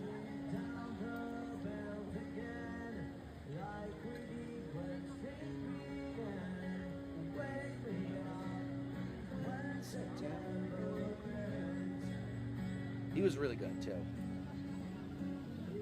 I think I ended up giving him my spare change when I walked by. But yeah, it was really nice. It was peaceful. It was cool to see like all the people milling around, but like it was like not super duper crowded. But yeah, it was a good time. And then we just kind of hung out for a little bit, and then we kind of just headed back after, you know, doing a little bit of shopping. The chocolate shop guy would have popped out of nowhere and shamed you if you bought one. That's hilarious. But yeah, so that was Saturday. Then we got on to Sunday, which was Coliseum Day. So woke up pretty early, not super early. We kind of slept in a little bit, but got up early enough. Saw a German Shepherd on the way to the Coliseum, so that was awesome. And then, you know, on the walk over, it's just gorgeous building after gorgeous building. This is just like a random church on the road that our hotel was on. And then we, like, as we're getting close to the Coliseum, we see this building, and I think this is like a government building or something like that. But it's literally like made of marble, with marble statues, metal statues of soldiers and you know, Greek gods and whatever the case is. Just like so incredibly ornate and intricate, and it's just like a building that they use. Like, this is not like some sort of like in a museum type of thing. This is just a building that people use every day. It's crazy. Like, the statue is just on a government building. It's nuts. But anyway, we finally get over there, and I finally see the Coliseum, and like, this is so cool for me because I'm a bit of a Roman Empire nerd. And I'm like so excited about this. And we had tickets to go into the Coliseum, and also like the Roman Forum and stuff like that, which is like like an area with like that had been excavated with like ancient Roman like buildings where they had like a lot of their like, you know, Senate buildings and temples and stuff like that. It was like the town center almost. Right by the Coliseum. So we had a ticket for that, and we had gotten a ticket for like 1:30 in the afternoon. We were there at like 10ish in the morning, but like they had said that within 24 hours you're fine, the ticket's valid. So we were like, okay, we'll just go in the morning because we have stuff later in the afternoon that we have to go to, and we have to, you know, head back to our hotel by like 2:30. So we walking up. I get this really terrible selfie of me because the good one I took, my wife photo bombed, and I couldn't use on stream, so I had to take this one. It was worse, but it was fine. And I'm wearing my lemon hat, of course. But yeah, so finally see the Coliseum. We go up to go like in and do the tour and stuff like that. Roman Forum, aka the precursor to Reddit. Accurate, sadly accurate. But yeah, so we go to the Coliseum. We walk past this, which is the Arch of Constantine. Apparently it was put up in like 300 AD and stuff like that. It's also really ornate and cool. And then we get to the Coliseum, and they look at our ticket and they say, you have to be within 15 minutes of the ticket time. This is for 1:30. Come back at 1:15 at the earliest. And we're like, but it said like within 24 hours. And they're like, oh, that's for the Roman Forum. You can do that within 24 hours. The Coliseum, it's only 15 minutes. And I'm like, at that point, I'm like, well, now I'm not going to get to go to see the Coliseum because we have to leave at like 2 or 2:30 at the very latest to get back to our hotel to, like, you know, get ready for what we have planned for the rest of the day. And we still have to eat lunch, and that usually doesn't happen until like 1. Like, we were planning on doing the Coliseum, then doing the Forum, and then eating lunch, and then going back. And that was going to be the plan. So immediately that throws a wrench in the plan. So I'm taking pictures from the outside. I'm like, am I really gonna go get this close and not be able to actually get into the Coliseum? That's gonna be so sad. I was like, this was like one of the highlights for me going into it, because I was like, I know that it's touristy and I know that it's not gonna be like all that interesting all in the end, but like it's still like an iconic like piece of history, and I would like to be like a part of that and experience a part of that. So like we literally go off to the side and we sit off on the side and like feet away from the Coliseum, and I'm just sitting there taking pictures of pigeons as we like figure out what we're gonna do. And I'm a little disappointed, so I'm taking a video of this pigeon just kind of walking around, chilling, which is kind of fun. Someone set off an alarm by like trying to leave an emergency exit for some reason, and I'm taking pictures of the pigeon and stuff like that. And then I'm like, you know what, screw it. At the very least, I'm going to have touched the Coliseum. So I literally walk over to the Coliseum and I just like put my hand on it and I'm like, I have touched the Coliseum. And for some reason, I don't know why, I know it's made of marble, but for some reason I was expecting like the rough like concrete feel that you get when you like touch like the side of a building in the US. And when I feel it and it's like smooth marble, I'm like, oh. And so I go back to my wife and she's like, oh, it's like a mix between that's kind of cute and also that's a weird thing to do, and she's laughing at me, and I go, surprisingly smooth. And she just loses it at that, and she's like, that is the weirdest and funniest thing you could have possibly said in response to what you just did. So I made the best of it. We decided to eventually go and see the Roman Forum. We kind of wandered around for a little bit. We found Obama, so that was kind of cool. You know, famous celebrity and all that. And then we eventually get in line to go into the Roman Forum. It takes a little while. The guys are, all the guys are trying to sell us like water bottles that have been, you know, pillaged from the garbage and then refilled at the local fountains that you can use for free. They're trying to sell us like those crappy little like electronic fans and umbrellas and stuff like that. And we're like, no, it's fine. Stop bothering us. We eventually get in, and it's pretty cool. Unfortunately, a lot of it is like broken like this. It's like actually ruins. Unlike the Colosseum, it's like actually broken. But there's still a lot of really cool stuff. And you know, you get to see some of the old buildings and stuff like that. And I'm starting to like imagine what it's like to live in like ancient Rome and stuff like that. It's kind of hard because like a lot of the buildings are just gone, and it's like the foundation pit basically. One of the most famous Italian celebrities, Obama. Exactly. Obama. But yeah, so I'm starting to imagine it, and you know, you're seeing this and it's like, okay, I can kind of imagine what kind of like large circular building this it could have been in the past and stuff like that. It's really cool, and I'm starting to, but like then the most of the like complete buildings I'm realizing are like basilicas from like 880, and like it's like that is ostensibly very old, cool history. But like when I'm going to the Roman Forum, I'm like imagining what it's like to be living during like Caesar's time, or like Augustus's time.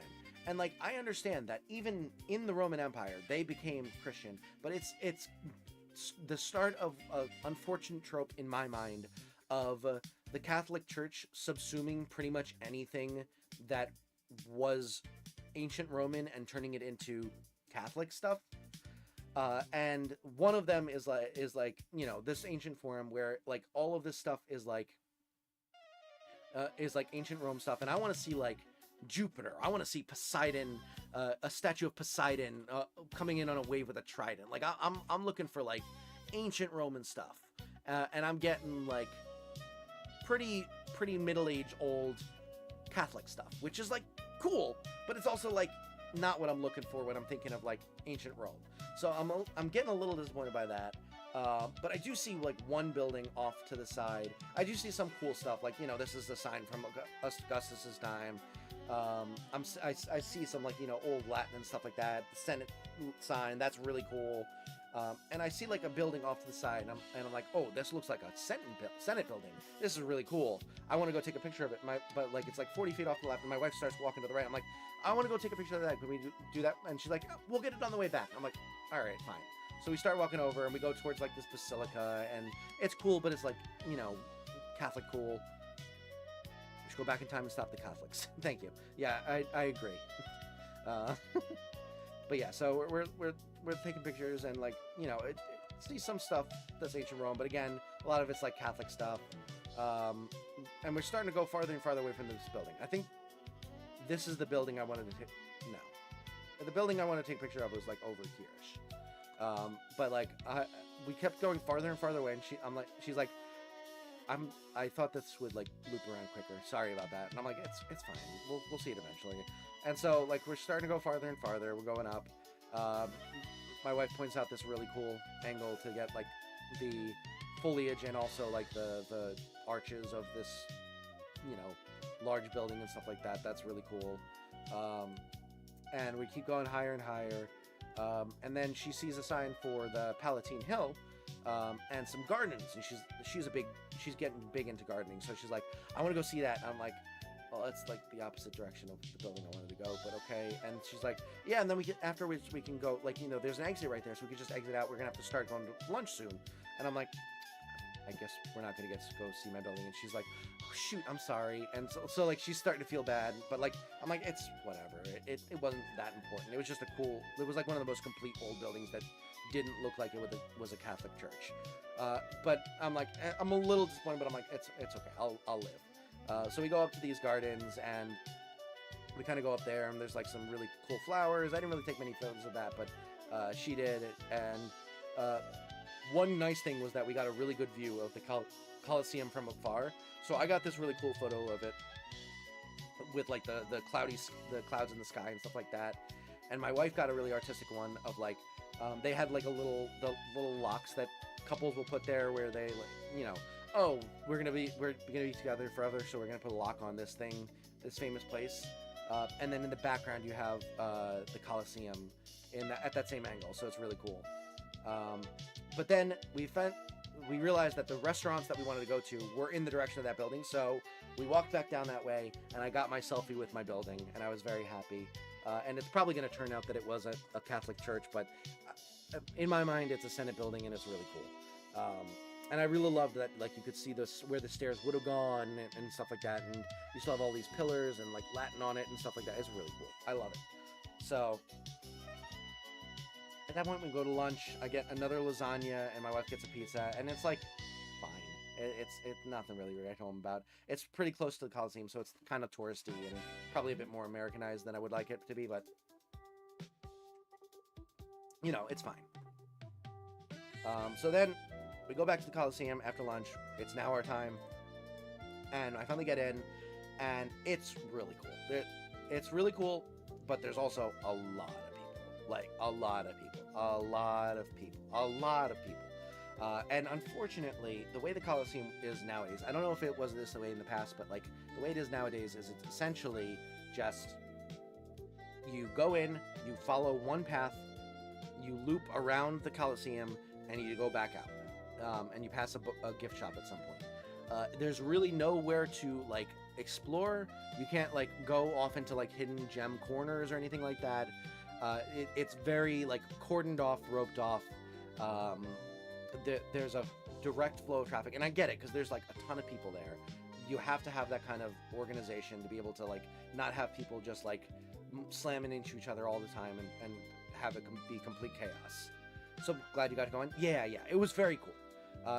It was a little disappointing that like, you know, so much of it was just like kind of walking down corridors behind a bunch of other people, but like when you got to like the center area, it was really cool, and I was doing my best to like imagine what it would have been like when it was like in its prime and stuff like that. So like I got what I was going for. And there were some really cool things, like you could see that stuff, and especially when we were like walking and you could see like out to the street, the juxtaposition between like this is an ancient, you're in ancient Rome and you're like watching gladiators, and you look out and you see modern pavilion with like modern buildings and cars and stuff like that. That was really cool. Got another one here where it's like ancient Rome, and then outside the, you know, indent of a basilica from like the 8th century, and then beyond that it's just regular ass buildings and the current government building that we were looking at earlier. Like so many like different generations and different time zones, all time periods, all in one like photo. It's really cool, like combination and conglomeration of history and present. So I really liked a lot of this stuff. This was really cool. And then this was like where apparently the emperor would sit. You know, when you're thinking of like Gladiator and like guy going this is apparently where he would sit. And one of the really cool things I loved was seeing like the graffiti, because like, yeah, all of this stuff, like they plundered some of the marble and like they cordoned off things, but like this is history. This is like at its rawest. This is regular people like you and me, and some of it, sure, maybe some asshole 3 years ago wrote it and wrote Chad was here or whatever, but some of this is from like Caesar's time, and they carved this in, and 2,000 years later I'm looking at it and seeing the same exact graffiti that they saw, and I think that sort of connection is really cool. So, you know, like seeing this kind of stuff, this was really cool. Seeing this kind of stuff, really cool. Really cool. So yeah, that was really cool to see, like that kind of, the graffiti ironically was really cool to see. And so we got out of the Coliseum. I got a lot out of it, even though it was a little bit too, like a lot of people and a little too cordoned off, it was still really cool to see. Yeah, so that was the Coliseum, and then my wife insisted on me taking her mom had been taking photos, and like a lot of them were like the backs of statues and stuff like that. So she was like, I'm gonna make us a sub album of this trip of just pictures of like famous things in Rome, but like at a bad angle. So she wanted me to take this photo of like the side of the Colosseum that like had been like plundered of all of its marble. So I took a picture of that. But yeah, so we left, then we headed back to our hotel and went to go do something that was really cool. This day was like our like highlight reel day. We went to go, first of all, after the Coliseum, I was like, okay, my phone's getting low on battery. I'm not gonna take any more pictures. And then I saw 5 dogs and I had to take a picture of it. So I did that. But then we went back to the hotel, got dressed up, and we went to the opera, which is really cool. Like I've never been an opera person. I've seen like one opera, and it was a while ago, and I don't remember too much of it. So I had never been to the opera as an adult. So we decided to go. We went to a show called The Turn of the Screw. I don't know if I told you this on stream before, but I did read this book in an audiobook form when I was traveling down for the bachelor party, because I knew I was going to go see this opera. And it was a weird book. General gist is this lady becomes the governess of 2 children, and finds out that 2 ghosts are like haunting them, essentially. One of them was the old governess who died, and her like lover who was like apparently abusive, and he like died and she like died, and now their ghosts are like trying to lure the children into like trusting them so that they can use their spirits or something like that. I genuinely don't understand it. It was written by an American author. The opera wasn't English, so that was cool. Sounds salacious. Yeah, it was weird. It was weird. So it was a weird story, but like I was like excited to see it. This was the theater. It was absolutely gorgeous, and we got a box seat, which I was like, the second I found out there were box seats, I was like, if we do not go to see a box in a box seat, what are we doing? Why would I sit down here when I could sit up here? So we got these box seats, and my wife took a panoramic video before the show started, and it's just so cool. It's such a cool venue, and if you look over near the end. Oh yeah, there was also a huge chandelier and like paintings on the ceiling and stuff like that. It was so cool. I forgot I made that face at the end. But yeah, so that was really cool. Now this was our view from our box. Unfortunately, we did have probably about like maybe 30% of the stage obstructed from our view, unless you like leaned over the edge. So we weren't trying to do that, but like we were like, we can see most of the stage. It'll probably be fine. And so this is where like some of the downsides to the opera come in. First of all, I was tired, and the music was not as interesting as I was hoping it would be.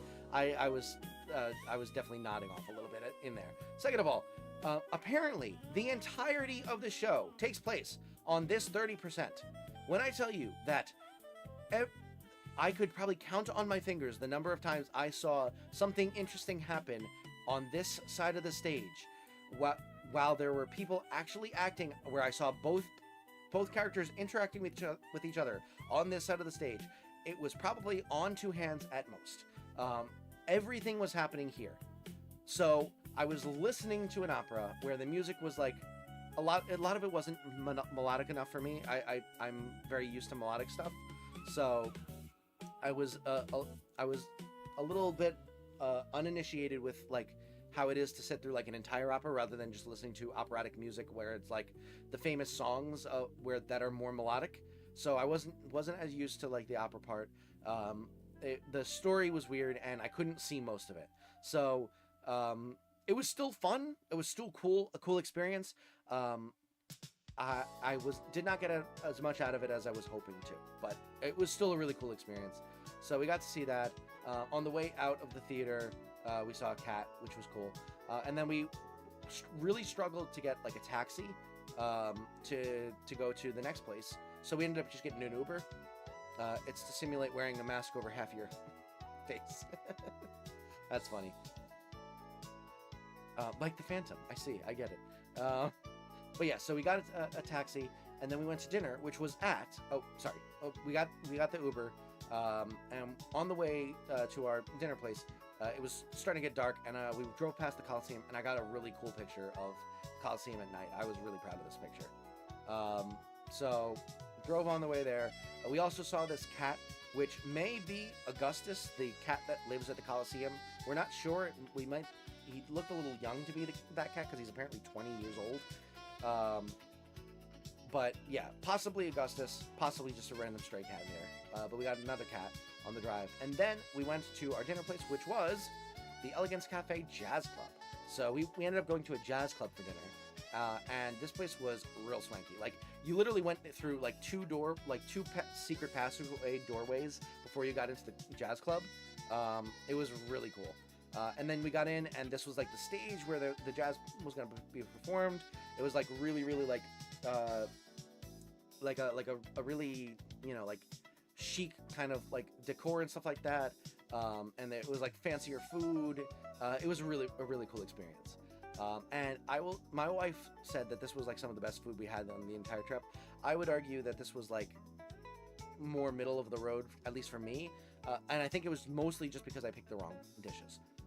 So we started off with some like, first of all, they gave me this butter knife, which I said looked like a golf putter, and then I proceeded to make like a bunch of puns based on that, and called it a putter knife. Maybe use it for a wedge salad. I was making a bunch of golf puns, and my wife hated it. But I enjoyed the butter knife. And then they gave us this like bread spread, which was amazing. Like, this bread was probably the best bread I had the entire trip. It was delicious. They gave us these two like different types of butters with like, this one had like garlic, minced garlic in it. This one had like oregano in it. They give us like these crackers, and this was like a little, it was like a graham cracker filled with like, graham crackers like surrounding filled with like some sort of like hummus almost, which was pretty tasty. They gave us like olive oil dishes, which were really, really tasty, so you could dip your bread in it. It was just really good bread. And then these were like little breadsticks as well that were like almost looked like a bamboo tree. Really, really good start.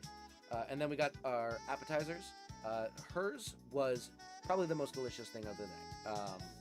It was like this almost like cheese block with like a honey glaze on it, and it was like tender, almost like either like a tofu or like a steak, like a filet mignon steak, and you cut into it and you ate it like a steak, and it was delicious. And there's this sauce underneath gave it a little bit of like a spicy tang. It was so good. She had me have a bit, and it was really tasty. Mine was good. The sauce was very good, and the pasta was good, but it was like filled with potato, which was a little weird for me. So I didn't enjoy it as much as I thought I would, but it was still pretty good. And then we went on to our meals, and my wife got this like this spaghetti with like a ragu like mix of vegetables on top, which was quite tasty as well. So she really enjoyed that as well. And then I got a pan-seared tuna steak, which the tuna steak was good. And it was breaded, which also seemed good. But they put 2 sauces on. One was called their like homemade ketchup, and then one was like I think it was like a pistachio mayonnaise or something like that. And I don't know which of the sauces was weird, but one of them was giving me almost like a minty taste, and I just didn't like it with the tuna. So I ended up scraping off like most of the sauces and stuff like that, and just kind of eating the pan-seared tuna, which was fine. It was tasty, but it was like a little bit plain for what I was expecting. So my meal ended up being just like, there was like one weird flavor in both of the appetizer and the meal that made it a little bit disappointing. So it was a little bit worse meal on my end, but that was because I picked the wrong things. Not because they did anything wrong. That was just me. Pistachio, mayo, and ketchup. Yeah, I don't know. It was something. It may not have been pistachio, but it was some sort of like mayo and ketchup on top of tuna seared steak. I took a gamble and lost a bit, but it was fine. The ambiance was great. We ended up ordering some prosecco, which was very tasty. Drank the whole bottle. It was very good. And then we got to listen to the jazz concert. And there was just like this trio. We thought it was going to be a Nat King Cole tribute. It just ended up being regular jazz covers, but it was great.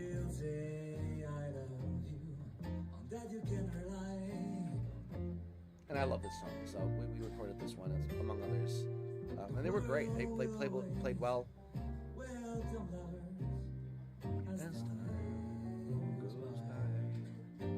It's such a pretty song, and they also all like would take turns soloing and stuff like that. So like all of the songs were like 8 minutes long, so they all had to do like solos. So it was a fun time. We kind of chatted and listened to music and stuff like that. It was a good time. Unfortunately, it was a little bit dead in there just because it was a Sunday night. So it was only like half full, unfortunately, but it was a really cool experience. And we stuck around for a while, at least through their first set, and then headed off and went back to our hotel and went to bed. It was a great night. That was a really good day. That was probably like second best, most solid day in terms of like overall days. And then we got to our last full day, which wasn't even really a full day. It was basically just the only thing we were going to be doing was the Pantheon in the morning, and then we were going to go through the Magic Catholic door in the afternoon. Don't tell my mother-in-law that I called it that, but we're going to do that. Let me put the music back on. Pop there. There we go. But yeah, so we went shopping to start, and bringing back the decks. They had so much stuff with just genitalia in souvenir shops that children were going. It was hilarious. They had an entire line of shot glasses with whatever genitalia you may prefer, or just flip someone off. And then in the middle, the Colosseum, of course. Or actually, this might just be all of Rome. I don't know. Whatever the case, they had a lot of funny stuff. So we were doing some shopping. Getting the last of our souvenirs for people who need the whole set. You gotta go to Rome. It's in every gift shop. But yeah, so we ended up going to like a couple different gift shops and stuff like that, and then we went to the Pantheon, which we had passed the other day when we were going to the Trevi Fountain, and I didn't really realize that was the Pantheon until after we walked past. So this was the Pantheon. We had already walked past it. It was $5 to get in, and it was really cool. A little dome at the top letting in light. It was really, really cool, but it was another one of those examples of taking something that I was hoping to be like ancient Rome, and it turned it into like medieval times Catholic stuff. Like you got some really cool like statues and stuff like that. I'm like, okay, cool, this is gonna be ancient Rome stuff.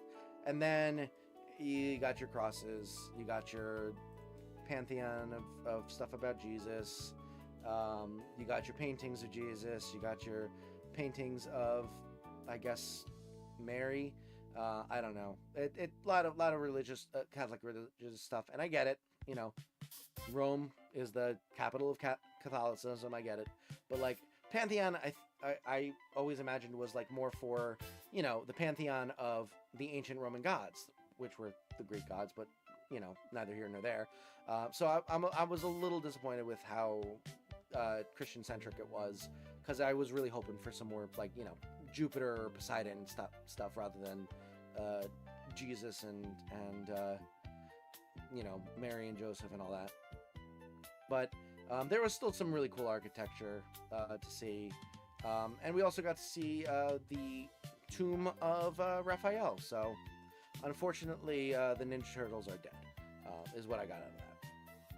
So, there was some interesting stuff there. And it was $5. So, I mean, you know, more than worth the ticket price. And then we kind of went back on to shopping. We went to this, like, the largest, like, blown glass store in all of Italy, and ordered some like ornaments and you know, knickknacks and stuff like that made out of blown glass, which was really cool. And then we kept going on. We ended up walking over a little bridge, and this time we were going towards the Vatican. First off, we saw this castle, which was called Castle San Angelo, Castle of Saint Angelo. And it's pretty, it's like another tourist site. We didn't go in because we didn't have time, but we did see it, so that was pretty cool. Really cool architecture and stuff like that. And then we got to the plaza that leads up to St. Peter's Basilica. Really, really cool architecture. You know, getting to see Vatican was really cool. And then we had a little bit of time to kill before we had our magic door appointment. So we went over to lunch. We walked around and looked at some of the shops. They had some, like, you know, beautiful flowers there. It was just really, really pretty area. And then we stopped for lunch. We went to a place that was supposed to be quick, but ended up being a bit slow because, you know, Italy. And I got myself some, or my wife got penne alla vodka, and I got penne with lobster, which was pretty good. It wasn't, I probably would have gone in retrospect with like spaghetti and clams, but I wanted to do something different. So I ended up getting that, and it was good. It was good. It was good flavor. Her penne alla vodka was pretty good as well. I had a bit of that. Yeah, it was a good meal. And then at the end of it, they just were like, "Hey, you want some limoncello as a digestive?" And we're like, "Okay," because they were already handing us the poured glasses, and we weren't about to say no. So we literally did a shot of limoncello right before going to St. Peter's Basilica. So I thought that was kind of funny. But yeah, so we walked back. Everything was religious there. Even the you know, graffiti. They had this this drawing of the Pope as a superhero, which was very funny. And then we went to the Jesus shop where they were selling mostly rosary beads, but they had like some other stuff. They had like a little rosary bead holder with like the Pope's face on it. We found the necklace that my wife was looking for her family member. It wasn't an exact match, but it was pretty close. And then we found this portrait of Jesus, and my brother looks vaguely like Jesus, so I kind of wanted to buy this so I could give it to him as a gift and say it's a self-portrait, but unfortunately that was probably going to cost a lot of money. It looked pretty expensive, so we didn't even check. We just took a picture of it so I can send it to him. But yeah, so that was fun. And then we went back to the square with St. Peter's Basilica, and we signed up for our Holy Door thing, which I keep calling it the Magic Catholic Door. It's basically like the Jubilee happens once every 25 years, where they open up this door to St. Peter's Basilica, and theoretically, if you walk through it, your sins are absolved as if you had went to confession. Did you see Shocker Jesus? There were so many Jesus painting sculptures where he's doing the hand gesture. I don't think I did. I did get a bobblehead Jesus for my brother, which is very fun.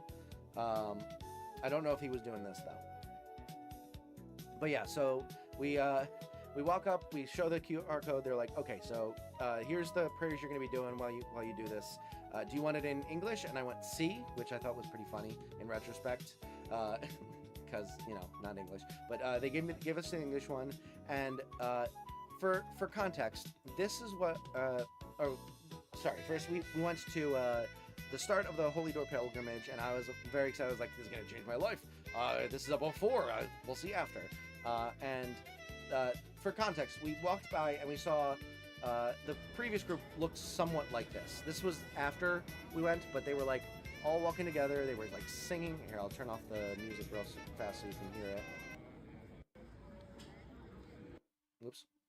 Here. But yeah, they're all like walking slowly. They're singing prayers and stuff like that. So we saw a group doing this. They were singing even louder than this group, and they were all wearing like matching bandanas and stuff like that. And we're like, oh, we're gonna get free bandanas, and we're gonna be singing the whole time. First of all, free bandanas, awesome. Singing the whole time, I'll mouth along. It's fine.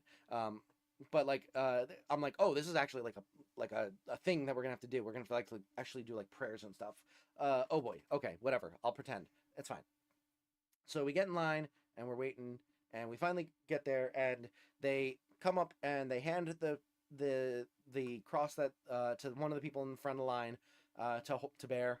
And then they have like one person read the opening prayers in Italian, and then they have another one do the English version. And then they open up these gates and we start walking. And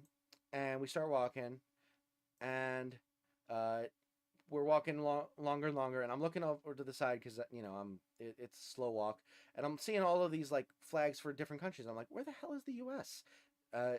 And I'm looking more and more. I'm like, it's not anywhere. Better be in freaking the Basilica. I'm like, it better be on the Pope's chair at this point. This is ridiculous. Holy Pilgrimage wouldn't be the same without gelato. It's true. It's true.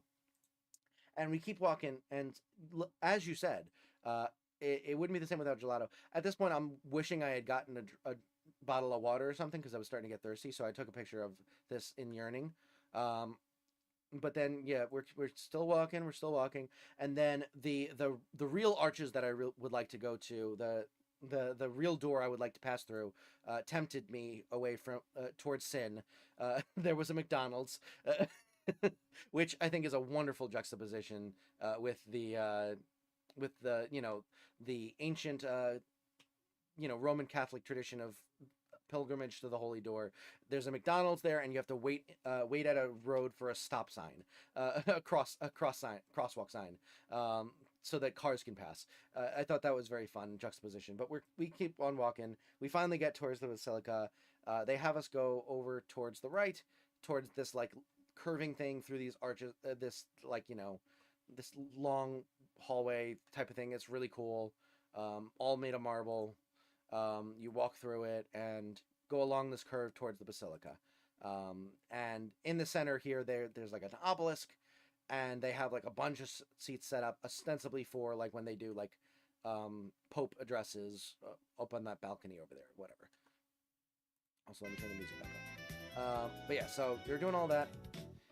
We're continuing walking. We're walking. We're getting closer to the door.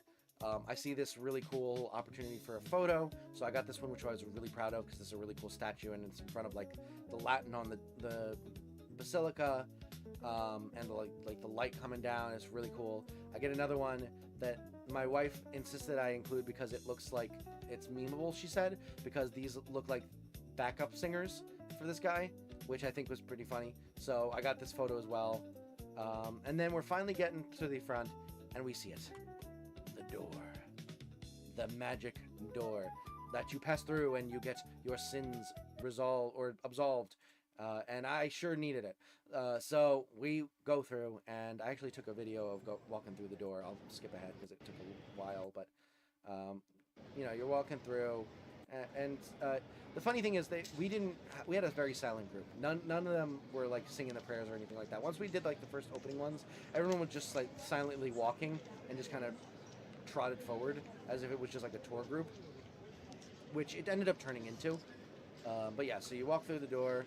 I pretended to like get zapped by the door because I'm blasphemic, and then you walk in and it's just so incredibly large and opulent. Just absolutely, you hear me say scusa because I bumped into someone. But yeah, so you walk in and it is just the most opulent thing you could ever imagine. The ceilings are like 40-50 feet high, and it's like gold plated, and there's like marble statues everywhere. Every single ceiling is like vaulted with like ornate paintings on it, with gold trim. Um, it's just like absolutely so incredibly awe-inspiringly like massively ornate.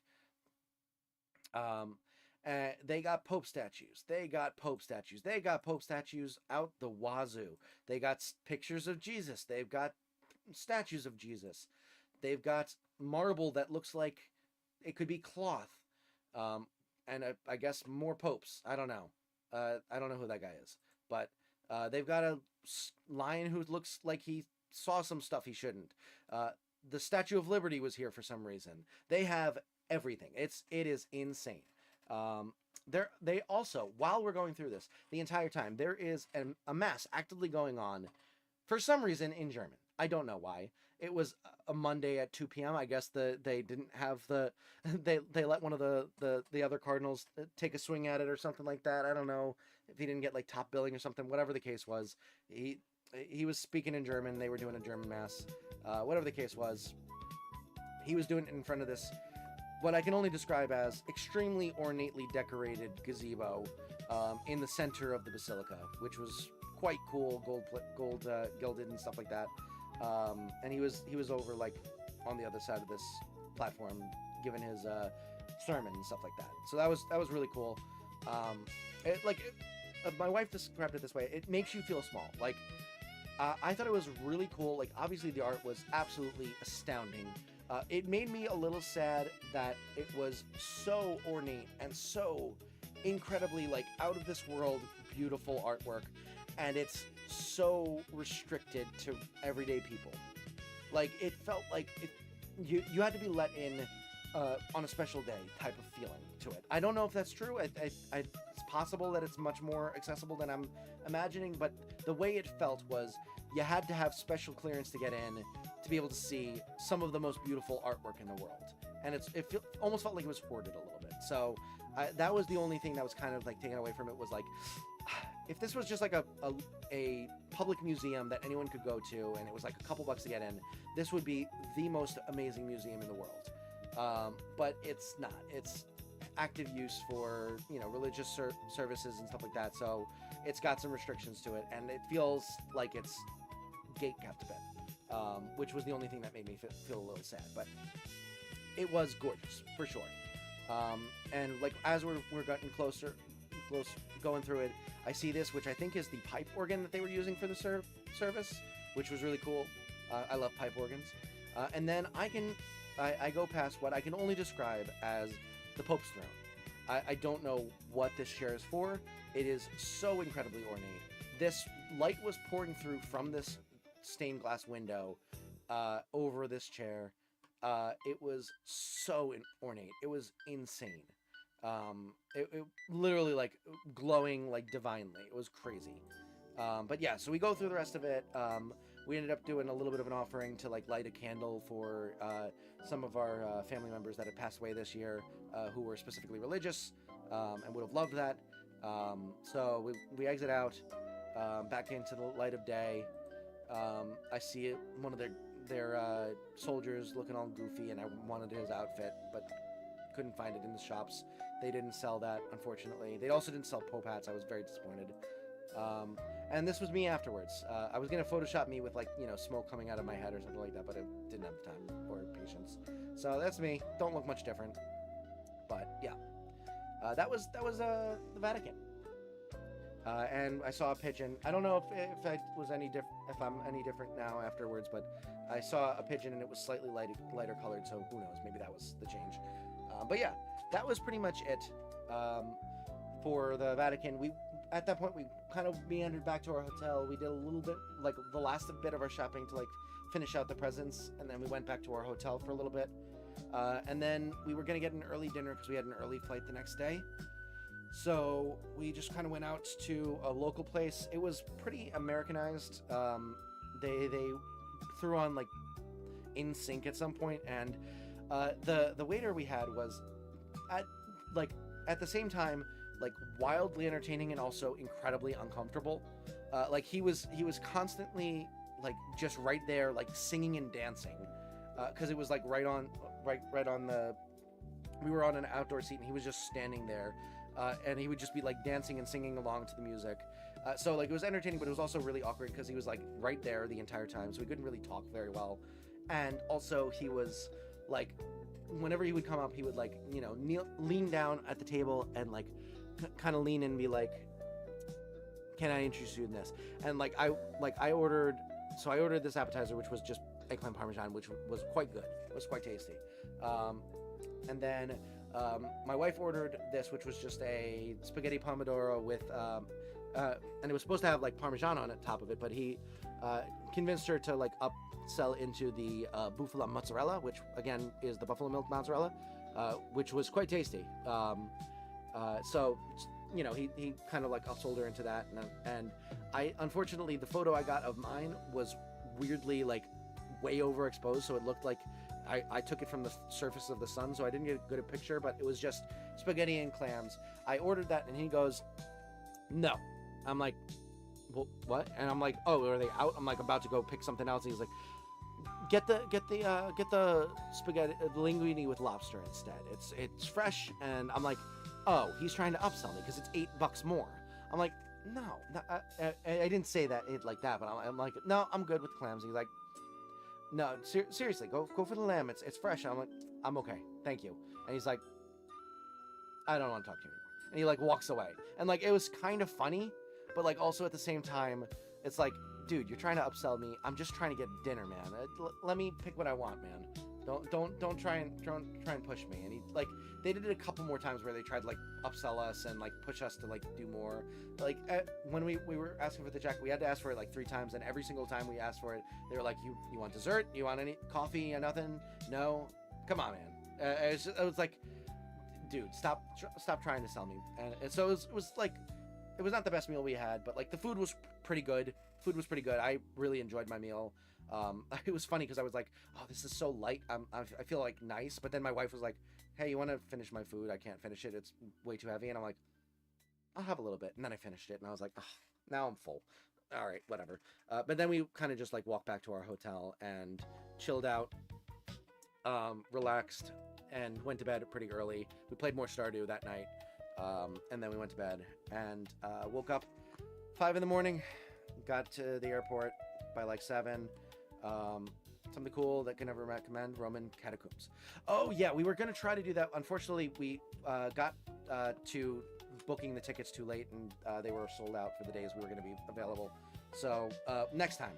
But would love to do that. My wife loves underground stuff, loves caves and stuff, so she was like really interested in that, and was very disappointed when we couldn't get tickets. But yeah, so getting to the end of the trip, we got to the airport way too early. For some reason, when we were trying to like book taxis to like, you know, the Coliseum or to the opera or to the Jazz Cafe, we had so much trouble getting taxis. We couldn't flag them. We couldn't get Uber to connect to like do its thing where it like interfaces with like calling a taxi for you. It was just like buffering for like 10-15 minutes at a time, not doing anything.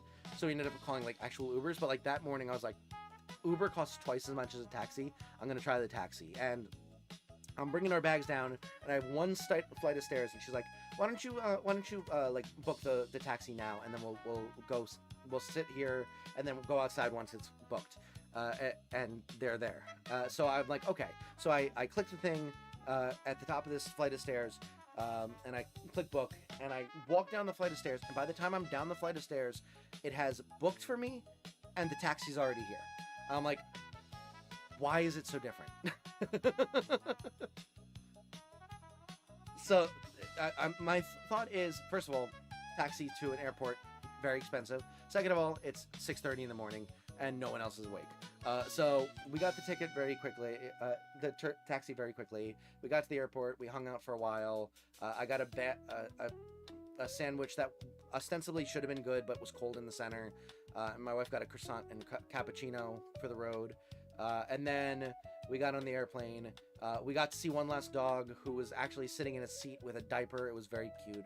And at first, he was sitting in this seat over here, and I was very excited because he was going to have his own seat. But then the lady sat down, and I was like grumbling, like, give the dog a seat. You can stand in the back. But the dog was cute. And then we had a 9-hour flight, and it was exhausting. And we finally got back to our little girl, Lola, who was sitting there waiting for us at home when we finally got home, like 12 hours later. But so yeah, that was the trip. You know what? In for a penny, in for a pound. I do have one more space-time distortion queued up here, so we can do that real quick. But yeah, that was the trip. It was a great time. And I had a blast. So yeah, I'm so glad I got to talk about it. I appreciate you humoring me with all of the talk for this and stuff like that. And yeah, it was a great time, great food. My wife is like, I will never be able to eat again because the food was so good there. Only took over 4 hours. Listen, I can yap. I can certainly yap. I just condensed a week and a half into 4 hours. I think that's pretty good.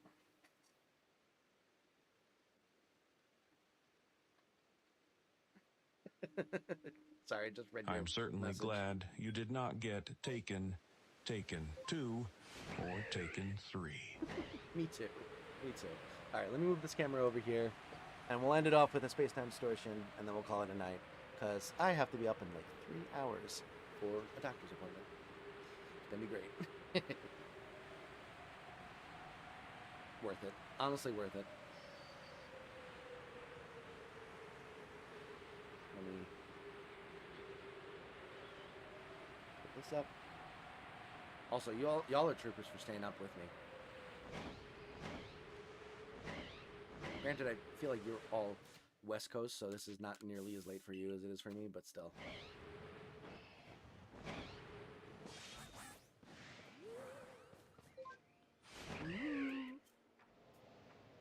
Also, my tonsils hurt from talking so much.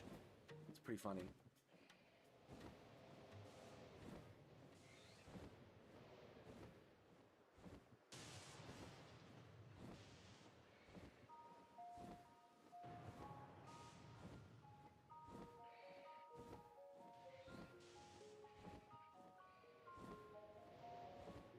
It's almost 4 in the morning, and I have to wake up at 7 for work. Oh, yep.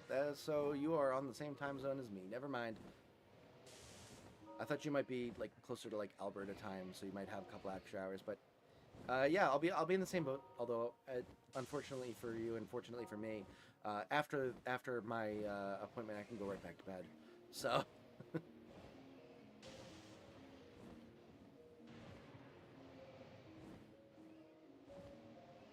Granted, I don't know if I will, but we'll see.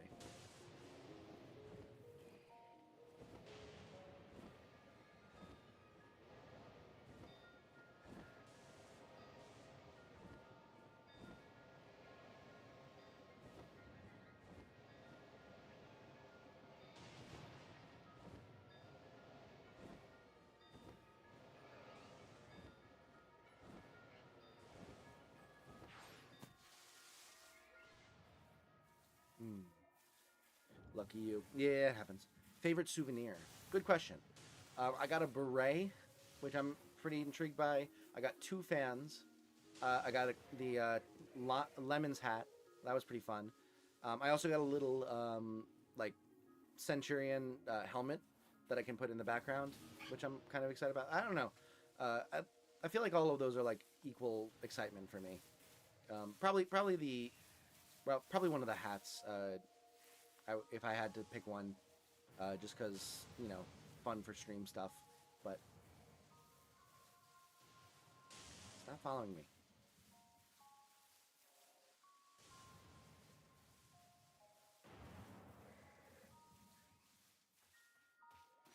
Leave me alone. I have a Glass Gondola figurine that I bought off the coast of Venice at a glass studio that I still treasure. That's awesome. I suppose we also got we got a couple of ornaments. One of them was like a lemon ornament from the Amalfi Coast, because what we do whenever we travel is we try to get an ornament from whatever place we're visiting when we travel to like commemorate the trip. And so that we can put it on our Christmas tree and have like, you know, a history of all our trips and stuff like that on our Christmas tree at the end of the year. So we got one that was just like a lemon, which I think was fun. And then when we were in Rome, we ended up getting one that had like the Colosseum and the Pantheon and all that stuff on it. So we ended up getting 2 ornaments. I think the lemon is my favorite of the 2, just because it's like less touristy. A bit. I don't know.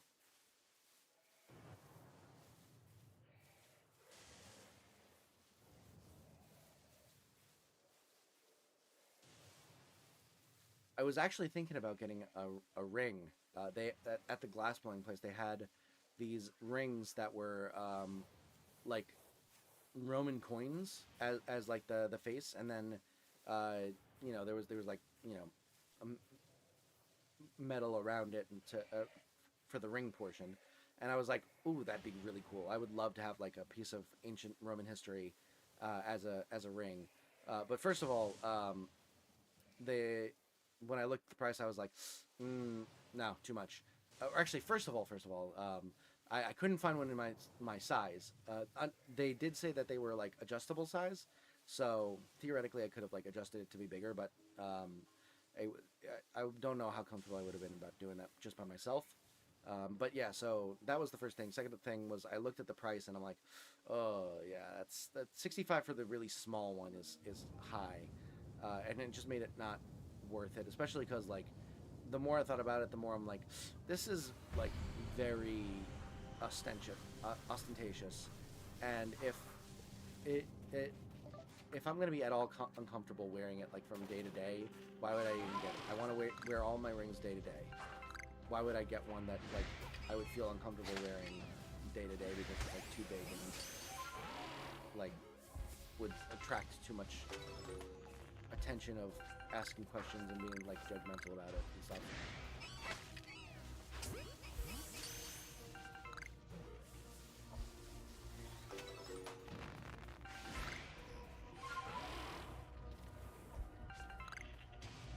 Next trip, gotta go to Capri. Yeah, we definitely are planning on going to Capri if we ever go to Italy again. We're gonna go a lot more south because that's where my grandparents' families are from, for the most part. But Capri, I think we do want to go to the Amalfi Coast again. Capri will definitely be on the list.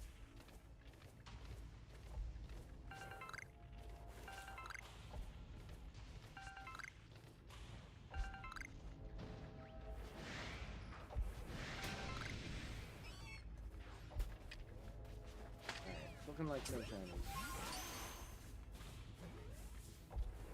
It's beginning to look a lot like no shinies.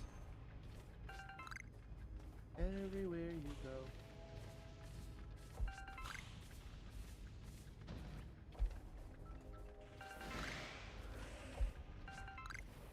There.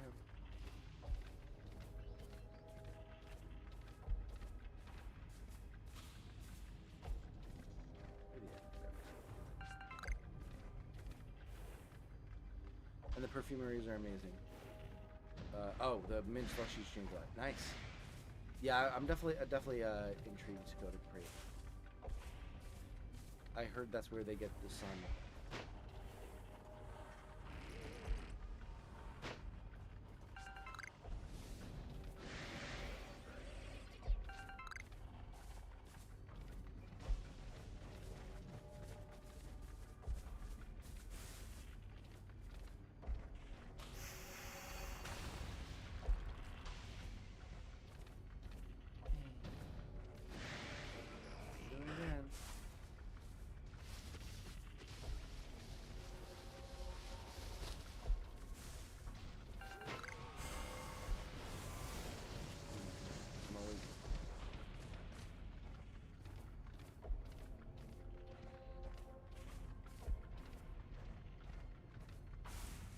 Old-timey rail cross system leads up to the top of the island too. Oh, nice. Like a cog railway type of situation.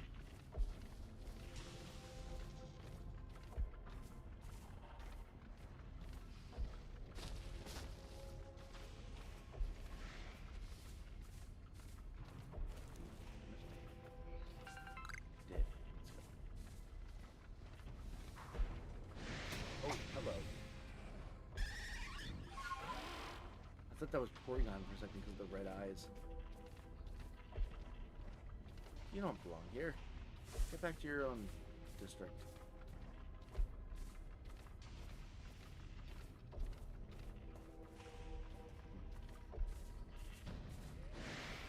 You know, the space-time distortion is lasting a long time for nothing happening.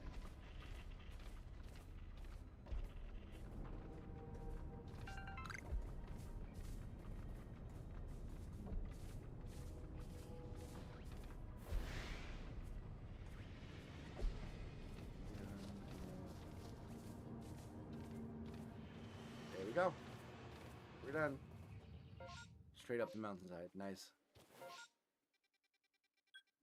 Alright, so with that, we are going to end off the stream. Thank you so much for joining me for this absolute marathon. I hope you enjoyed this. If you've not yet liked the stream and subscribed to the channel, consider doing so so you can catch every single one of these as they come out. Regardless, though, thank you so much for joining. I hope you have a wonderful rest of your night. We're not going to go into raid because it's way too late in the morning. I don't think anyone's going to be live. We're just going to head off to bed, get some sleep, and I will see you probably tomorrow. Have a good one.